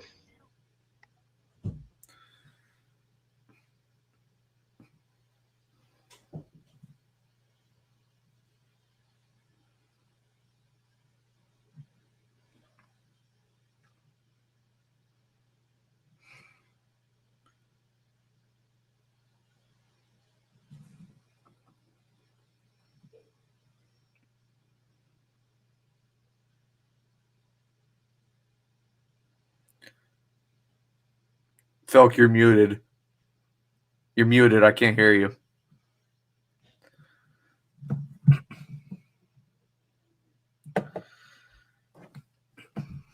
Better now? Yep, you're good.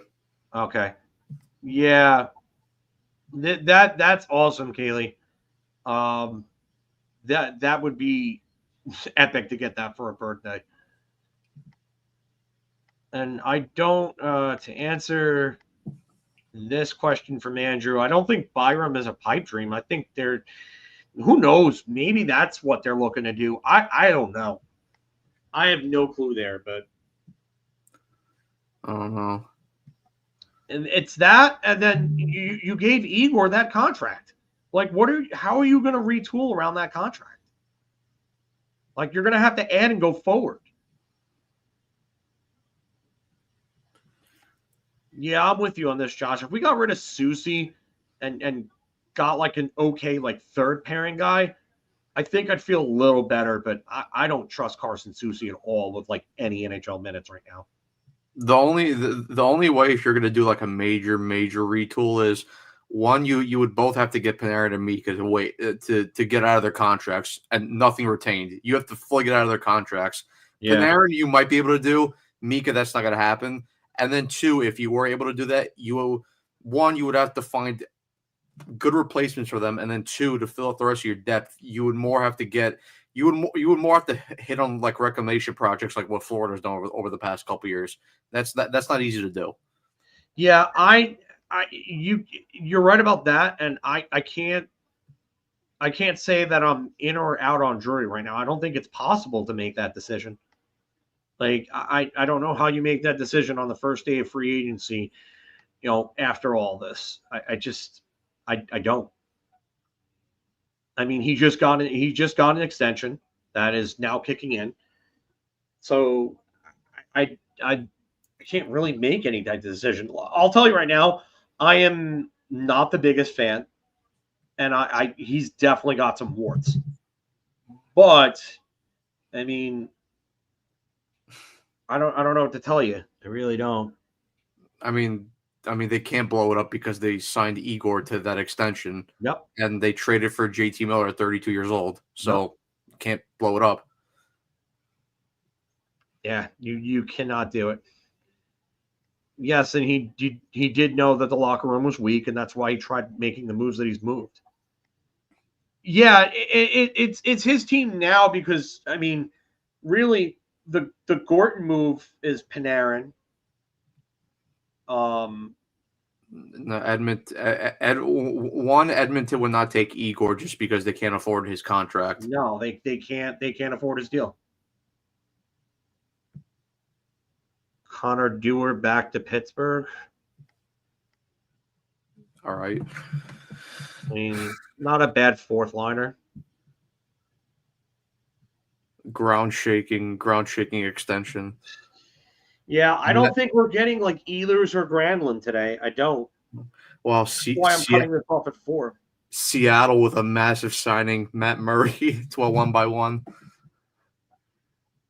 Igor, no, the guys, Igor's not getting moved. No, Igor's not getting moved anywhere. Even though I would love it, Phil could love it, he's not getting moved. It's the time to move him was pre-extension, and they didn't do it. Now they're stuck with him for the whole contract. So buckle up and get ready.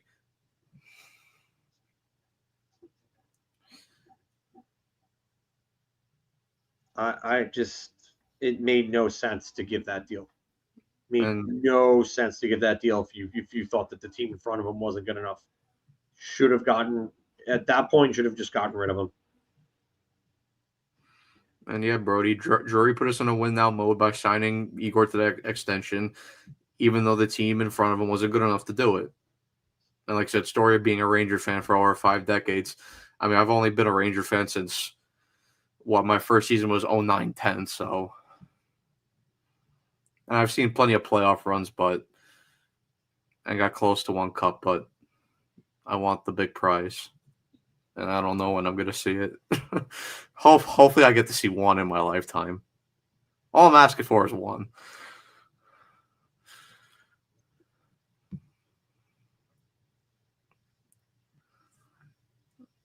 Ranger fans in 75. Yeah, I mean, 75 is a while. I mean, you've seen some things.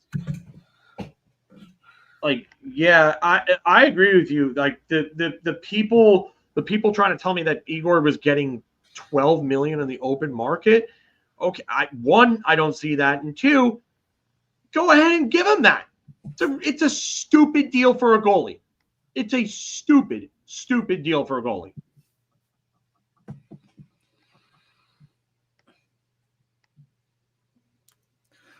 You missed the Lindros years, yeah. I missed that whole that whole Dark Ages era.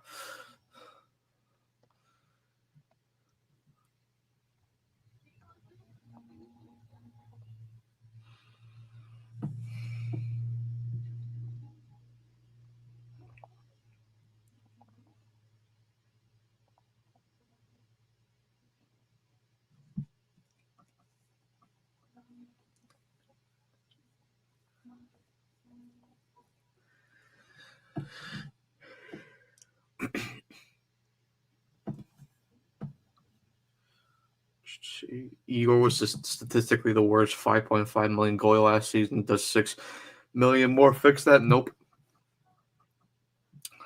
Especially with those other two dumb defensive pairs in front of him. First pair, fine. That's cool. Fox and Gavrikov is a very good pair. Get to that second pair, Schneider, Borgen, and Vakanainen and Susie. It ain't pretty. It is not pretty whatsoever. Who's starting, Dave? Who's starting there for Seattle? It's Joey Decord, I would assume.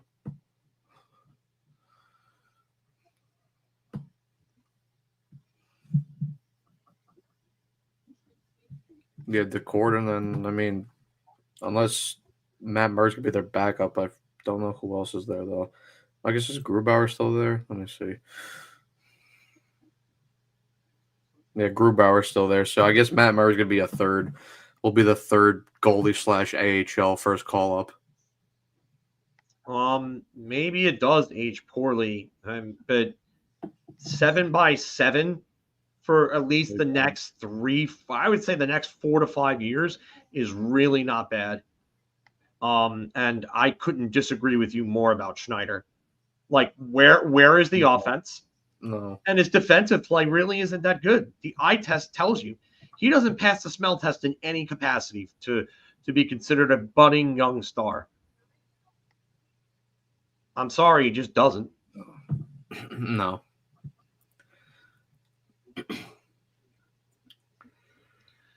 If you're going to complain about the defense in front of Igor, then you can't turn around and complain about the fact that they don't have cap space to go get the players to improve the defense in front of them.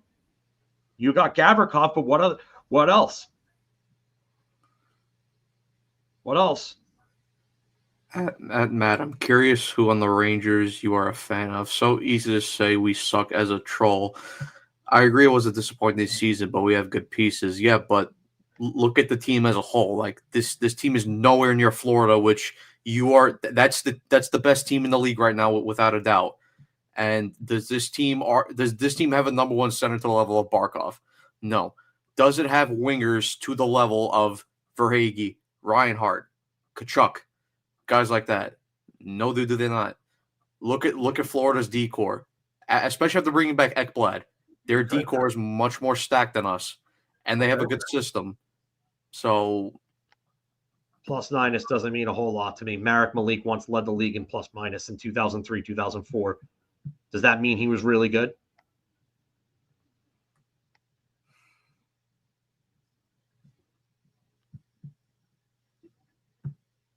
Now, it just, the problem I have is with comments like the one that I had before that one. So he's left out to dry. Okay, so then if he's left out to dry, that means that he can't carry a bad team. You just paid him, overpaid him to carry a bad team.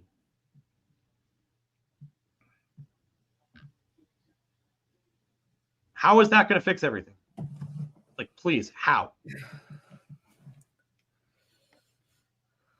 No, you actually need to take a look at the advanced stats to some point. No, you can just go and get another goaltender. You could have tried to get an Aiden Hill. You could have traded Igor, and you could have rebuilt if you traded Igor. Well, what you could have done is you could have traded Igor.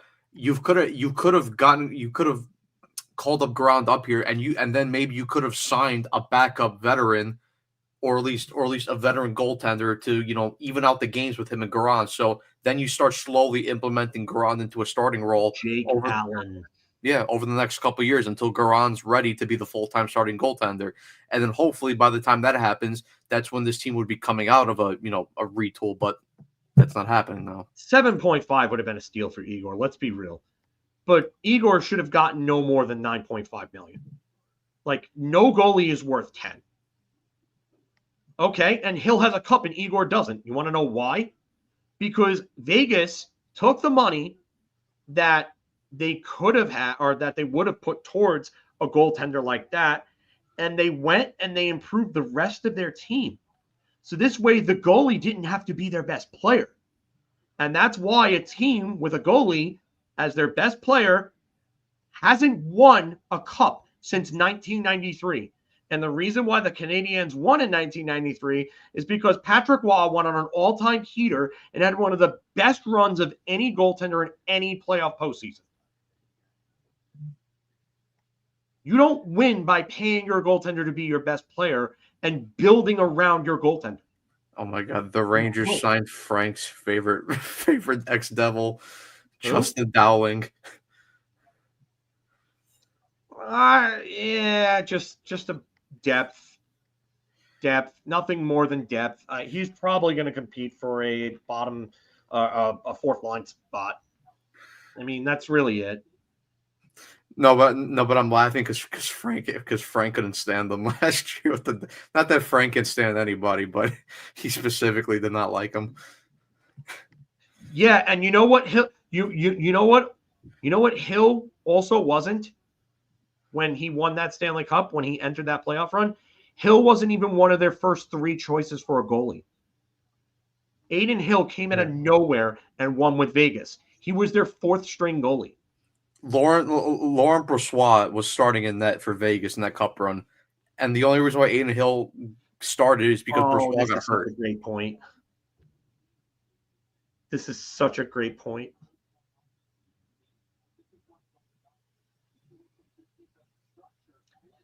You don't want to know why Bobrovsky is the first goalie to win with a double-digit AAV? Because Florida made a franchise-altering trade. They took a chance on Matt Tkachuk.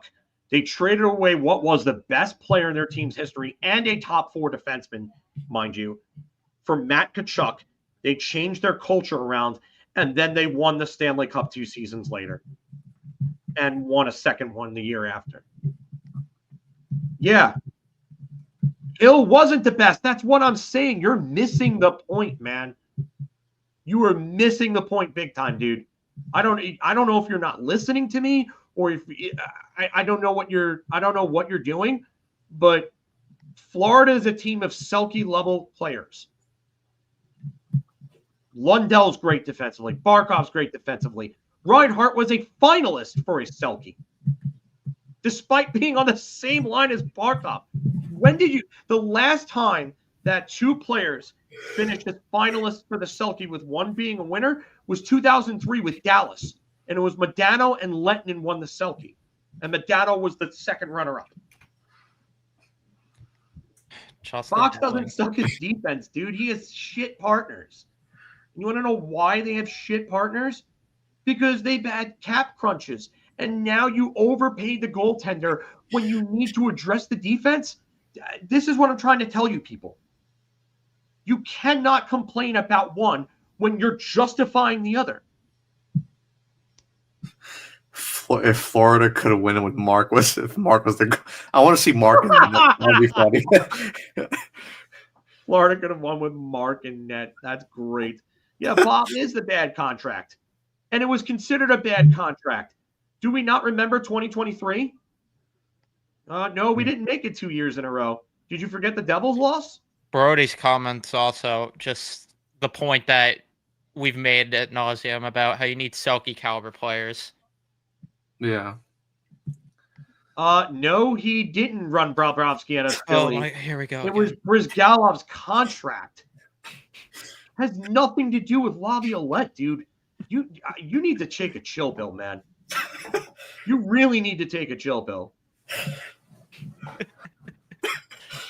He's got one-sided beef with Laviolette. Dude, I don't know what this guy's issue is with Laviolette. Dave will give Mark goaltending lesson. Can I take shots on Mark? Oh, can we Goldberg, Mark? Can we just tie him to the post and fire shots at him? Oh my God, I would love to do that to Mark. That would be funny as hell.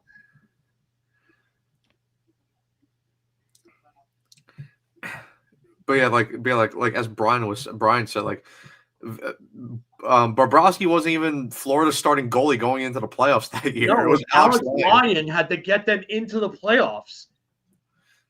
So no, you know what it is? It's that people will do anything to play mental gymnastics when it comes to Igor. Mark is the goalie in the Geico commercial. We got too much playing revisionist history and too much playing pretend around here. I'm not with it. That's why I said their culture changed when they traded for Tkachuk. That's why Bobrovsky's contract was considered an albatross. Albatross up until 2023. Man, what is this revisionist history going on? Who's the better goalie? Mark? Yeah, and they didn't win. They lost both times. Yeah, and got dominated in that Panthers series. No, mind you, Jesus Christ. They were dominated. Oh, well, the only reason why they didn't completely get swept is because of Igor. Great, that means the team in front of him sucks, and you're not going to win as your goaltender being your de facto best player. Thank you for proving my point. Move on. Jesus Christ. I was going to say, though, who's the better goalie? Jim Beeringer from Full Press Hockey. What's going on, Jimmy? What's up, buddy? Sorry I'm so late today. I mean, it's been a busy morning. Well, busy day. I think mostly Monday was busy, but, you know, I saw former New Jersey Devil Justin Dowling going to the Rangers. I mean, hey, Johnny, if that's the case, then where was Chris Kreider against Florida? Where was he? I like how this conversation is just like it's Johnny just had his senses going. He just knew to come into the stream. Yeah, he heard the debate. Yeah, the spider signal came on because I was talking about Igor. Oh yeah, well, I mean, jeez. I mean, it seems like $8.5 million is the going rate for goalies these days. Yep. Where was Chris Kreider in any Game 7? Where was Chris Kreider? Man, Johnny's bringing heat right now. You just got to look. You just have to look up. I love Chris Kreider's Game 7 stat lines because they're so good. We romanticize a 3-goal game in Game 6, but let's bring up Game 7s. I'll take Ryan Callahan over Chris Kreider in any one playoff game. One playoff game. Because I know Ryan Callahan's going to show up. You're moving the goalpost now, bud. Moving the goalpost now. Moving the goalposts. Oh, come on. You can't. Don't put Chris Kreider and Mark Messier in the same conversation together. Yeah, Chris Kreider. I'm gonna say this. I'm gonna say this on Chris Kreider on large sample size there, buddy. I'll say this on Chris Kreider. And it's kind of ties into Igor for a minute. And I know John and Phil's gonna love this, but if it isn't for Igor's save in Game 6, cherry pick against Carolina, that hat trick doesn't happen. Like it doesn't. Yeah. Cherry pick. Where was Kreider against Florida? Where was the whole team against Florida? And Kreider's supposed to be one of those guys. That's supposed to be one of your core guys, right? Where was he? Oh, we're gonna contribute this to Zibanejad? Oh, Johnny, poor you. Johnny, don't worry. I'll get you a Chris Kreider poster. Don't worry, Johnny. I'll get you a Chris Kreider poster. Do I need to get one of Frank too while I'm at it? Frank Saravalli. Frank. Just Frank or Frank? I love you, Johnny, but my God, man, come on. It's crazy. I don't understand. Like, I don't understand how you can sit here and say that Chris Kreider is this guy when, I mean, he's got 76 points in 123 games. Like, okay, if he's supposed to be Brock Rodriguez and Mickey oh good. I mean, Alex it Lyons sounds Buffalo, like it, by the Johnny. way. I'm not going to lie to you. It sounds like it. Alex If playing you the want to come Buffalo. on and talk, Johnny, I'd be glad to have you on right now. Yeah, I mean, I'll bow out and I'll listen to the conversation. No, you could stay. I mean, Johnny, if you want to come on, I'll send you the link. 2 years, 1.5 for Lyon in Buffalo. Okay, so then when Chris Kreider disappears, like he does often at times, and Ryan Callahan actually gives you that 150% effort and you win, then let me know how that goes. Okay, I'll send you the link. No problem. Give me 1 second. Oh, here we go. Oh, here we go. Oh, no, absolutely. I'm going to invite him. I gotta I'm just get my gonna kick my back and popcorn. enjoy the show. I gotta get my popcorn I ready. might as well just sit back and enjoy this show right now. It's gonna be funny when the Keandre trade breaks during this entire debate, and they're just Oh, I hope to God it does. going back and forth, and we're trying to say the trade. Yeah, no, it's gonna be great. It's gonna be great. By the way, I'm wondering what this trade's gonna be because, like, it's in division, right? So the Rangers better be getting something back. Yeah. That's high. I mean, considering like New Jersey tried to trade for Raquel last year, and Pittsburgh was asking like an arm and a leg to get him at the trade deadline. So these in division prices are pretty steep because that's why Rasmus Anderson hasn't gone to Vegas yet. Sports. Yeah, I mean, it's probably going to be multiple picks. Probably a first is definitely involved. Yeah. I don't know who from the roster, Like, if you were to get, I don't know who exactly you would take, but we'll see. I mean, it's been, 3 hours since the trade happened, and we still don't know anything? Well, we heard that the trade was happening. Yeah. It's clearly the contract that's holding things up there. Yeah, because what are you going to pay him? Like, what does Carolina want to pay him? That and does Miller want to be there is another question. I don't. Phil versus Laz in my Stanley Cup final. This is going to be great. This is going to be funny. Oh, this is going to be really funny.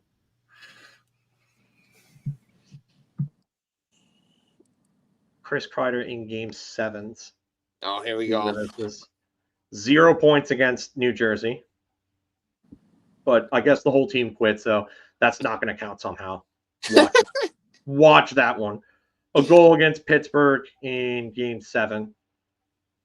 2 goals against Carolina in game 7 in that 6-2 blowout. Khrushchev to San Jose. That's a nice little get. That's a nice get for them.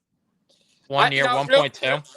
Yo, real quick on the Alex Lyon thing. I mean, I don't know what Buffalo's doing with their goaltending. Like, that's not going to steady the ship there in Buffalo. Yeah, I don't get how many goalies they need.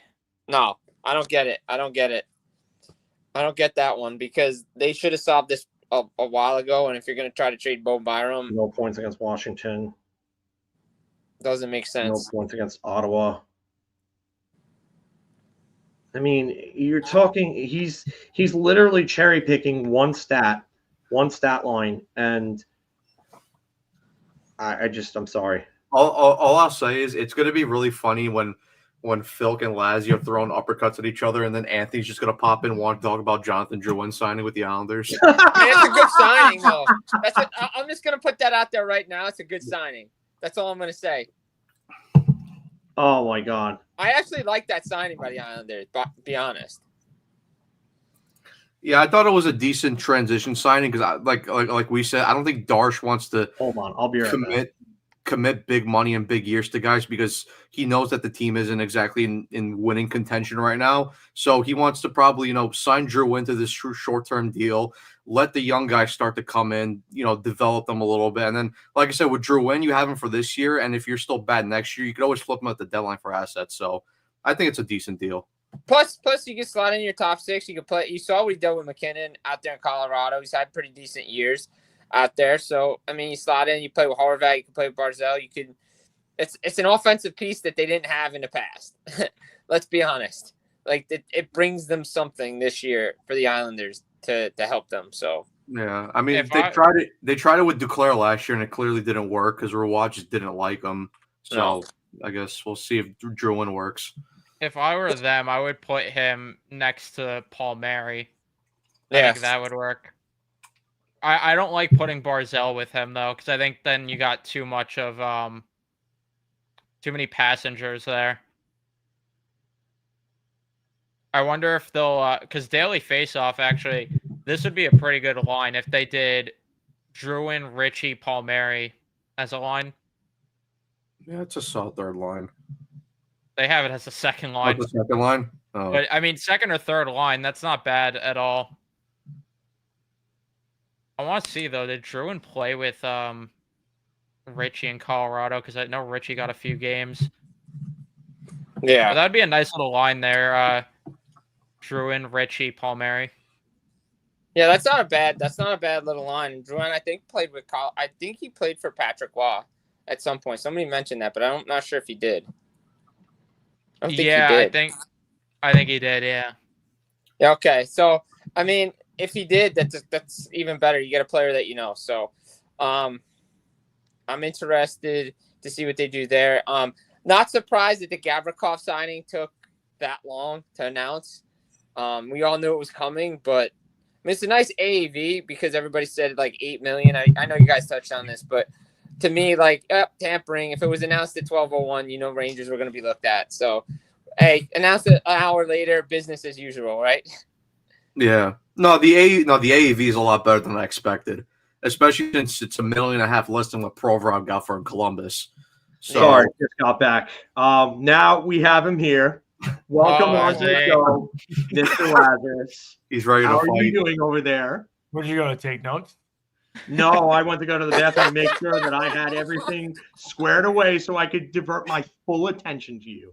All right, so okay. My only issue is saying you take Ryan Callahan over Chris Kreider in Game 7. Can you name like any big goal Ryan Callahan has ever scored in the playoffs? No, you're right. That's fair. I'll concede that part of it. But can you name a play that Chris Kreider made defensively? Or can you not think of any games that Chris Kreider didn't disappear in? Because I can name a bunch of those. Okay, I mean, there's plenty of games where guys. Okay, let's look at Chris Kreider's Game 7 record. Ottawa, 2012, no goals, no points. He was a +1. Washington, 2012, no goals, no points, -1. Okay. And then the next one after that, You're okay. gonna judge the kid who came out of BC in 2012. There's other games in Game 7s where he hasn't scored. I hope are you gonna do Callahan stats too? We can do Callahan stats too. Yeah, bring those up. Again, Chris Kreider's the goal scorer, but he gives you nothing else away from the play otherwise. I And agree. I know that if Chris I Kreider, agree. at least if Chris Kreider isn't having himself one of his games where he's not effective, at least I know Ryan Callahan is giving me stuff away from the puck. And you refuse to quantify any of that, and that's fine. No. That's fine. Listen, Phil, I think I would never say Chris Kreider is an all-around great player. Like all around, I think Ryan Callahan does bring you more. But in history and what we've seen throughout Chris Kreider's career in the Rangers, every time there's a big play or big moment in Rangers history, Kreider is a big part of that. He scores a lot of big goals. You think about that Penguins comeback, Kreider has 2 goals in Game 6 on the road, which forces Game 7. He scores the first goal of Game 7. You're saying he disappeared in the Florida series. Last year, it's a 2-2 series back at MSG. He scores a shorthanded goal on a breakaway to give the Rangers a 1-0 lead to possibly take a 3-2 And what did series. he do the rest of the game? He did nothing. He Scoring did goals isn't good enough. nothing. Scoring That's goals the isn't good enough. problem. I'm not expecting a hat trick every game. But the same people who dogged Rick Nash for not being able to score goals, who played a hell of Yeah, a he didn't better score. all-around game than He Chris didn't score. Kreider You did. paid him to score goals. He didn't score. You paid him to score. Okay. So you're paying Chris Kreider to affect the game in other areas. He's not doing that. But he's scoring goals. He's not always scoring goals, though. Look at the Devil numbers. Series, the 2023 Look Devil at the Series. numbers, Johnny. Kreider had 6 goals in 7 games, and everyone else disappeared. Look at the numbers. You're making him out to be Justin friggin' Williams. He's not. He's not. I just don't get how you can argue this though. Like every big All right, Rangers cool. moment we've had, like Kreider is a part of it. Because you need more than just goals to win. You do. He's supposed to do everything. That's not what he's paid to do. Okay, so he's not paid to do that. But Ryan Callahan has to be paid to do everything, even though he was paid less than Chris Kreider was. Yeah, because he's not paid to score goals. So wait, so Ryan Callahan wasn't paid to score goals? He's paid to throw the body. He's paid to block shots. He's paid to penalty kill. He's played to play 150% every game, like you were saying. He's not paid extra money to score goals. So wait, hold on one second. Goal So scoring, Ryan Callahan goal wasn't scoring paid as a gives you top money, six forward, no? what you're telling me right now. What? Ryan Callahan wasn't paid as a top six forward? I don't think Chris Kreider was paid as a first line forward. Hold on. So you're telling me that they extended Chris Kreider Yeah. to not pay him What's as he a making, $6 first line million? forward? $6 million? $6.5 million at that Yeah. time? Yeah. Okay. Or like Nash and Gavrikov and those guys making the big goal scorers making. What were they making? But Nash was paid as a first line forward. You just said that. I know, and Kreider wasn't. And Kreider, he like exceeded the goal scoring expectations, is what I'm saying. Kreider didn't exceed that, though. How is 48 goals in 123 games exceeding that? In the playoffs? 76 points. He's had one, two, He's not three really good playoff he runs. produce as Rick Nash. He had 3 really good runs. That was it. His numbers are propped up by timely goals here and there. It's not like he had a timely goal in every damn game. But he had them in most. Literally, No, at not that even in point. most, Yes, Johnny. he did. Not even in literally most. 48 in 123. That's not most. I'm saying what are the biggest games, right? Facing elimination, those are the biggest games, right? Are they not? So facing, it depends. You're down 3-2, right? Yeah. Or you're down 3-1. Is being down 3-1 as big of a game as a game 7? Well, how do you get there if you're not down 3-1? How do you come back? You got to Because keep you your put season your- alive. not How only many that- how many game 7s did the Rangers play where they were down 3-1 and came back? Plenty. You think about that cup run, they were down 3-1 to Pittsburgh. Kreider scores a goal in Pittsburgh to keep that series alive. First goal of that game. Okay. Down 3-1 to Washington. Down 3-1 to Washington. Kreider ties the game with about a minute and a half left. They win in overtime. Kreider scores You're 2 goals in talking that about game. Washington when Lundqvist dragged them? Oh, so now the goaltending matters. So Igor can't drag guys, but Lundqvist did. Okay. I got it. I see what we're doing here. I see exactly what we're doing. You can't be wrong. So So- Kreider's goals in those games don't matter because Henry. Wait. Hold on one second. So the goaltending matters and then doesn't matter. I don't know what we're doing here, Johnny. We're like kind of flip-flopping. No, I just said Kreider scored those goals, and you said, "Oh, the series that Henrik dragged them in." So Kreider's goals just don't matter. Yeah, because Henrik was able to drag them to those victories. He literally dragged them to those victories. So you don't have to score goals to win hockey games. You do have to score goals to win hockey games. So But you're putting Kreider on a pedestal where he's here, more so when he's really here. I never said Chris Kreider is the best player ever. I said in almost I'm not every saying you big said he's the moment, best player ever. I think you're elevating him way above his actual means. because he scored the goals, because you needed goal scoring and he scored. Yes, them. you do need goals to a point, but you also need to show up and play the rest of the game. Just because he scores one goal in a game and disappears for the rest of it doesn't mean that it's a great game. I'm with that. I'm aware of that. But again, like when you have the Rick Nashes, the Gabriks, the guys who like you pay for those big moments that don't do it, but Chris Kreider's the one doing Gabrick it. gave you nothing outside of goals. Like, I mean, all right, so if you're That's going what to give me I'm shit saying, about but you're paying those guys as the big goals. I understand that, but at least Rick Nash gave you really good two-way play and drove offense on his lines. Kreider also, you can say he the past couple of years has turned into a good penalty killer. Not always. What, Kreider? Yeah. No. I'm sorry. What do you mean? Him and Mika are good penalty killers. The Rangers have always had good PK. And Okay. again, So penalty that goes back to killing is goaltending different too. from 5-on-5 defense, and you all people know that. Huh? Penalty killing is different from 5-on-5 defense, and you all people know that. Specifically, I said specifically penalty killing. Yeah, but you can't. All right, so I could say Wayne Gretzky was a great penalty killer, but does that mean he was a good defensive player? Did he kill penalties? I don't even know. I actually He did. don't know that. He was one of the all-time shorthanded goal leaders. Yeah, I mean, I don't think Kreider is a good 5-on-5 defender. I do think he's a good penalty killer. Okay, so that's why I'm trying to tell you. I don't think listen, I don't think I agree with you. I don't think at 5-on-5, Chris Kreider is that effective of a player. Chris Kreider years ago at 5-on-5 was a better player than he has been in the last, I would say, 4 or 5 years of 5-on-5. I fully agree. The last time I looked it up, the last time their metrics were any good at 5-on-5 was when the KZB line was still together. And that was 2020, 2021. Yeah. Like, Gregory. listen, I'm not saying Chris Kreider's a bad player. I'm really not. Yeah. What I'm saying is that he's being put on a pedestal where he is way above Because he scored where all he those should big rank. goals. That's why. And the bar is low for this team. You're talking about he's the franchise leader in goals, playoff goals. He's this and that. But the bar isn't held, Johnny. Go to B-Rise question.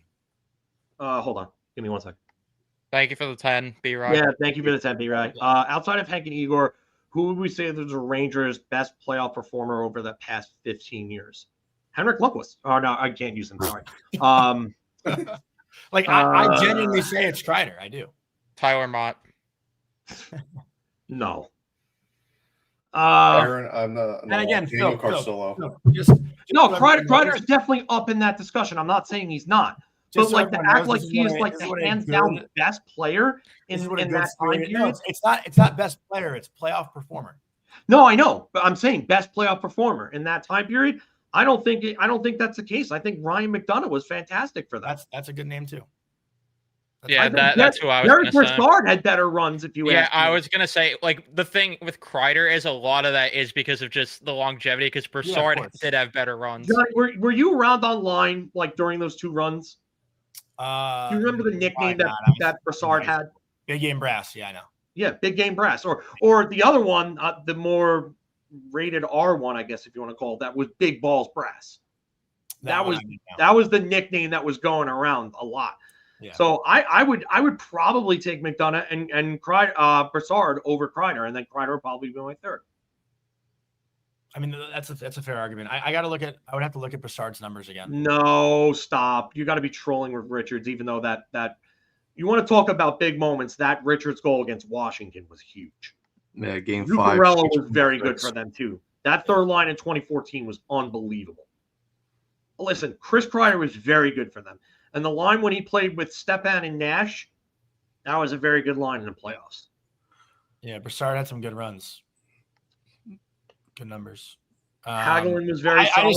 I just think when you said the Callahan over Kreider thing, I was like, that's just crazy to me. Because like the only Callahan goals that I could think of as a Ranger fan that I remember, he scored like the first goal against Ottawa in 2012 in Game 1, and he scored a 2-on-1 with Brendan Shanahan in 07 against the Thrashers, where he looked Shanahan off and went in. It was like the only 2 goals I could remember. Fair, and I'll give you that. He's probably their best. Well, statistically speaking, he's their guy playoff-wise goals, but he doesn't give you a lot away from the game otherwise, like away from the puck. He just doesn't. Yeah, for a guy that could give you the performances that he can give you, like he did in Game 6 against Carolina, where is that? And I'm not asking for I don't think he played that well in that game. He was just in front of the net. Like again, like that's something that's so funny. But you're yes, thank you. He didn't even play that well in the game. Where was he before those goals? He was. You couldn't even tell me if he was playing before those goals. I'm aware, Phil, but at the end of the day, you need someone who's going to score those goals, and every time it was Kreider. Not saying you don't, but you also need a guy that's going to give you 150% every damn game, and that's why when I look at one game, I'm not saying a series. Maybe I would say Kreider in a series, but in one game, in Game 7, I have a gun to my head. I have to bet on Chris Kreider giving me the ghost, Casper the Friendly Ghost, or I have to bet on giving him Game 6 against Carolina. What's the safer bet? Going with the guy that's going to give you 150% and may be able to chip in a goal and gives you solid defense, throws his body on the line for a block shot, maybe breaks his foot. By the way, did you ever read Callahan stats in Game 7s? Sure, you could go ahead.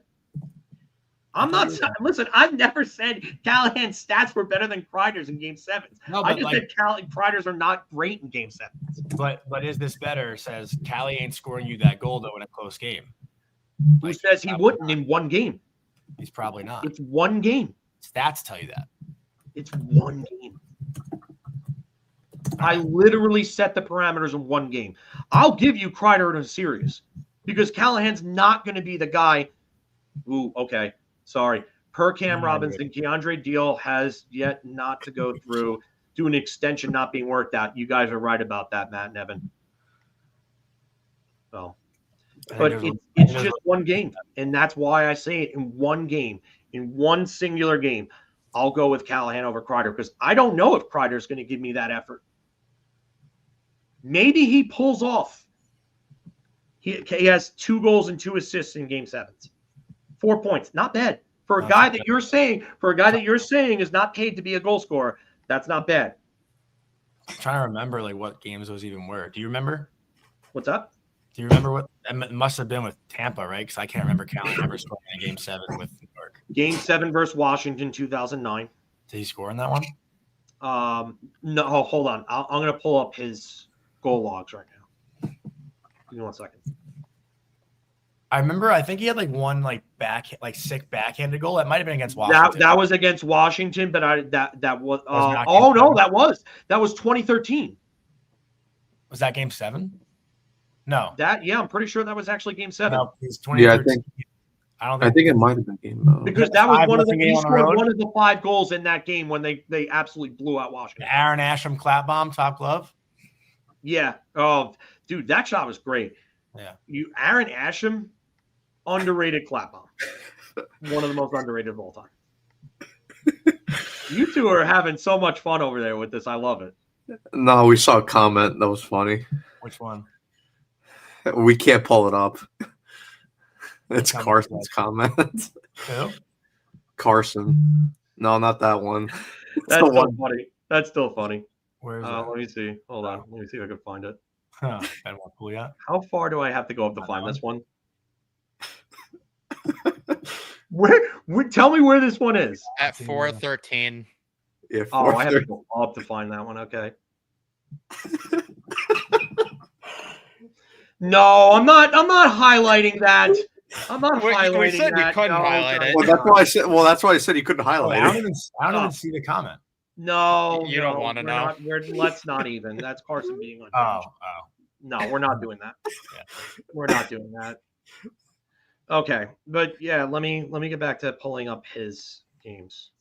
Well, yeah, it must have been that 5-0 game, which that was one of them. In your words, the Kreider 2 goals in game 7 against Carolina don't count either because that was a blowout too. No, I never said they didn't count because it was a blowout. You said, "Oh, I said what game is more important? A game where you're down 3-1 in a series, or a game 7? I mean, how do you get to game 7 if you're down 3? You got to win 2 to get to 7. Sure, it's an important, but there's levels to importance. You gotta win them to get there. Sure, but there are levels to importance. Like if you get there and you don't show up and you don't win, what's the point? If Kreider scores 3 goals in games 5 and 6 to force the game 7, he can have the game 7 off and scoring goals. Okay, but that's not been the case. That's really not been the case. Game 6 against Tampa, Carolina, they were ahead. I'm just playing what? Game 6 against Carolina, they were ahead. That was a closeout game. I think there's down 3-2 in that series. I think we need to win every game. I think we also need to establish a difference between elimination games and closeout games. Because elimination team is about to be eliminated. Yeah. So it's you gotta. There's got to be a difference between that stat too. I could find that. Elimination games is when your team is facing, like literally when your team is facing elimination. Kreider has 16 goals in 30 games. Mark Messier has 16 and 24. Those are the okay. records. Okay. And I'll tell you what he has when it comes to sweep, loss, potential closeout games. Lars Eller to Ottawa. Potential clinching games. All right, so he was 0 in Washington game 7, -1. That was 2009 Washington. Sorry. Okay. So yeah, he was nothing in that one. He had an assist against Ottawa in game 7 in 2012. Nothing against Washington in 2012. You know who's high on this list, actually? Who? Sebastian Aho has 10 goals in 15 games in closeout games. Yeah, that's just Chris Kreider, here you go. Seven goals, 4 assists, 11 points in 18 games when his team has had a chance to clinch a series. The Rangers were 12-6-0 in those 18 games. Okay. I mean, it's good. Again, he's a good goal scorer, but he doesn't give you much else, and that's why I'm taking Callahan in one game. If I will concede. If it's you guys should make a poll on Big Apple Hockey's Twitter. I'll retweet it. Okay, that's fine. That'll settle this once and for all, huh? I don't think that settles anything. I really don't think that settles we'll talk anything. in circles for forever. We will. We will. I honestly, the Igor discussion, as I've gone in circles with everybody about, and I have no problem going in circles about it because I think that contract's going to age poorly. But Lassie cannot win that debate because that's 3-on-1. It's game over. Yeah, no, I'm not even getting into that. No, I don't even want you getting into that, Lassie. I've gone over that so. But I also see both sides. Like I get that we did this with Henrik, and that's why we were never good enough to win. But like at the same time, too, I do. That's the point. I do think Igor Shesterkin is worthy of that contract. I don't. All right, Igor is great. I'm locking off before we do. I'm getting off. I can't do this. I'm getting off. Love you guys. Great debate. Make the poll. I'll retweet it. Let's see what people say. And that's what friendly debate looks like. So absolutely. Never any hard feelings. All good fun. Absolutely. And I'll talk to you guys later. All right. Be good. All right. Take care, Johnny. See you, Johnny. Yeah. Okay. While that was going on with all the signings, how did Holmberg just get more than Lars Eller? What did Lars Eller just get? Because I must have either been in the bathroom. No, it was while Lassie was here, and you guys were talking 1.25 for Eller, and Holmberg got 1.5. Uh-oh. Calling out Johnny there.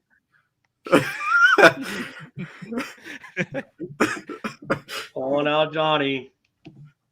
I'm not gonna lie. I kind of wish the Rangers were in on Eller for that deal. That's a good price. 1.25 for him. 1.25.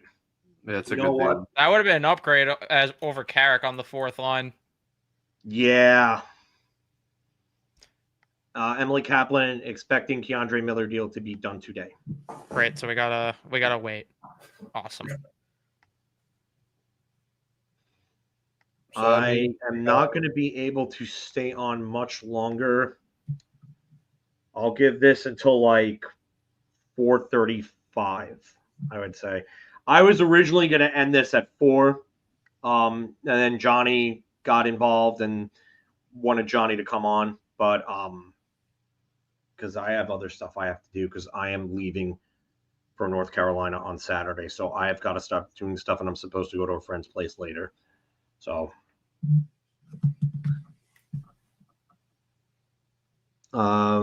is he going to want? I don't know. It's a good question. I'm trying to hold on to streaming here until the trade breaks because I just want to know what they're gonna get exactly. I'm not going to be able to go live once that breaks. I can tell you. Yeah, you're good. Yeah. I'll probably just set up a stream then on my channel. Yeah, I'm going to drop off Keandre in Carolina. All jokes aside, I have my family down there. I have some family down there that I'm going to be visiting for probably a week and change, and then I'm going straight to Florida from there. So I'm going to be gone for a while. So I gotta get some last minute things in the line before I go.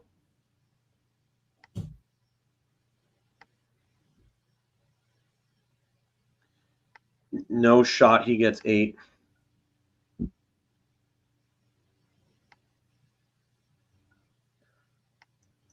Tulski press conference at 5. Is that confirmed?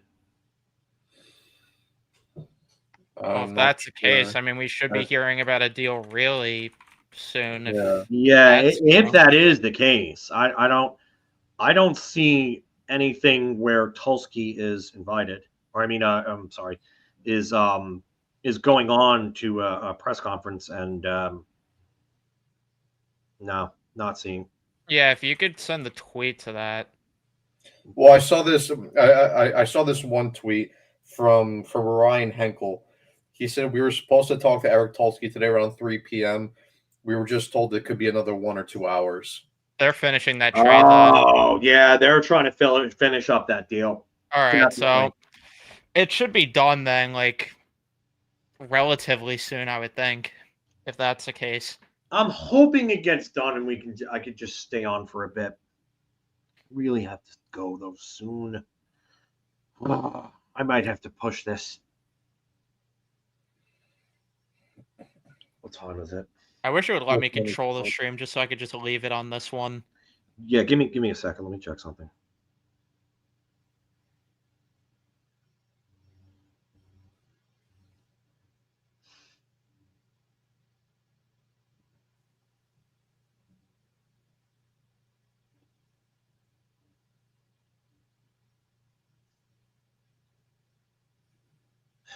Sorry, guys. Just checking on some things.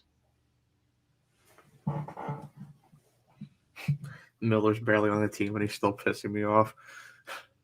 Yeah, I saw that comment from Kaylee. You know what, though?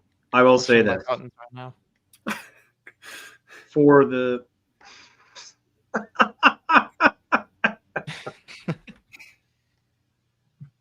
Oh, God. Yeah, I will say this, though. Like, for as grim as this day looked, it's actually turned out a little better than I thought it would. Yeah. The Gavrikov signing really kind of helps that a lot. Just because there's like something big to talk about. And this Miller rumor is really kind of keeping everybody on their seat, on their toes, at the edge of their seats. No, Eddie, not right now. I mean, they got Justin Dowling. That's not really.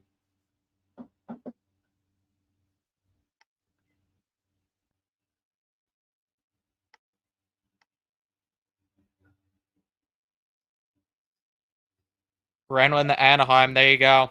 Oh, geez. Wow. Okay. 3 years. So there's a big signing. It's kind of sad that that's a big signing, but this is where we're at.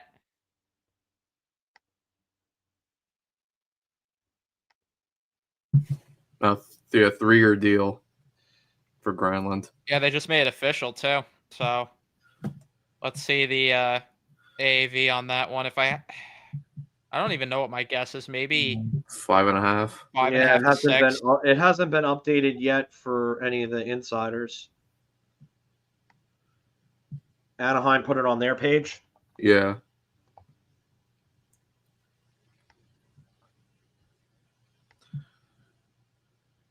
Wow. That's a good deal for them. Depending on what the AAV is, obviously, but I mean, you go in and you look at this team. The only thing I could say about them was that they're centered at this kind of Carlson's unproven.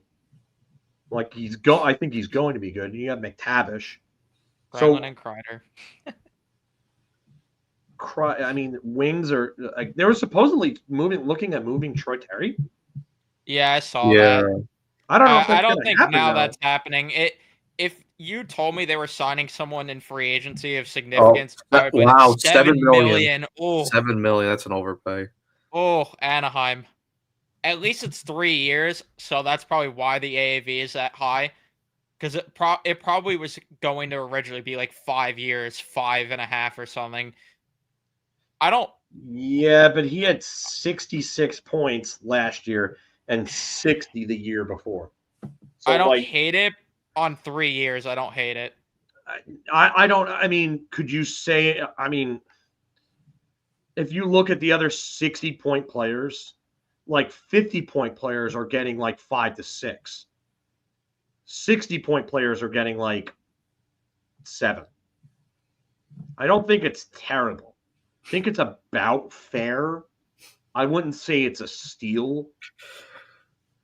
Yeah, no, definitely not a steal. It's a decent deal, a slight overpay, I would say. ever so slightly. I think 6 would have been perfect value.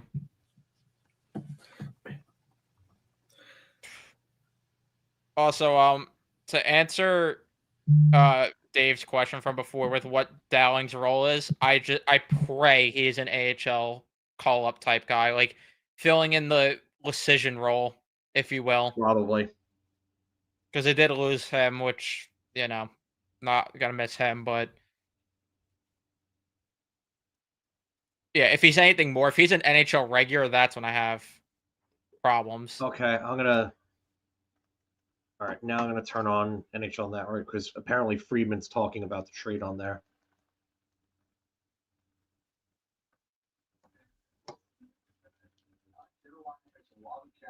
Carolina has a lot of draft asset, draft capital.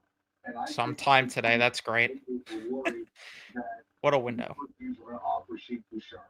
So they signed into that extension, didn't even let him get to July 1st. Now I think they switched their focus a bit to Miller, and they were interested in doing it. I think the Rangers knew that, and I think what the Rangers did was they're going to trade Miller to the Hurricanes sometime today once the trade call gets signed. And I think the offer sheet return, and I don't know if it was going to be a first and a third or a first, second, and a third, depending on what Carolina is willing to offer. I think that's going to be the key part of the return to the Rangers as part of this. But I do think that Miller was potentially an offer sheet target for the Hurricanes, and instead the two teams are going to work a deal with that. Bless you. That was a delicious. Okay, so Friedman said that they're looking at either a first and a third or a first, second, and a third for Miller. Not a bad return at all. Yeah. Yeah, then it just makes me wonder. Then they're probably the team that's looking to offer sheet Byron. Then if they're getting all those picks, but they have to do it with their own picks. Yeah. Well, yeah, that's the only thing. Yeah. But I do agree. I think they could be a team that we would be looking at offer sheeting Byram. Because if they offer sheet Byram, then yeah. And I don't think Buffalo would match, depending on what it is. I think they would be okay with a decent return. I don't think they'll have to give that much to have Buffalo because he doesn't want to play there. Yeah, no, that was my point the entire time before. I think once they acquire those picks, it will give them the room to go offer sheet. Because we're not talking about Mika, we're talking about Bowen Byram. Because if all of a sudden the decor is Gavrikov, Fox, and then you have Byram there, that would be nice in your top 4. And then you have Borgen, unfortunately, but then you have a huge fall off, unfortunately. But yeah, you go from good to just pure ass. It's like Dallas's decor. You got 3 good defensemen, and then it's just pure ass after that. After all that.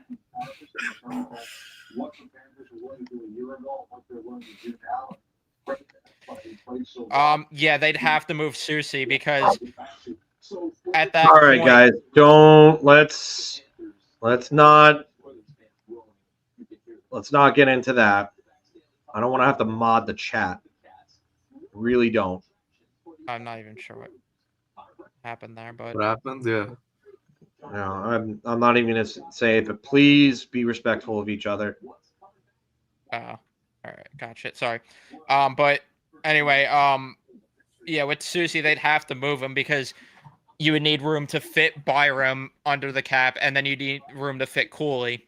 So they'd have to move Susie at that point. Yeah, I think they'll probably have to finally acknowledge that Susie is just bad. That's close. Nemeth was freaking. Adam Gaudette to the Sharks, by the way. That's a good get for them. Well, Klingberg's getting $4 million. That makes sense, though. It depends on what the offer sheet is, and I don't think it's going to be a lot to have them. They have more than $6 million. As of right now, according to cap wages, they have 8.6 in cap space. Yeah. And that's not factoring in that if they were if they got Byram, there would be guys sent down, so that also opens up a little bit more space. Yeah. Well, if it's $8 million right now, if you trade Susie without retention, that's 3.2 off the books. So now you're looking at 11.25. One leper. Yeah, 11.2 should be more than enough to fit Cuylle and Byram. Yeah, I don't think Buffalo would even try to do a revenge offer sheet because Byram has won it out for quite some time. Like, it's well known too. It's the worst, one of the worst kept secrets in the league. Honestly. And I can tell you this: if Buffalo was going to offer sheet Cuylle, okay, give me your first, Buffalo. I'll take that in the Gavin McKenna draft. Thank you. Yeah. Go ahead. Yeah, I would love for Buffalo to offer sheet him then. If you're telling me they have a chance to get Gavin McKenna for Will Cuylle, yeah, I would not complain there. Go ahead. Susie's a bigger cone than ancient Egyptian architecture.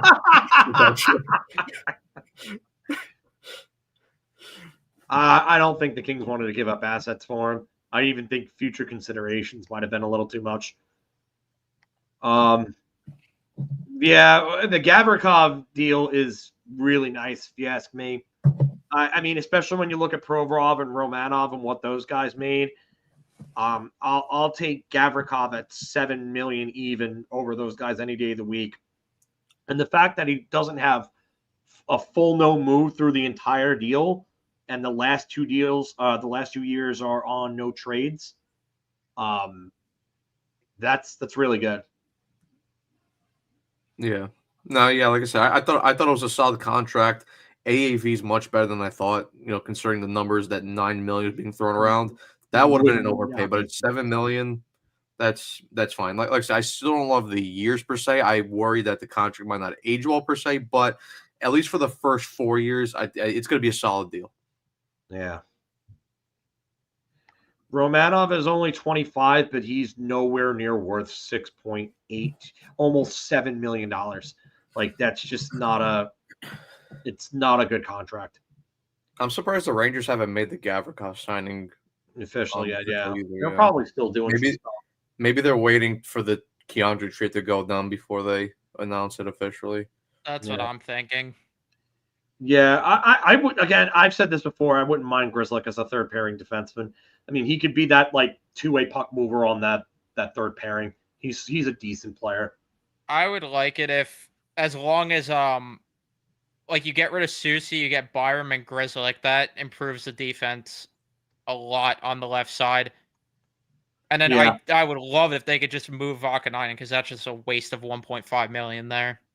The problem is that he might get paid bigger money than he should because he had a 40-point season. He had 39 assists and 40 points.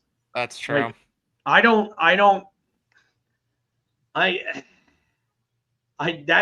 production is definitely not sustainable anywhere else because he's not going to get that type of opportunity. But they still got to get Del Gallezo. Oh, that's your favorite Jersey boy. That's the new era. This is this year's era. That's the Eric Robinson this year. Yeah. I think they're gonna have to move Susie at this point.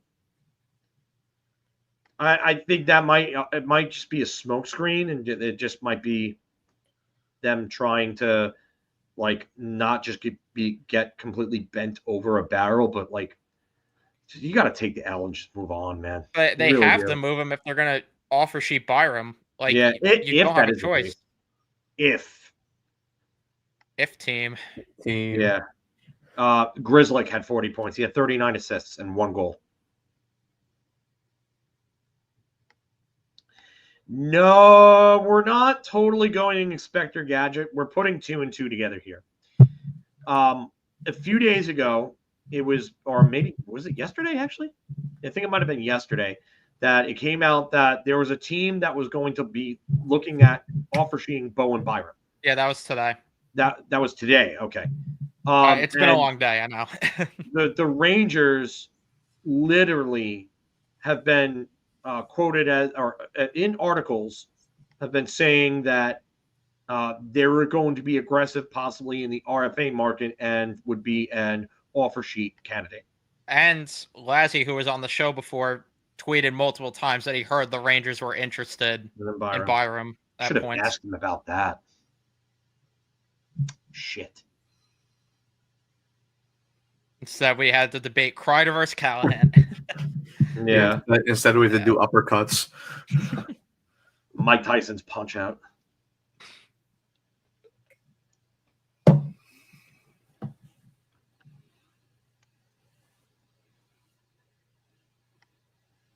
No, because he's a long-term fixture. And they need other puck movers outside of Adam Fox. Like they need like legitimate puck movers.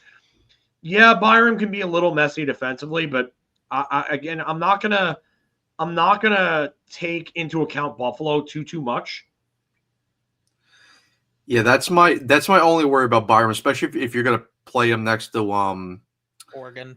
Play him next to Borgen. See, ideally, like if Bowen Byram was a right-handed shot and you had a second pair of Byram and Gavrikov, now that's a really good second pair right there. I agree with you there. That would be a very good second pair. Okay, but then you're going to need to go out and sign or trade for another defenseman that's probably going to make north of $7 million to go play with Adam Fox. That's my only thing. Yeah. I mean, the only thing though, Byram did play a bit of the right side this year with Dahlin, so maybe you could move him to the right side. The man is onto something. That's true also. I also don't think it would be the worst thing, and I know Gavrikov now that he's making $7 million, people aren't going to want to hear this, but I don't think it would be the worst thing if they wanted to spread out the defense a little bit and put Byram with Fox and then Gavrikov with Borgen. Okay. I mean, this is fair, but who are they targeting? I would love to see if you have any names, anybody realistically like Owen Power. How realistic is that? Yeah, I think we're still 1 year away from like Power really being available because Buffalo is going to blow it up when they miss this year. I do have a puck of bags that couldn't entice Kevin Adams. Are you talking about Matt Robertson? Because I don't think Matt Robertson is an NHL level defenseman. If that's if we're talking Jason, he's not a defenseman. It's got to be. Yeah, I don't think LA moves. No, they just moved Jordan Spence. They just moved Spence. They're not moving Brand Clark. By the way, Vanacek signed with Utah, so some goaltending there. So he's converting to Mormonism too. He is. What's his conversion rate?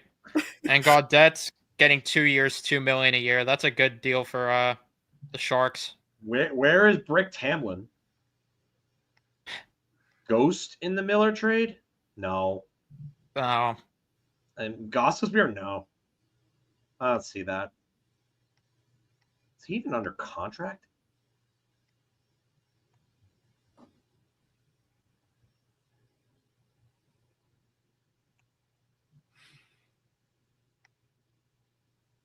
Oh, yeah, he has 2 more years left. But he has a 15-team no-trade list.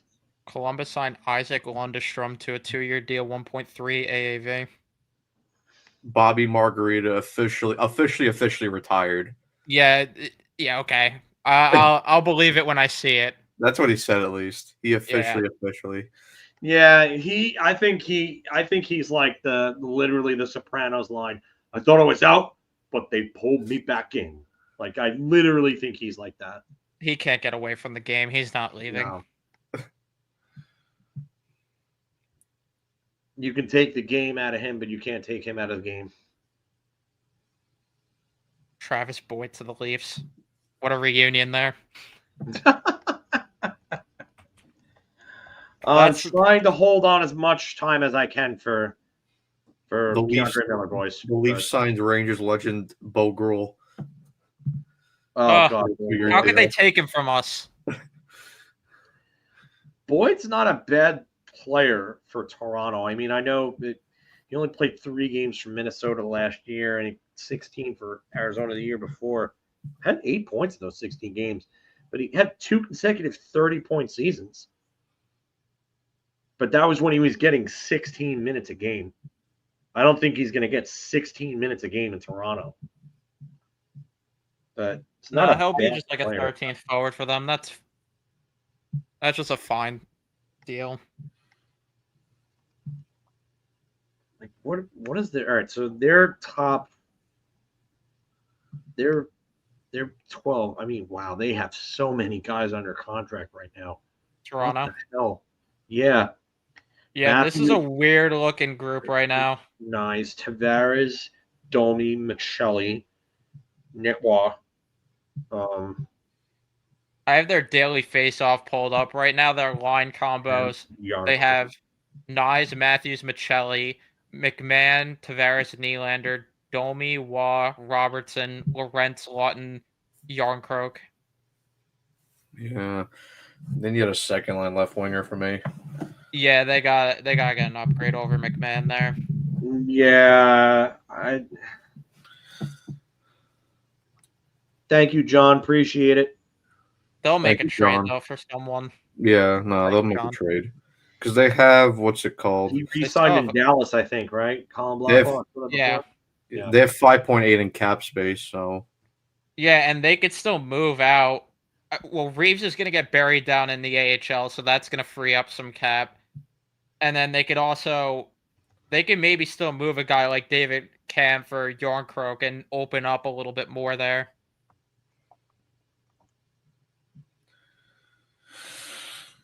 Honestly, they should really focus on getting like 2 wingers there to deepen the roster a bit more. Tomasino's re-signing in Pittsburgh. That makes sense. Thank you, Time to wake up for the 2. yeah, thank you.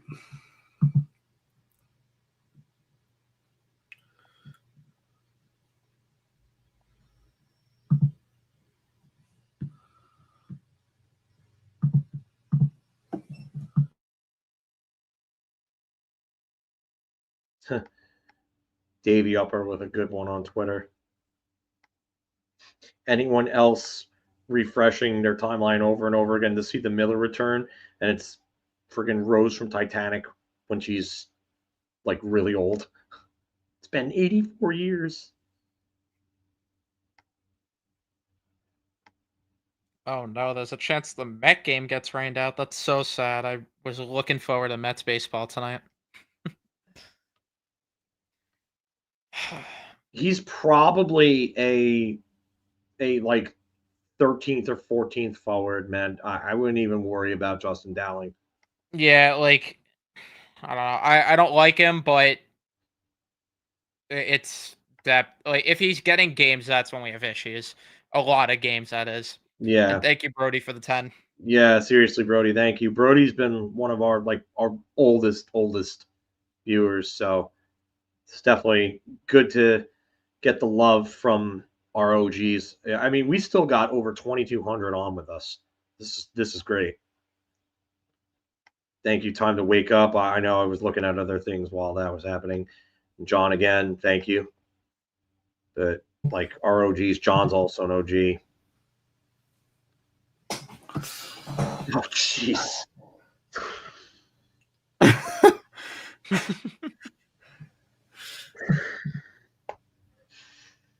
Oh, man.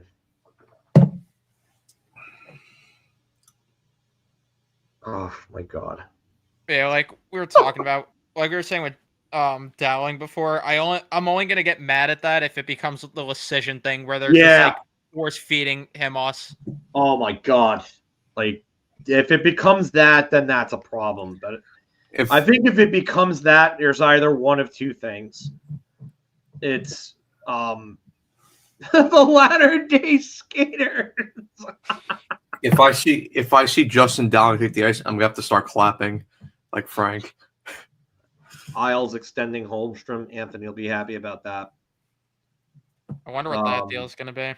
Yeah, I have a feeling he's going to look at like something like what Tyson Forster got, I would say, maybe. I think that's like a benchmark when you look at for guys like Holmstrom and Cuylle that all have had around the same service time and had like the same numbers this past year.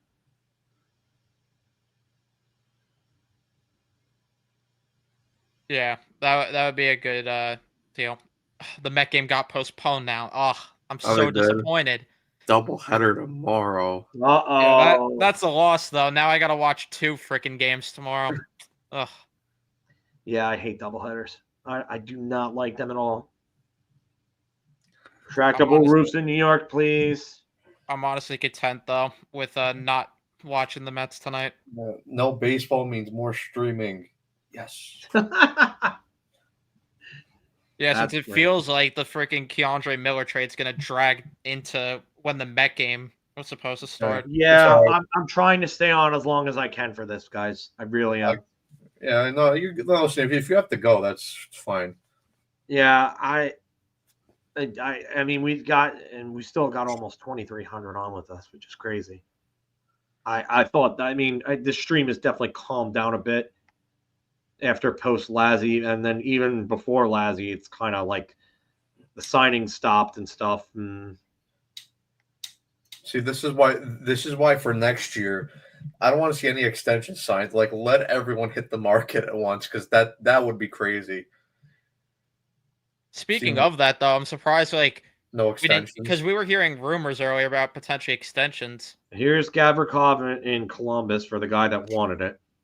He's probably not here anymore. Probably not there anymore, but that was so long ago. Sorry.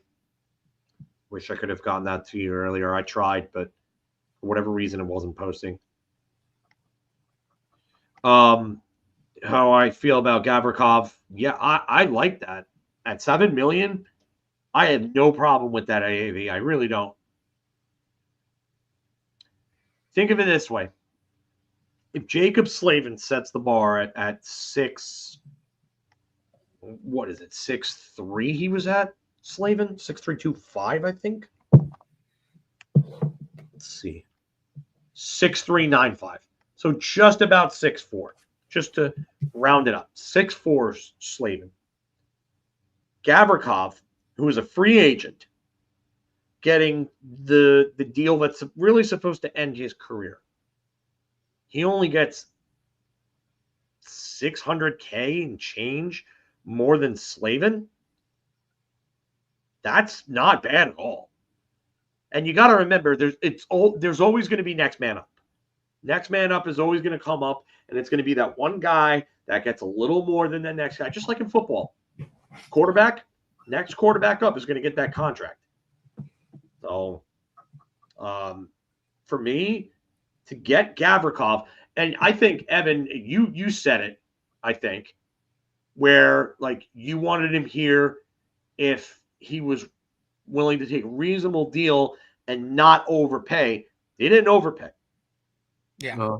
No, you probably got him for less than what he was expected. Especially definitely. Provorov. Come on. Yeah. Provorov, Haig, Romanov, getting all the deals they did. Seven's a great price.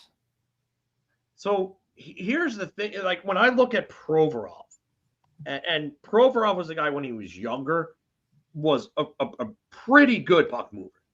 Like, for like the 41 points in his second year. He hasn't approached that since, meaning at 36 and 69 games in 2020, probably would have at least gotten 40, maybe broke that. But his numbers since have all been like low 30s. 2021, he had 26 and 56 games. I mean, it's a guy that's leveling out around somewhere between 30 to 35 points every year. So that's what Gavrikov is basically giving you, plus he's better defensively. And I'm pretty sure the eye test and the metrics say that. I know the eye test does for sure. Yeah, I watched a good amount of LA, and I really liked Gavrikov. I wanted them to trade for him potentially when he was first getting dealt. So yeah, I always liked the player. I just was not willing to do it north of 8.5 million, like that was rumored. Like 8 would have been an overpay, but I would have been able to live with it. But like once you get to 8.5 to 9, That's where I would have been like, yeah, no, you can't do that. I think 8 would have been the absolute max, and I would have been a little uncomfortable with that. I would have been a little uncomfortable with 8. Yeah.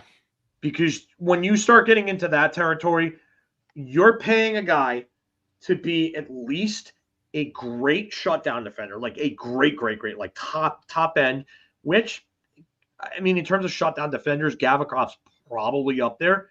Is he 3 behind Slavin and Forsling? I mean, that's really the question. Like, in terms of, like, just pure shutdown guys that are not puck movers that have shutdown ability, like, we're talking, like, strictly shutdown guys. Like, is he 3 behind those 2?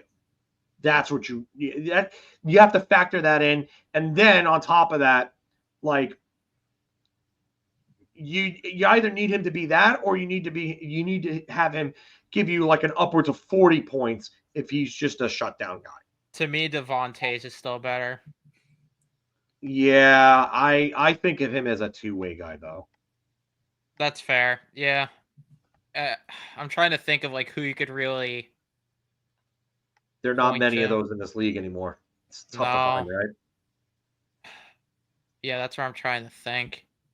Okay, so his last 4 seasons, 44 in 76 games for Taves, 50 in 82, including 12 goals, 50 in 80 games in The only 2022. reason I call him more of a shutdown guy is a lot of the offense comes from playing next to McCarr and playing with McKinnon up front. Like, I think if you put Gavrikov in that same role, he would find his way into getting like a 40, 50 point season as well.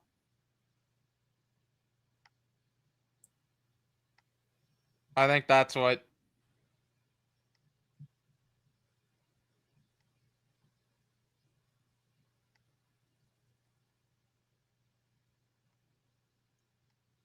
Oh, we got an update from Elliot. Yeah, I'm trying to go. We will into get that. clarity eventually. Long story short, the Hurricanes looked at an offer sheet for Miller, and the two teams worked out a trade instead. I'd expect the return to be along the lines of what offer sheet compensation would look like. That's basically what he said on NHL Network. Yeah, so that's just a repeat. Just repeating what he said. All right. Yeah. Elliot Freeman remix. Just wait until. I'm surprised we haven't got any VCRs from him yet. Yeah, I was gonna say, like, I mean, does he turn NYR into new instead of MYR? New like VCR, NWR, and NWR. Okay.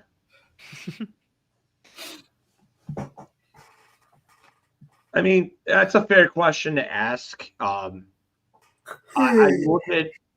I look at him and I say to myself, like, he can come here and he can play next to Adam Fox.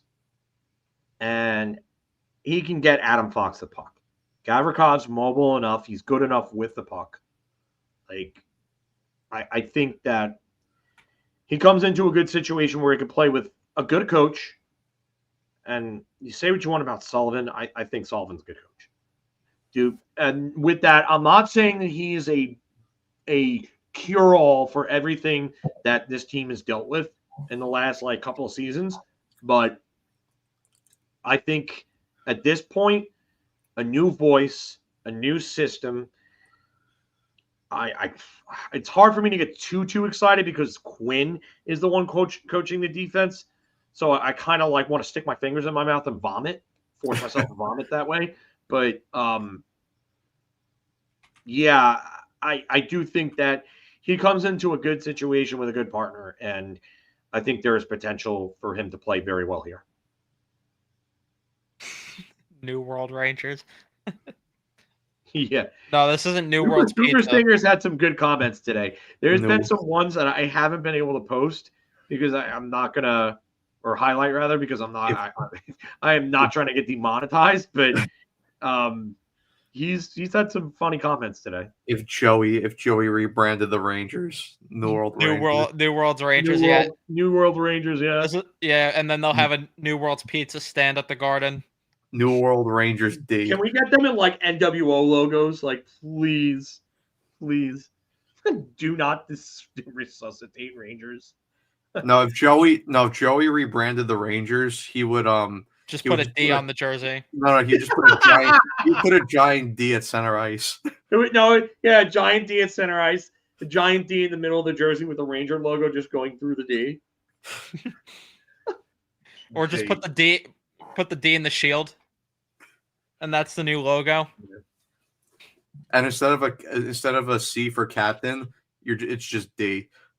All right. This is actually a good question, and I'll ask you a question in return. Like, can it be any worse than the shit show that was going on defensively this past year, where they were just not caring about defense at all? With David Quinn here, I can't count it out. That's the problem. It's really more Quinn than Sullivan. And the point that I keep fair, and just with Sullivan in general, the point that I keep going back to is what Statboy Steven went back or was saying, that you could bring in one of the best chefs in the world. If you have shit ingredients, it doesn't matter. And sure, Gavrikov helps with improve the shit ingredients, but you still have a lot of shit ingredients here. And that's a problem. Like, there's so much that needs to be done to this roster where it's like, this team has quit on so many coaches. Why should I believe they're not going to quit again? It's kind of like I have to see it to believe it type thing. If all goes well and they buy into Sullivan, great. Like, then this team is going to be a legit contender probably. But I need to see it to believe it because they haven't gave me a reason. No, I'm with you. I get it. I just think that they quit last year. They absolutely quit. We know that. And I think if there's effort there and there's a new voice and things are starting to change, I have to believe that there's an improvement. I do. And you know me, I'm not the eternal optimist. Like, I'm just looking at this realistically. But I'm gonna stick with this comment here. Brian, what would you do if Chris Drury showed up dressed like Hollywood Hulk Hogan and he had this world championship belt with New World Rangers on it and NWR, and he comes out to Voodoo Child by Jimi Hendrix and he's doing the air guitar with the belt?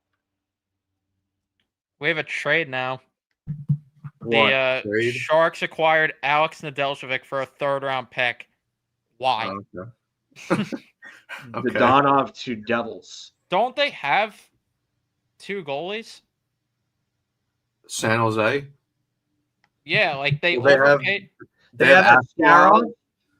And what's? Oh no, Georgiev's a UFA now too. Oh. Which Yeah. No, they need a goalie. All right, that makes sense. Yeah. I thought they already had. Because I was gonna say, is Askarov not playing? What's the plan there? That's what I was confused about. But Dadonov to New Jersey, someone said. Dadonov. Dadonov. Oh yeah, I saw it 1 by 1 with bonuses.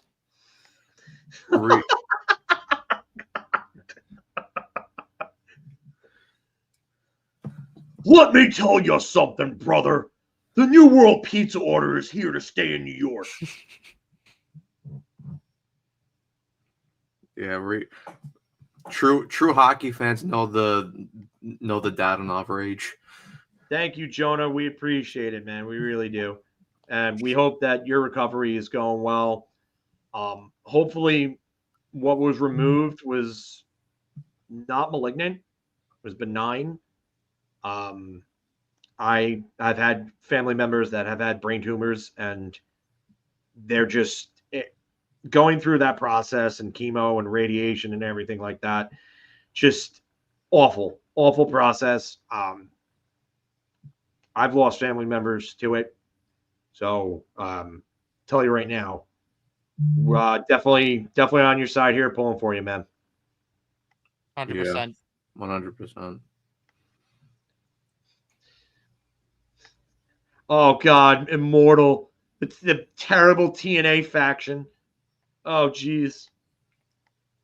Great NWR for big things like this. And Victor, your comment is pretty much the point that I'm getting at. That these guys had a meeting at Panarin's house and rebelled against the team.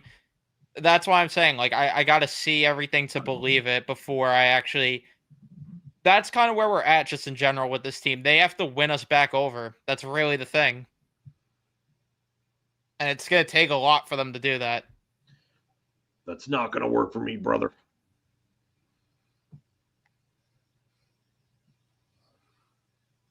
Oh, here's your question, Evan. Here's your question. Steven Lorentz is already gone, and he was near the top of Evan's board. No, Yes. I would have to see who's even available anymore. Steven Lorentz would have been good. I want Mark Del Gallezo for the back end. That was a guy that Nick and I were talking about a lot yesterday. Main event mafia. My God. Oh man. If we're talking about depth forwards, and you could get them at a reasonable time. We hate our We hate our 30 years old is crazy. 30 years old is crazy. Yeah, 30 with wives and kids is freaking unreal. To finish answering that question though, with the depth players, the list that I put out, I had Del Gallezo on it. I had Hudson Fashing on it. I think he would be a nice little add because I think he'd be a bounce back candidate since he was hurt a bit last year at the Islanders. Oh, Will Cuylle extended 2 years, 3.9. Let's go. That's a good deal. Let's go. Yeah. Sorry. So yeah. Yeah. Per Elliot Friedman, official baby. Woo! Ric Flair style. So now they do have money to if they move Susie, they definitely have the space to offer Shea Byram. Yeah. If they get those picks for Miller, trade Susie, and then offer Shea Byram, I'm happy about that. Oh, I gotta find the there it is. The cash, baby. Anybody? Oh my God! We gotta go $1 Million Man here. Money, money, money, money, money. Just to finish my point before we talk more about like Cooley and everything. Yeah, Fashing was on that list. I had Kivi Ronta, who's always there, Kevin LeBanc, and then the other two guys I had that are signed already is Lorentz and Easymont. Oh man, Chris Drury, not a bad day at all. Not a bad day at all. He takes care of business with Gavrikov. He gets Cooley back, and he's going to get rid of Keandre Miller. Woo-hoo! Oh man.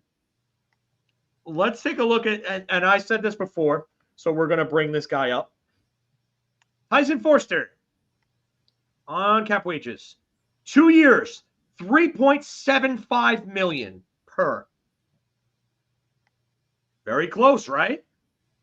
Oh, someone else just used the cash thing. That was probably Mark in the background there.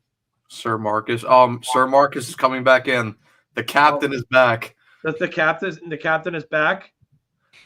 He's coming back for the layup.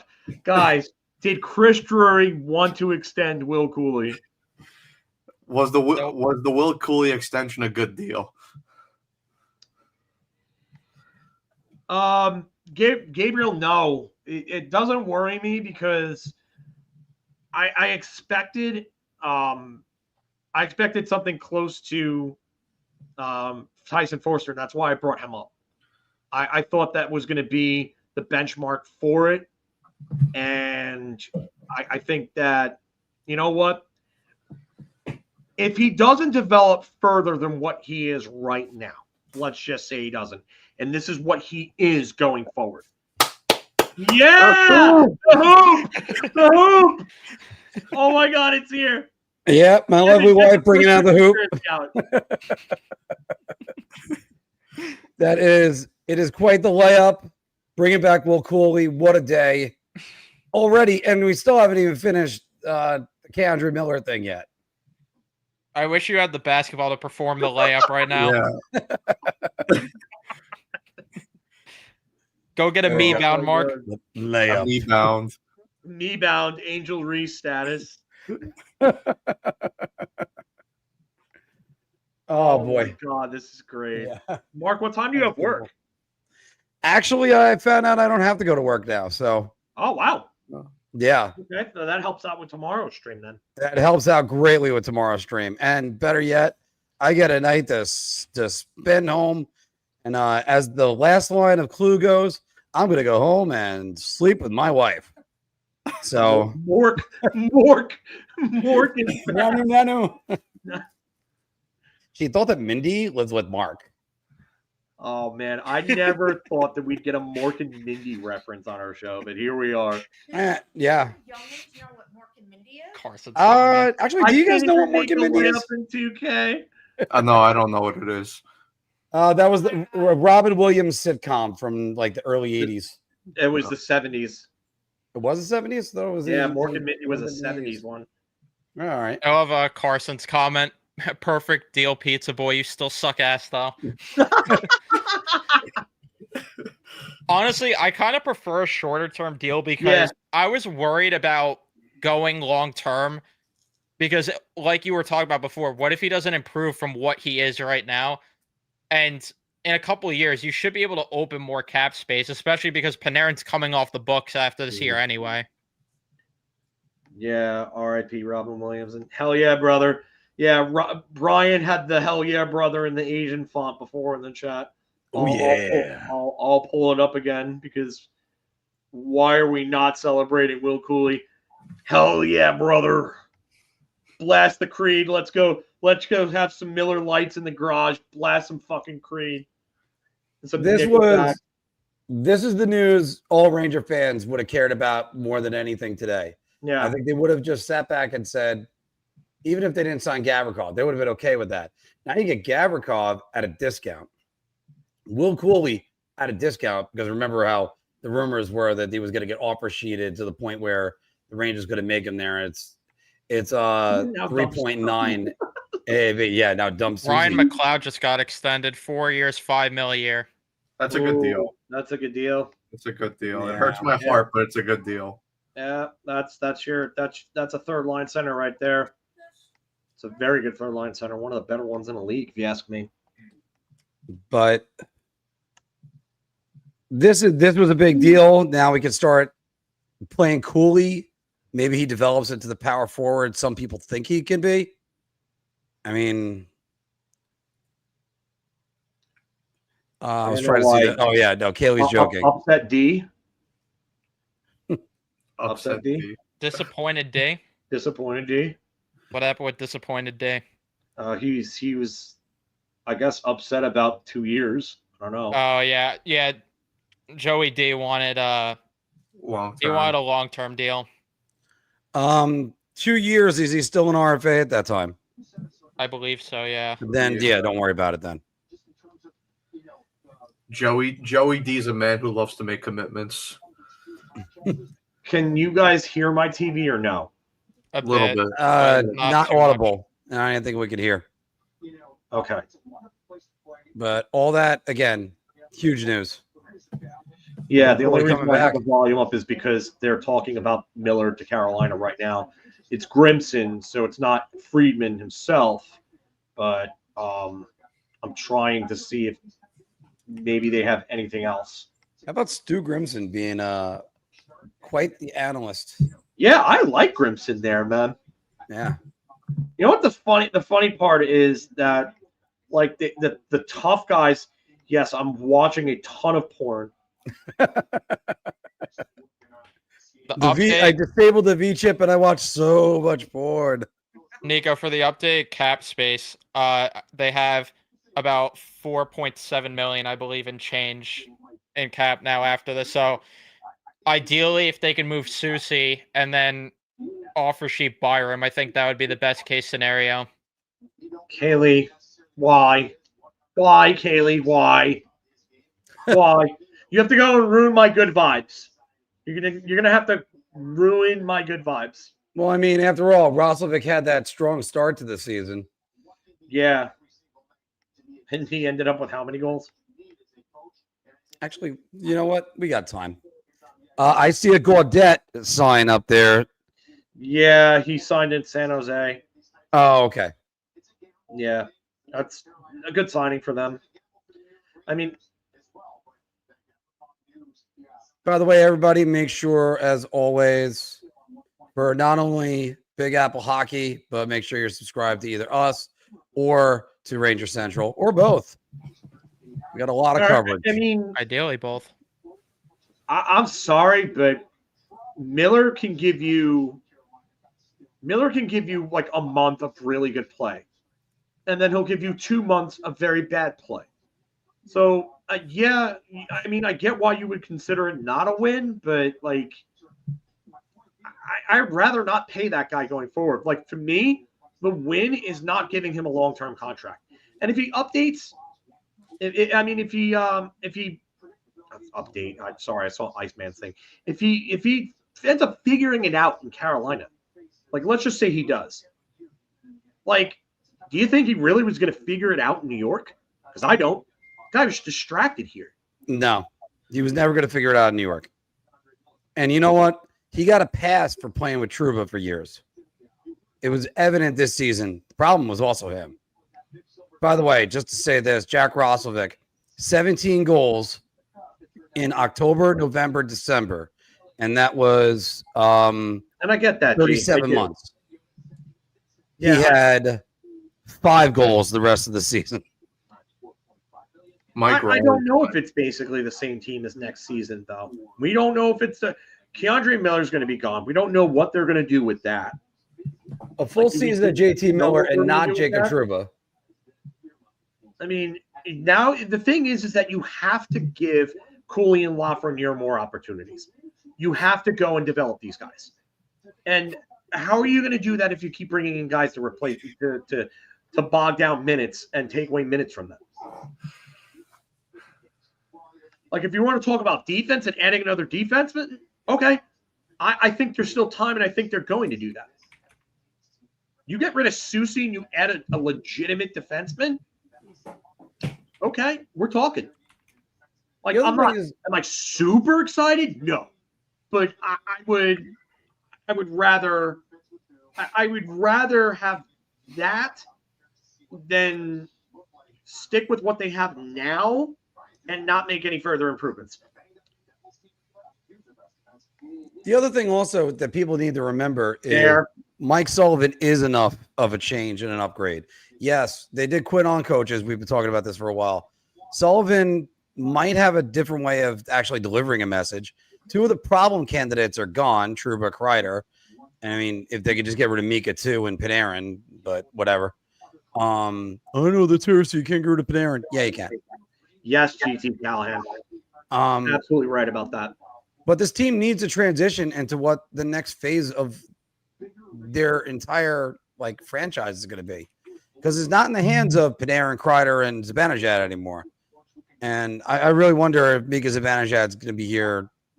Never mind at year's end. How about the opening night? I don't think you can say this. I really don't think you can say this right now. Especially with the fact that he's putting up really good even strength numbers. Like, I had the tweet where I listed all the guys that he had better or he had more points than at even strength. And there were a lot of names on there that were big guys. So for me, like, he's if anything, I think with more power play opportunity and more minutes, I think he'll bounce back. I want to get him away from Panarin, though. I really do. I just think that he's a bad influence because he doesn't play defense. I just want to get Panarin off the that. Alexei Lafreniere, since 21-22, is 93rd in the league in even strength points.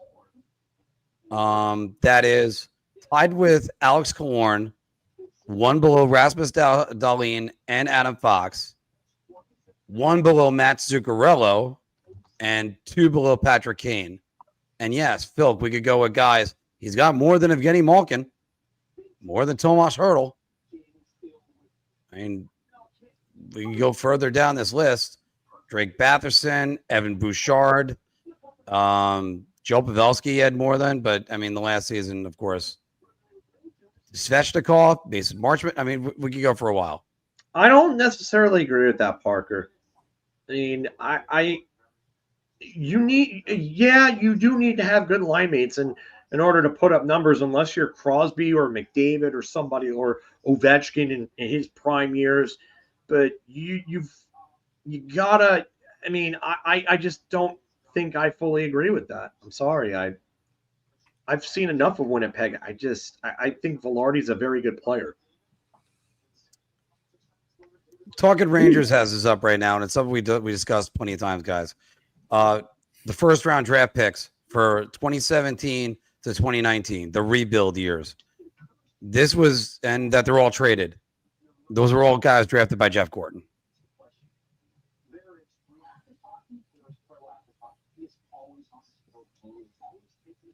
You can say it's a win for Cooley. Sure.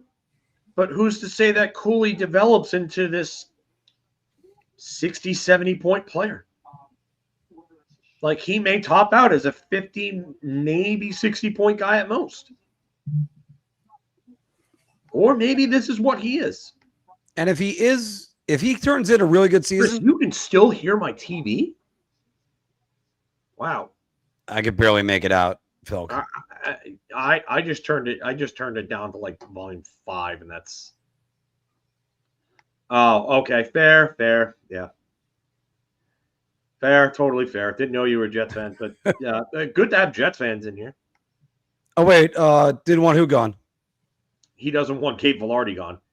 Oh, okay. All right. He's just joking and saying Velarde is a lineman merchant. He's just trying to make him sound bad.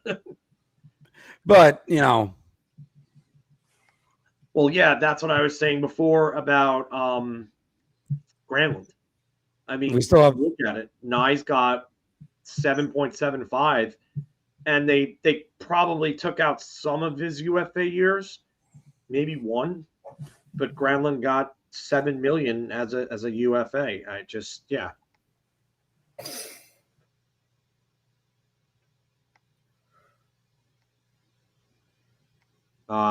Not sure of who you're referencing, Victor.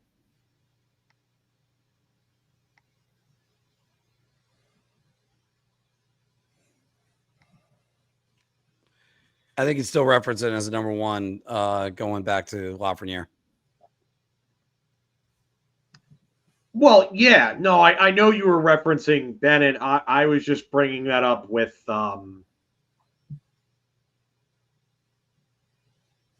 what the hell was it? With Granlund, just because I look back at the Nye signing, and the Nye signing was brought up before. But I'm just trying to illustrate like what the values are for like the point levels and the markets for everything like that. So that's what I'm trying to do here. Yeah, he is still a restricted free agent at the end of the deal.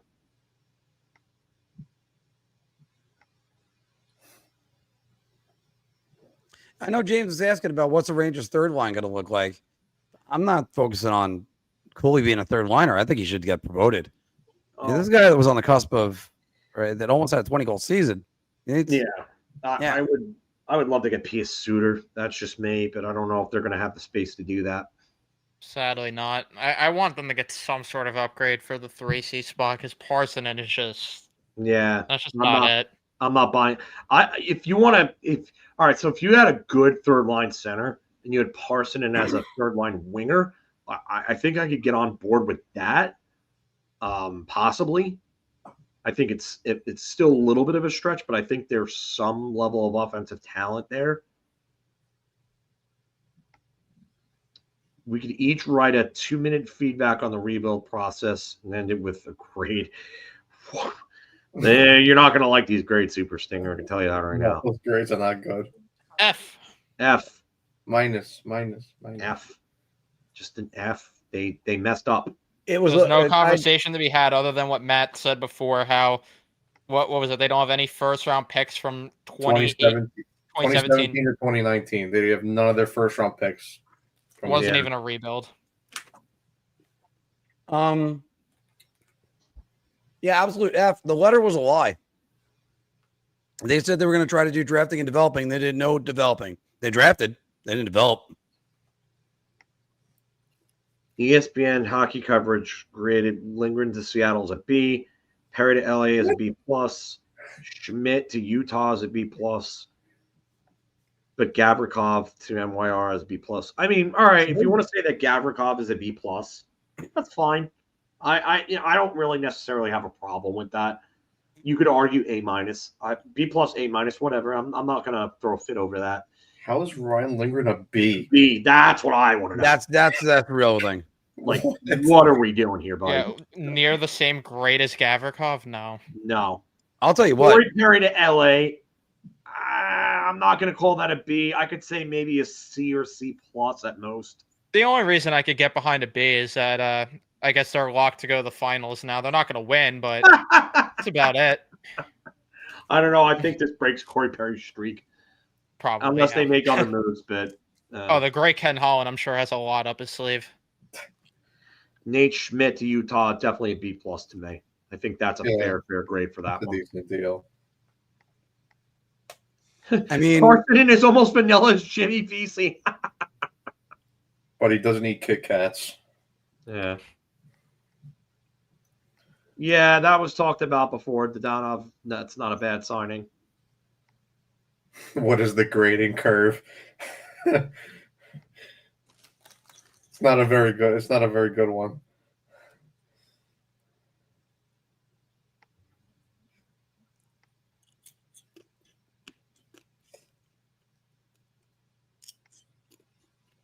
I just wonder how you give Lindgren a B.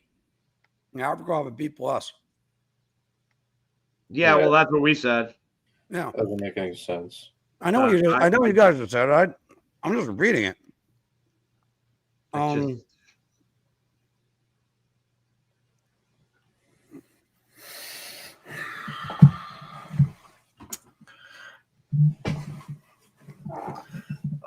Bluegrass noise. You're talking out of your ass there. I don't like Drury, but to say Ken Holland would have made the team better, fuck no. No. Get out of here. What?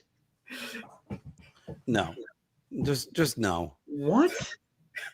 Are you serious Show with us on the that? doll where Chris Drury touched you. Go talk to any diehard Detroit Red Wings fan and about how badly he held back that team for years. Good Like, Lord. there's no way. There's no way. Good Lord, that's just no. We've been critical of Drury for a while. This is a good day for Chris Drury. I don't know what to tell you, man. Like, this guy hates Drury. Does nothing but hate Drury and Laviolette. Like, did they kill his puppy or something? Like John Wick him?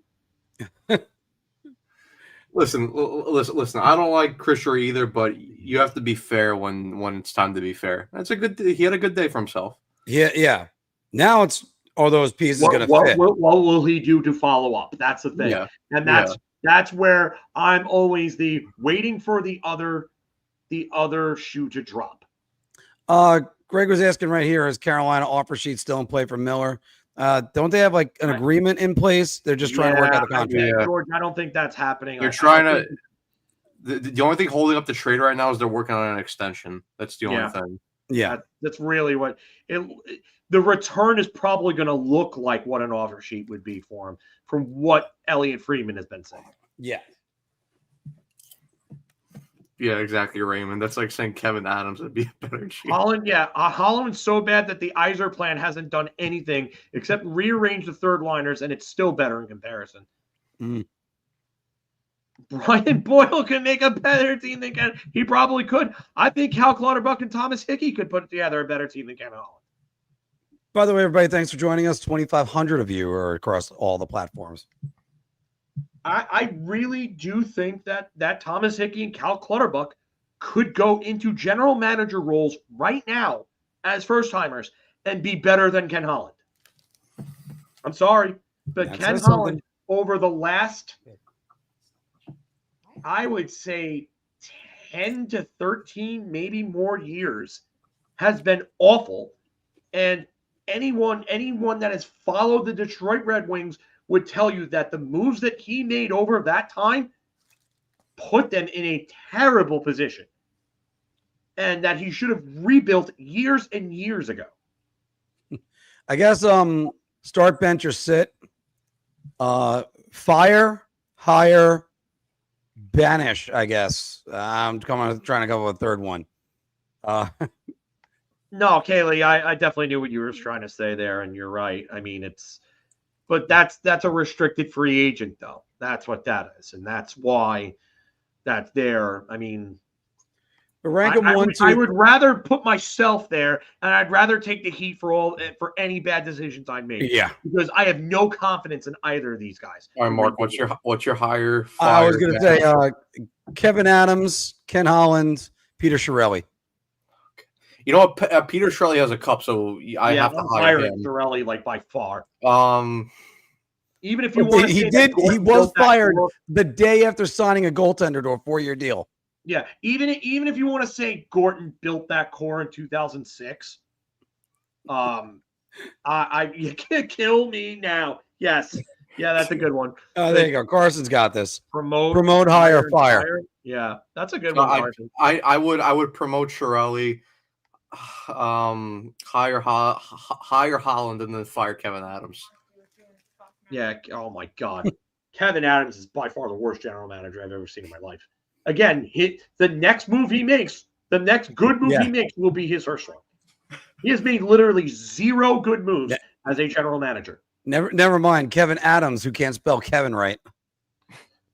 I spell it with a Y. Palm trees. Remember the part? Palm trees. Palm trees and state taxes. Sure, but it's literally Adams is by far the worst. But you can't say Drury always chickens out when he landed the top free agent. I wouldn't even acknowledge that. I've been ignoring that dumb comment. I'm sorry, it's dumb. I don't even know what that even means. Chris Drury chickens out. It sounds like a 5-year-old talking about somebody they don't like. Rich. Hey, Rich. Mark with a C. That's the only way to do it. Yeah, I'm kind of with Rich on this. You have no room. Excuse me, Mark Anthony. He was with a C. There you go. You really want me to refer to you and think of you like the guy that sang those pop songs? No, the Roman. But that's ruler. what you just did. Mark Anthony, friends, Romans, countrymen, lend me your ears. Yeah, but who the hell is going to think of that over the pop singer? Me, for one, because the pop singer. Anyone that doesn't have their face in a social studies textbook is not going to think of that. Imagine Mark is a pop singer. And it's Mark Anthony without the age. Oh, dear goodness. Yeah, the Roman ruler. We just got the Holmstrom deal. It's 2 years at 3.5. So Holmstrom was slightly under what Will Cuylle was making. Okay, cool. Good for them. That's a very good signing for them. You said 2 years, 3.5, right? Yes.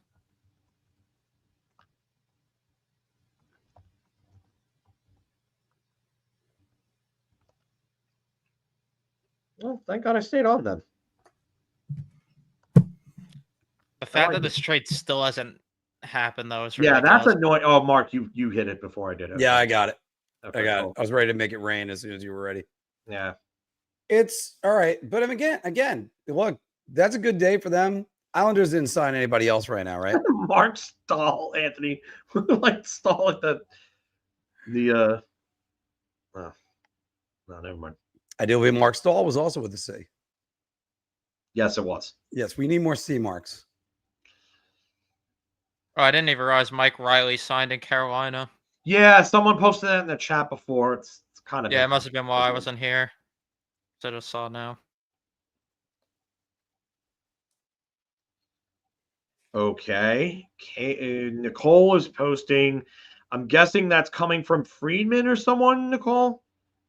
Let's see if we got it. Trying to trade 8 years, $60 million. So that means that's north of $7 million. Oh, it's Elliott. Hearing this sign, yeah, Elliott Friedman saying it. 7.5 for Keandre Miller a year. Oh, woof! Wow! Woof!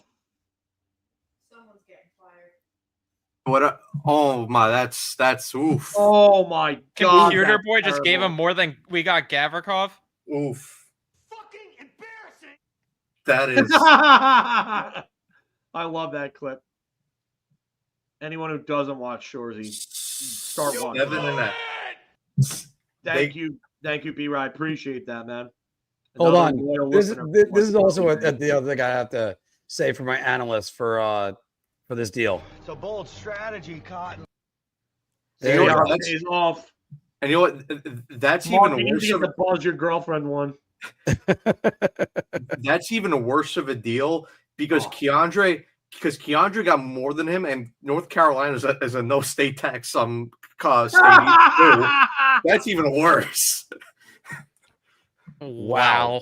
They Computer Boy really just gave him 7.5 a year. That is unbelievable. And their property taxes are like minuscule down there. Like my stepfather's house, like would go probably for like closer to like $1 million here, and his property taxes are nowhere near what houses that go for like 400,000 are here. Hold on, I got the Keandre Miller highlight reel. There you go. Really? Miller really must have not wanted to be there that they had to give him that much.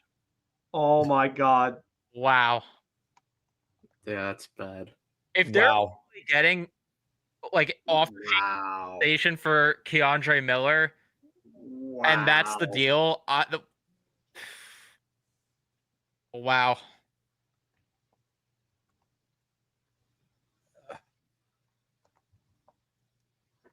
Yeah, what's Rod going to do to him?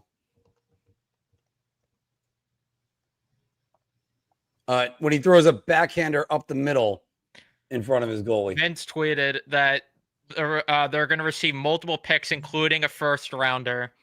Yeah, it's... Haven't heard about any players coming back, but we'll wait for the official word. Just going to wait even more.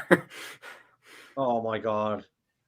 You know, this is where I'm actually going to highlight this comment of that they're going to regret it, because here's the thing: doesn't matter. He's not good. He's nothing as a Ranger. It doesn't matter. Like, yeah. So that's the thing. Like, tell you right now, it was not gonna work out here. Not gonna work out here. This is getting close to done. I think this gets announced within an hour. I think even less than that. If the deal is out, that was the hold up there. I think this is gonna get announced soon.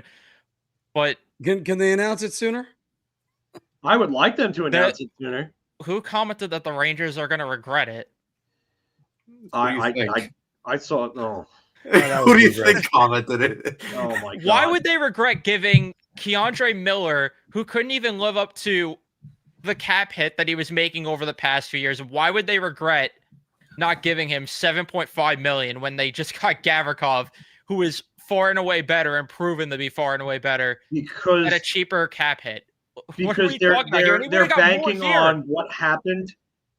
They're banking on what happened with Brady Shea to happen with him. But Shea was a better defenseman defensively. But keep in mind this, and let's just go with this. And then Abe's pointing this out right here.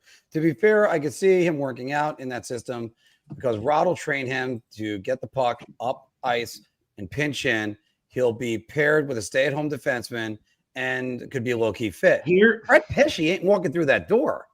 So for starters, that's one guy that always helped in matters like Brady Shea. Vince Mercogliano saying it's done. So another thing to go with on this is Drury cooking right now. Shea's been a defenseman for longer than Miller was. Oh, so we can always use that as an excuse. The thing is, right now, would you pay Keandre Miller $7.5 million to be a defenseman on the Rangers? Right now, he's making more than Gavrikov next year. Think about that one for a minute. I am not commenting. I'm not highlighting that one. There's two of them that I won't highlight there. Woof. The other thing that I was going to say with Keandre is if he was getting that contract here, like we were talking about, because of the state taxes and everything, it would have been closer to 8.5 or 9. Yeah. If he was signing that here. No, I'm so glad they did not give a contract to him. And if he thrives elsewhere, great. It wasn't going to work here. It was never going to work here. And that's what I literally just tweeted. It was never going to work here. And if you pair him with a stay-at-home guy, sure, but he's not playing on the first pair. No. He's not playing over Slavin. No. Yeah, he's definitely not playing. What are they going to do? Put him on the right side? He could barely play the left side. He's playing second line. I mean, and if you're going to try to put him on the right side, I don't see it. Yeah, 7.5 to be a middle pair guy. No, Yeah, that's so bad. That's not a good contract at all. I wouldn't mind 7 to be a second pairing guy if you're anchoring that second pair. He's not anchoring that pair. That's yeah. Unless he develops into something that we think he should have developed into, he's not anchoring that pair. No, he ain't. And by the way, on the current roster, who are you putting him with?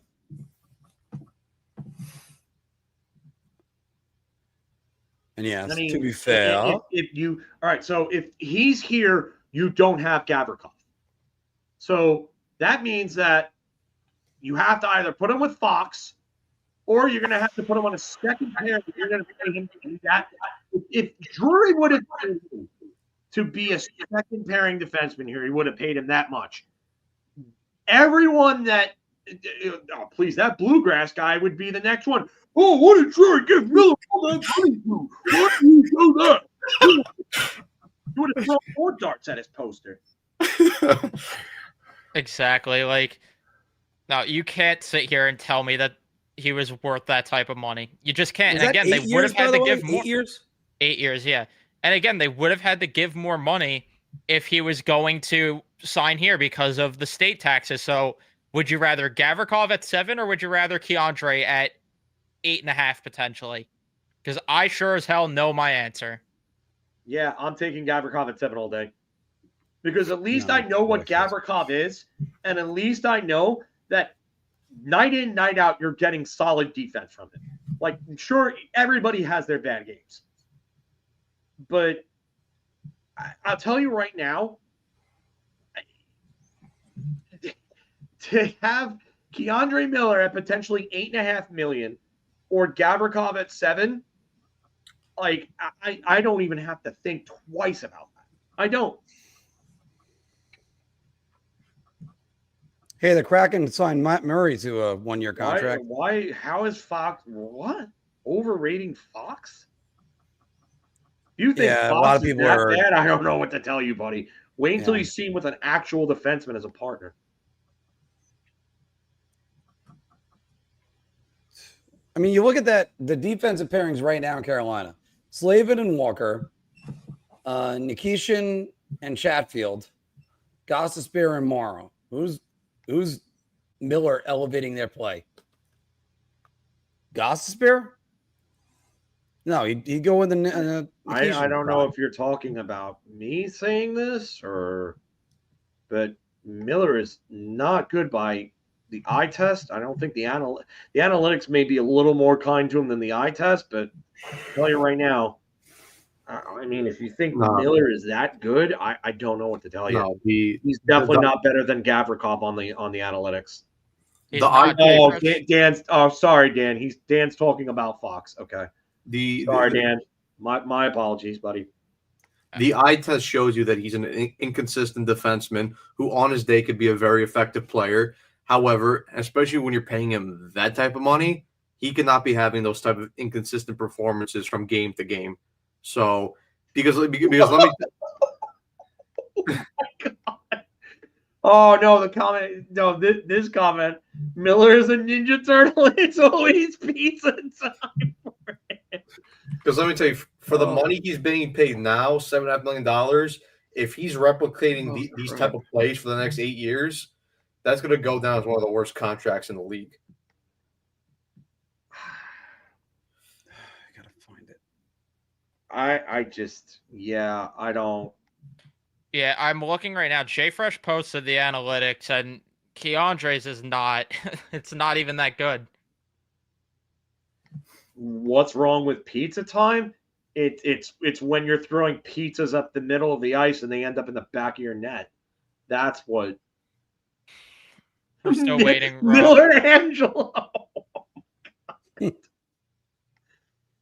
Oh man, Where is it now? I don't know if Miller gets bought out, but I am not in a Guys, once again, this is the guy. This is the guy we're all defending. Go. That's it. Ehlers to Ducks. That is Keandre Miller at his best. I saw Gramlin to Ducks.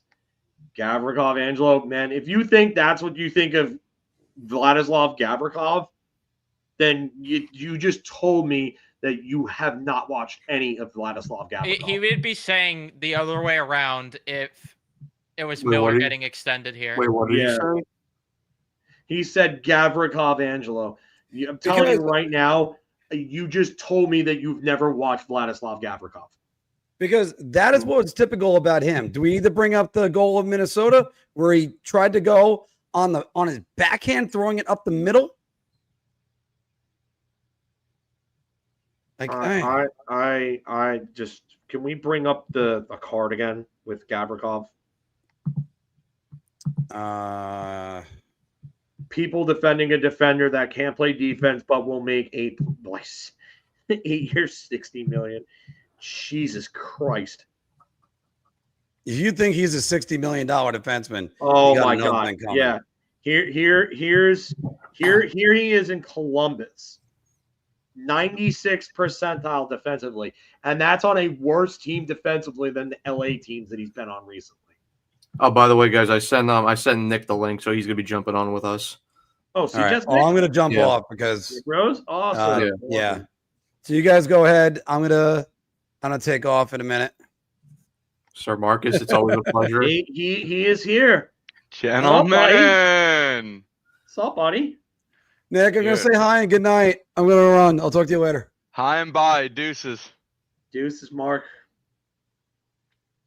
I can't believe we have somebody that's comparing him to. This is sick. Who invited him? Come on. Yeah, realize that.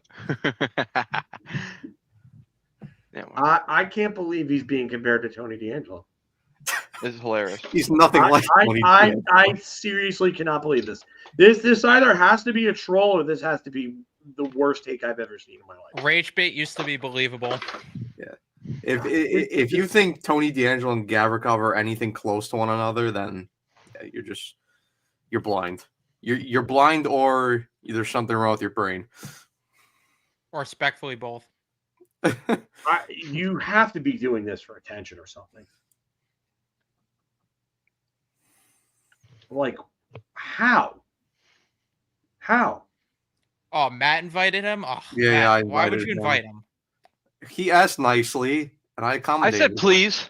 Yeah, he asked He nicely. said, did I was like, please. Thank you. Yeah. No, Did you say you're welcome? No. Matt, Yeah, say you you're mind? welcome. The return is supposedly looking like what the offer sheet compensation would have been. We're still waiting to finalize it, but First, second, and third. I'd take that for Miller. That would be crazy. yes, we are on the internet. Thank you. I didn't say anything bad. I don't think anybody has said anything bad. Not yet. I cannot believe that there's seriously a comparison between Miller and Gavrikov and DeAngelo going on. Like, I mean, DeAngelo is literally a guy who part of his highlight reel is him getting walked. Him getting absolutely walked. I will never forget that turnover in Ottawa. That turnover just lives in my head. I mean, I'm not saying anything too bad, I don't think. I'm sorry, but okay. That's what he's trying to say. And David, I get you looking out for us, which is good. Thank you. But I don't think I've said anything that like it's gotta like I can't think of it in any other way. I'm sorry. I don't know what to say there. I don't. The worst part, Nicole, is that there's 2 games I'm talking about. One of them was in Ottawa. That's the worst part. There are 2 Keandre Miller turnovers against Ottawa, I remember. I remember more bad than good. The only good I remember is him scoring that goal against Dallas. No, all right. So I'm going to be fair here. I'm saying that I can remember. I'm sure there's other moments, but I can hardly remember them. I'm not going to say that Miller didn't have his good moments. Like, the thing is that Miller is peaks and valleys. Like, I can give you a breakdown of it. So the first half of his rookie season, he comes up, he plays great. The second half, he hits a rookie wall and just falls off. He comes back next season in 21-22, and he just playing like absolute crap. Second half of that season, somewhere around maybe the All-Star break, he turns it on, and he plays great through the playoffs. And even in the Tampa series, he was actually pretty good against Tampa when Trouba was absolute garbage. Absolute garbage, and cost them with how many penalties in that series and getting absolutely walked. Comes back the next year. He's playing like meh, to start that season, first half of that season. After the helmet throw, his game takes off and he starts scoring all these points and ends up with a 40-point season. In the playoffs, he's meh. Doesn't really look too good, especially after game 2, but nobody did against New Jersey. 23-24, comes back. He's not playing great. But then Trouba gets injured, and he's playing with Schneider, and that's probably the best number 2 pairing we've had in quite some time. Like, him and Schneider were really good together. And then come playoff time, his game starts to fall off a bit. And then this past year, I don't know what happened, but just was not there. He looked okay with Fox. I know the analytics will tell you, oh, he looked great. Small sample size that people nitpick. Yeah, small sample size. This is my thing. Like, outside of that goal against Dallas and outside of the goal against Florida he scored where he goes end to end, I'm trying to think of specific moments that I remember from Keandre Miller during his time here. There is way more bad than good that I remember. There was that goal against Philly where that was a good goal. Yeah. That goal, yeah, that's true. Yeah, the one where he fell and still scored. Yeah. Yeah. And then there was also that goal against Seattle he scored in the last minute, that one game. I mean, I don't want to pin it just on moments because, like I said, I do think that there were times where he was playing very good hockey, but the issue with it is that it's many nights where it's just like, okay, like, what Miller are you going to get? The guy that is effectively closing the gaps on forwards and is actually applying himself somewhat physically to separate the puck carrier from the puck? Or are you going to get the guy that's stick checking, he's waving his stick, and then he ends up at the blue line because he's chasing a forward he shouldn't be chasing out of position.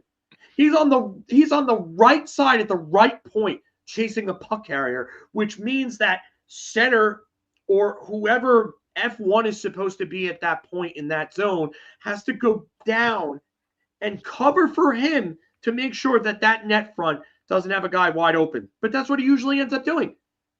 Guy wide open, backdoor goal when that happens. One thing with Miller, I think it would be fair to point out, if we're going to defend him just for a minute, is that since his rookie season in 2020-2021, which, mind you, he only had 12 points in that rookie season, amongst all NHL defensemen in that time, he is 43rd in the entire league amongst every defenseman in even strength points. And if you cut it down to his second year in the NHL, he's 34th. So that's like a lot of defensemen play in the league. It's a lot of even strength points you're losing on offense, and he's obviously second on the Rangers behind Adam Fox. I'm actually shockingly really happy with the Gavrikov deal compared to what it could be. I do think it's still going to age a little funny, but right now I could swallow that at $7 million a year. But I do think the Rangers need to find even strength scoring on the defense because Miller and Fox were carrying a heavy load. We talked about it last night, but Mark Del Gaizo from Nashville would be a super underrated signing, dude. Like that could be a guy you bring in, like kind of how the Rangers, similar to when they brought in Anton Stroman, on a 1 year whatever deal because no one else wants him, and he goes from your 7th guy to your 6th guy and eventually becomes your number 3 on your entire roster. He's 25 and he does everything well. I don't know how this guy's still on the market. Breaking news for anybody who's watching NHL Network, but Detroit Red Wings legend Alex Delvecchio has died at the age of 93. God bless. Holy cow. Yeah, rest in peace.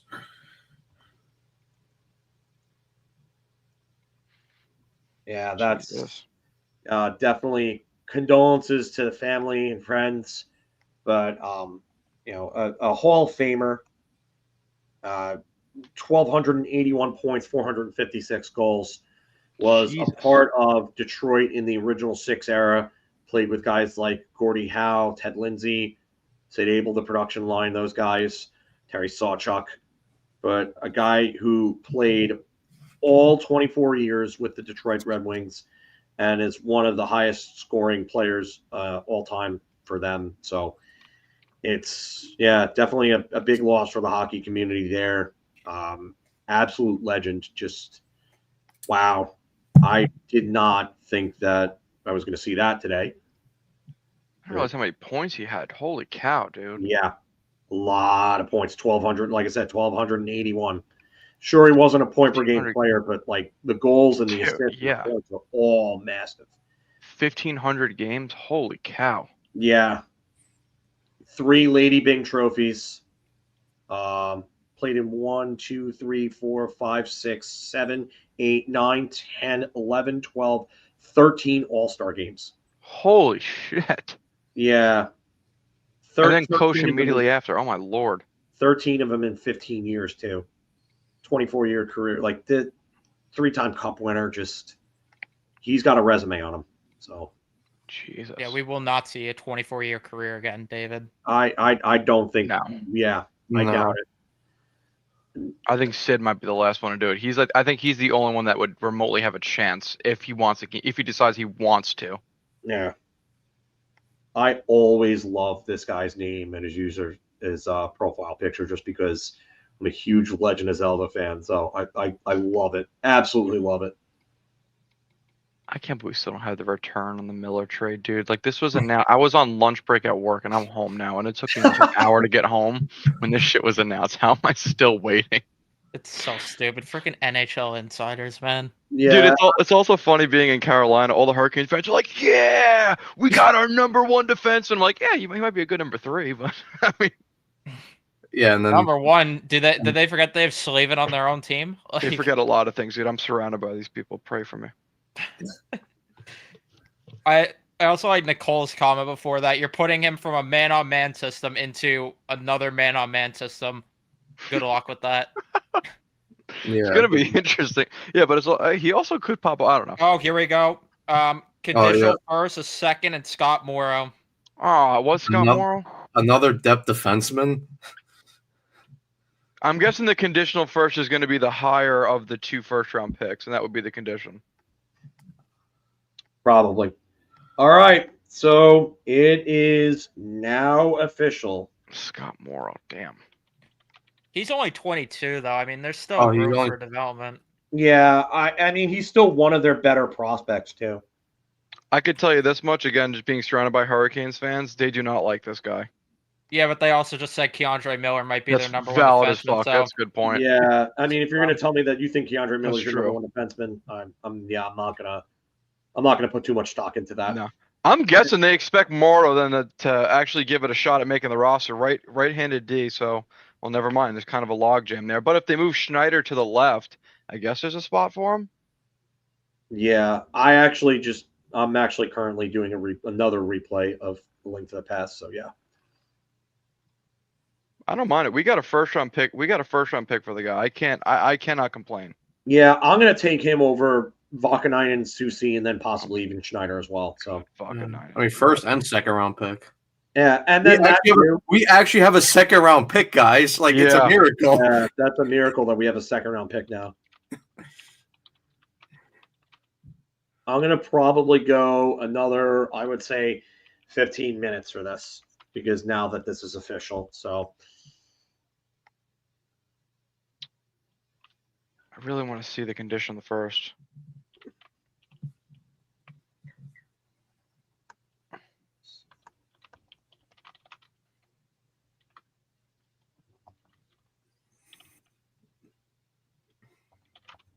It's also weird the Rangers have multiple firsts since they. Damn, when was the last time they had multiple first round picks? Was it the one that we gave up for Copp? 2020, probably. Holy cow! When we had the Kane and Tarasenko year, but we traded. Yes, Yeah. yes, One you're of them. right. Where did we get that first round pick that we used on Tarasenko? Oh, we got it from the Nils Lundqvist trade. You're Yeah. right, from Dallas. Interesting. Well, I just hope that condition is not something that would potentially take the pick away from us. I would hope it'd be something that could be just the higher up in the draft order. Because it's their pick and Dallas's pick, right? Yeah, it is. Oh boy. So, I mean, it's going to be a mid to late 20s pick.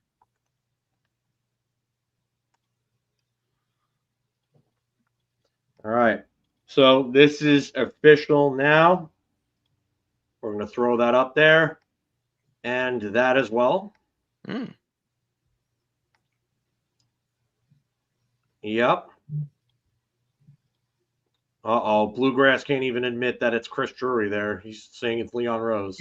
I'm sorry, man, but you Scott Morrow is one of Carolina's better prospects. I wouldn't say he's like a top guy. I would say their two top guys are probably Alexander Nikishin and Bradley Nadeau. Uh-huh. But Scott Morrow is right there. Rick Carpinello is he's also not happy about them getting rid of him and taking. This is a freaking great haul for Keandre Miller. Like, I'm Yeah, it sorry. is. I'm sorry. This is a really good haul for them. Morrow has the potential to come in this season. He played 14 games with Carolina this year, and he didn't look out of place there. He's probably a little more of a puck mover than anything. But again, this team needs other defensemen that can move the puck outside of Adam Fox. This could be your even strength scoring guy. Right Morrow here. put up 6 points in 14 games for them. Sheltered minutes, too. Yeah, and the minutes were not big for him. They weren't. Yeah, he only averaged 15 minutes, and he put up those points. And I believe they're all at even strength. Yeah, they have to be. There's no way he was getting power play time. Yeah, without looking. Now I'm Yeah, pulling it up. they're all even strength. Yeah, all even strength. No power play time whatsoever. 15:48 in 14 games, 6 points, no power play time whatsoever. I would like this even more if they freaking move Susie and then get another left shot Yeah, man there. That's got to be the next move. The right shot defenseman. He's 6'2", 210 pounds. So he's got some size. So you could probably safely pencil in the Rangers defense the right side as Fox, Borgen, maybe Morrow, and then the left side, Gavrikov, He has him at 210. Schneider. And then who's your number 3 right now? Susie until he's moved? Or Vakanainen. God, don't say that name, please. And actually, Hockey Reference also has him at 210. Interesting. So yeah, Lassie loves Morrow, huh? Look at that tweet. The Jack Eichel of the blue line. God, I wish. Oh yeah, Evan, that was a good retweet. I just saw what you tweeted about from Rono. Yeah, look at for everyone that wants to look at the analytic cards, look at how close they are. Yeah, I'm actually really surprised. That's a really nice return, especially in a loaded draft next year. You've got 2 first-round picks, and was it a 27 second or was it their second for next year as well? It doesn't say that as of yet. Yeah, I'm trying to find an update on that, Nick. Because if you're going into next year's draft now, would that be 2 first? Oh, we don't have our own second next year, but you'd have 3 picks in the top 64. Unless they're going to use it to get more help on the blue line. We were talking about maybe offer sheeting for Byram if they can make the cap work, but sign me up for that. I don't know if they're going to be able to make the cap work for that. Wow.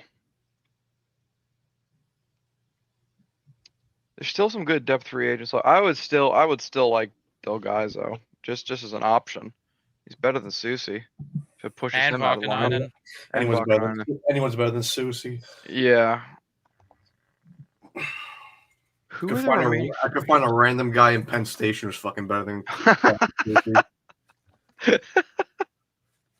Like, here's a pair of skates and a fucking hockey stick. Go play. Yeah. Okay. Good luck. Get out there, kid. Oh, and here's a helmet too. Safety first. Yeah. Safety first. A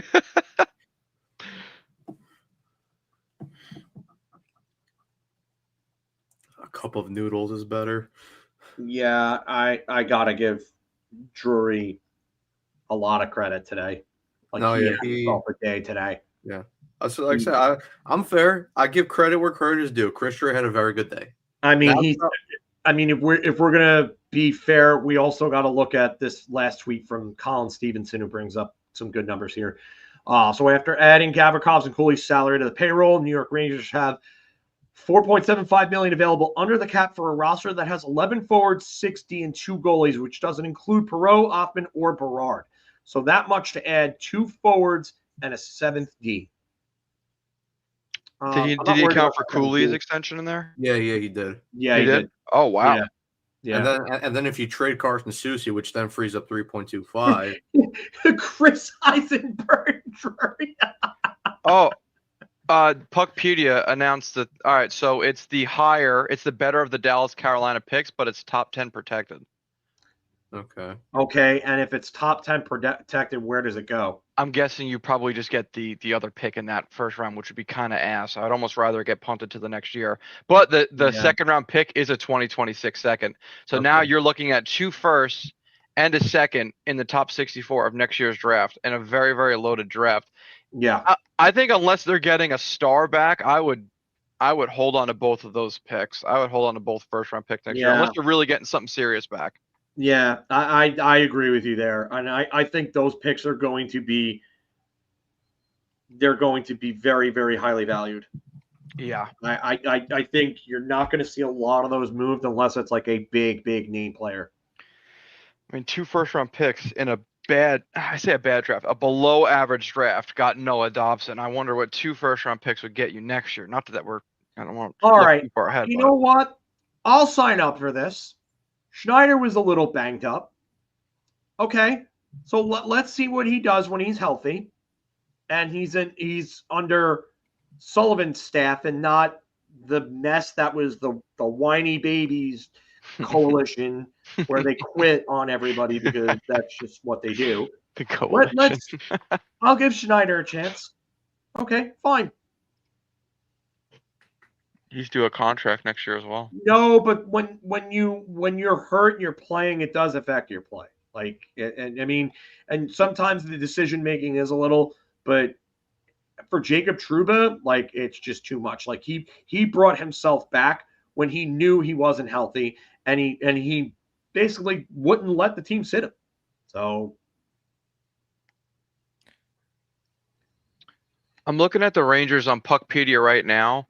They got Dowling on the roster, so you got to count. You're accounting for 14 forwards, 8 defensemen, and 2 goalies, which is obviously not going to be the case. I don't think Dowling's going to play. No, hell no, God, he'll be in the AHL. But that's $550K. With those, you send Dowling down, you're at like $1 million and change, like 1-2.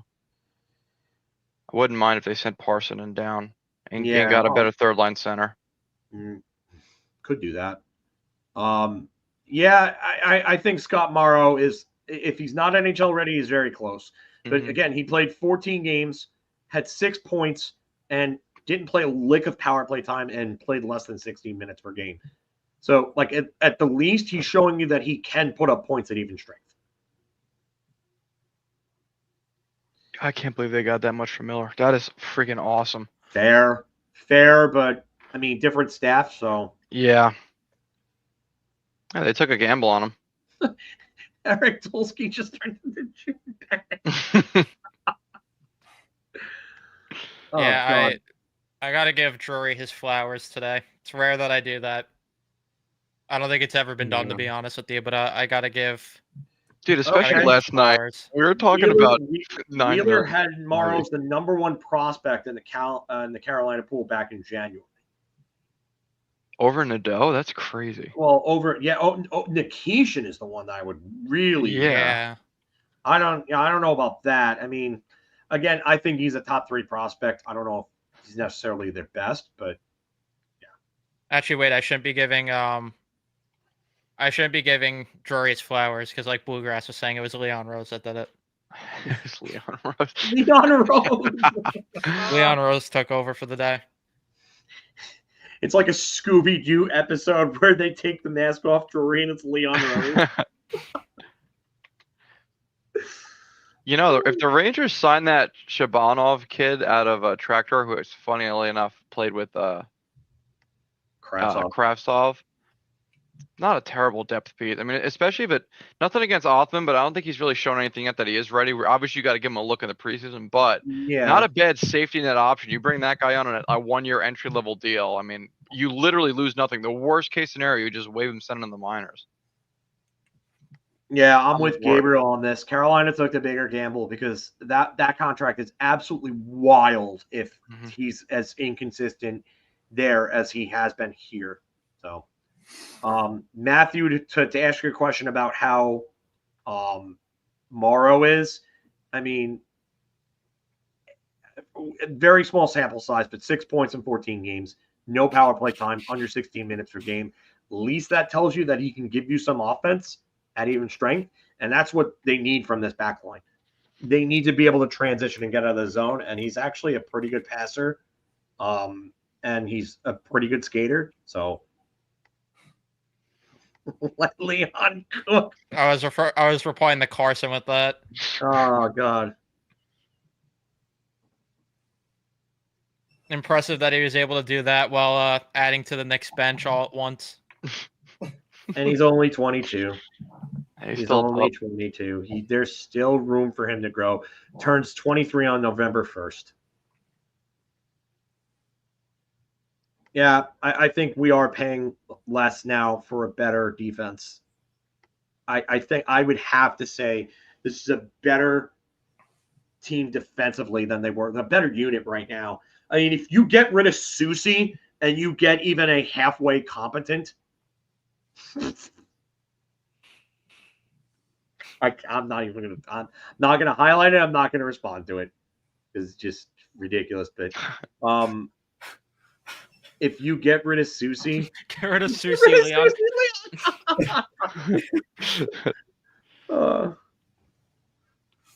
But I mean, I just, yeah. If you can get rid of Susie and you can just get even like a halfway competent defenseman to replace him on third pairing, you know what? Okay. You might have just pulled me out of the abyss temporarily. Oh, because I was heading there. I'll tell you that right now. Yeah, I think we were all ready to jump ship. I was falling in. I was like halfway in.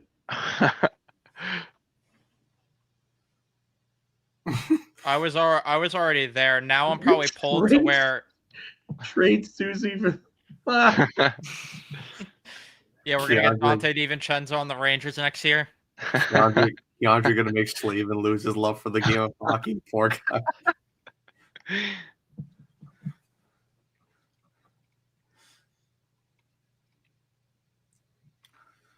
Hold on, I have to exit real quick and come back out.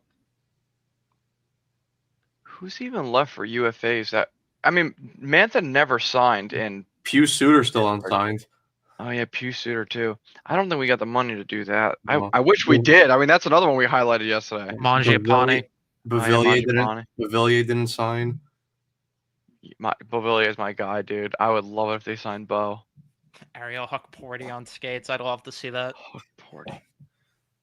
Hey, Aspinall's got the 2-way contract, so. Mitch Robb, Rempe, and Edstrom. All right. So, yeah, Lucy for Rasmus Anderson. I would, oh my God, die if that happened. Yeah, they do need a third line center. I would love to get P.S. Suter, but I think he might price himself out of the Rangers range at this point. I don't think they have enough. Imagine how much more flexibility they'd have if a certain someone wasn't taking up $11.5 million of cap space. Yeah. Oh, no, Evan just he just triggered the Lazarus / Flippy signal. Lazzie's definitely like twitching right now. It's Yeah, like, Lazzy definitely. Yeah, he's gonna come back on the stream. No, that was the one he didn't want to talk about. Oh yeah, that's true. Yeah, he ran, away from the fight. Oh. Well, yeah, I'm gonna wrap this up in like a minute because I got stuff I gotta do. But yeah, I definitely think that trade for Evan Rodriguez. That'd be a good one. That's what they should do. Ooh, Yeah. Yeah. we will be there.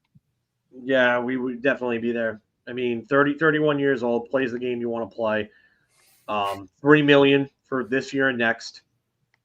Florida's in a cap crunch, so you know that they're going to need to move guys. So you could probably get him for a cheaper price too. No, you got to make the playoffs to do that. I'm not going to love the $11.5 million because that's going to hold me back from getting other pieces that could help put this team over the top. You'd have an extra $2.5 million in space if you paid him a normal contract and didn't go overboard for him. So just think of that, what you could do with that extra space. Mm-hmm. On the point of Florida, real quick, the only 3 forwards that could theoretically be third line centers that don't have trade protection are Rodriguez, Lutzerainen, and Anton Lundell. Yeah, but they're not trading Lundell. I wish. Yeah, I want to Let me play pretend it's Halloween. Yeah, I've seen this before. I know how this movie ends. Henrik Lundqvist had one of the greatest playoff goalies ever. Sorry, Igor isn't that. Oh. But I'm gonna wrap it up now. Thank you all for coming in and watching and staying. A lot of you for staying with us for the whole almost 7 hours that we were on. So thank you very much for that. Appreciate that. Appreciate the boys from Rangers Central here, Matt and Evan. Appreciate Nick as well. Appreciate Jimmy Beeringer that was on. Anthony had to leave us like earlier on in the stream, but he was there for a little bit. Mark, what's that? And Lazzy. And Lazzy, of course. Johnny Lazarus as well. And the captain. So, I mean, everybody that came on and was with us, thank you. Big shout out to Mark for, getting all this together and, doing the job that he did because he put in a lot of work as well. So big shout out to our captain, my captain, as Matt calls him. Sir Marcus. Sir Marcus Williams of Layup, protector of the hoop. Yeah, so definitely big shout out to him as well. And shout out for all of you that were involved in the chat for as long as you were. The newcomers that came into the stream. Again, thank you. Like, share, and subscribe if you haven't. Like, share, and subscribe to these 3 guys as well if you haven't, because these guys work their asses off too to give us good content. So help out the hockey community here. And Mark is not the dud. We love to mess around with him, but he's not the dud. Let's be nice here. Oh, the dude. Okay, fine. Fair. I thought you were calling him a dud. Sorry. There's a little bit of a typo there, so you got me there. Had us in the first half. But, yeah, so nope. And Vasilevsky was under 10. Nope. Sorry. But, you guys are not going to win this. The pro Igor guys, you are not winning this. You're not winning this. I don't care. Because we are probably not winning a cup within this guy's prime, and maybe not even within his contract. So when that happens, I hope you're here 7 years later, and I'm going to laugh at you. So, it's fun to play pretend, though. What's up? I said it's fun to play pretend and say they're going to win, though. Yeah, I would love to believe that this team is going to win a Stanley Cup within that contract. You haven't won shit. Relax, buddy. Settle down. You haven't won anything. So 7. Oh my god. Oh my god. Oh man. But yes, thank you all for joining. Appreciate that. And look for us for tomorrow. And enjoy your night.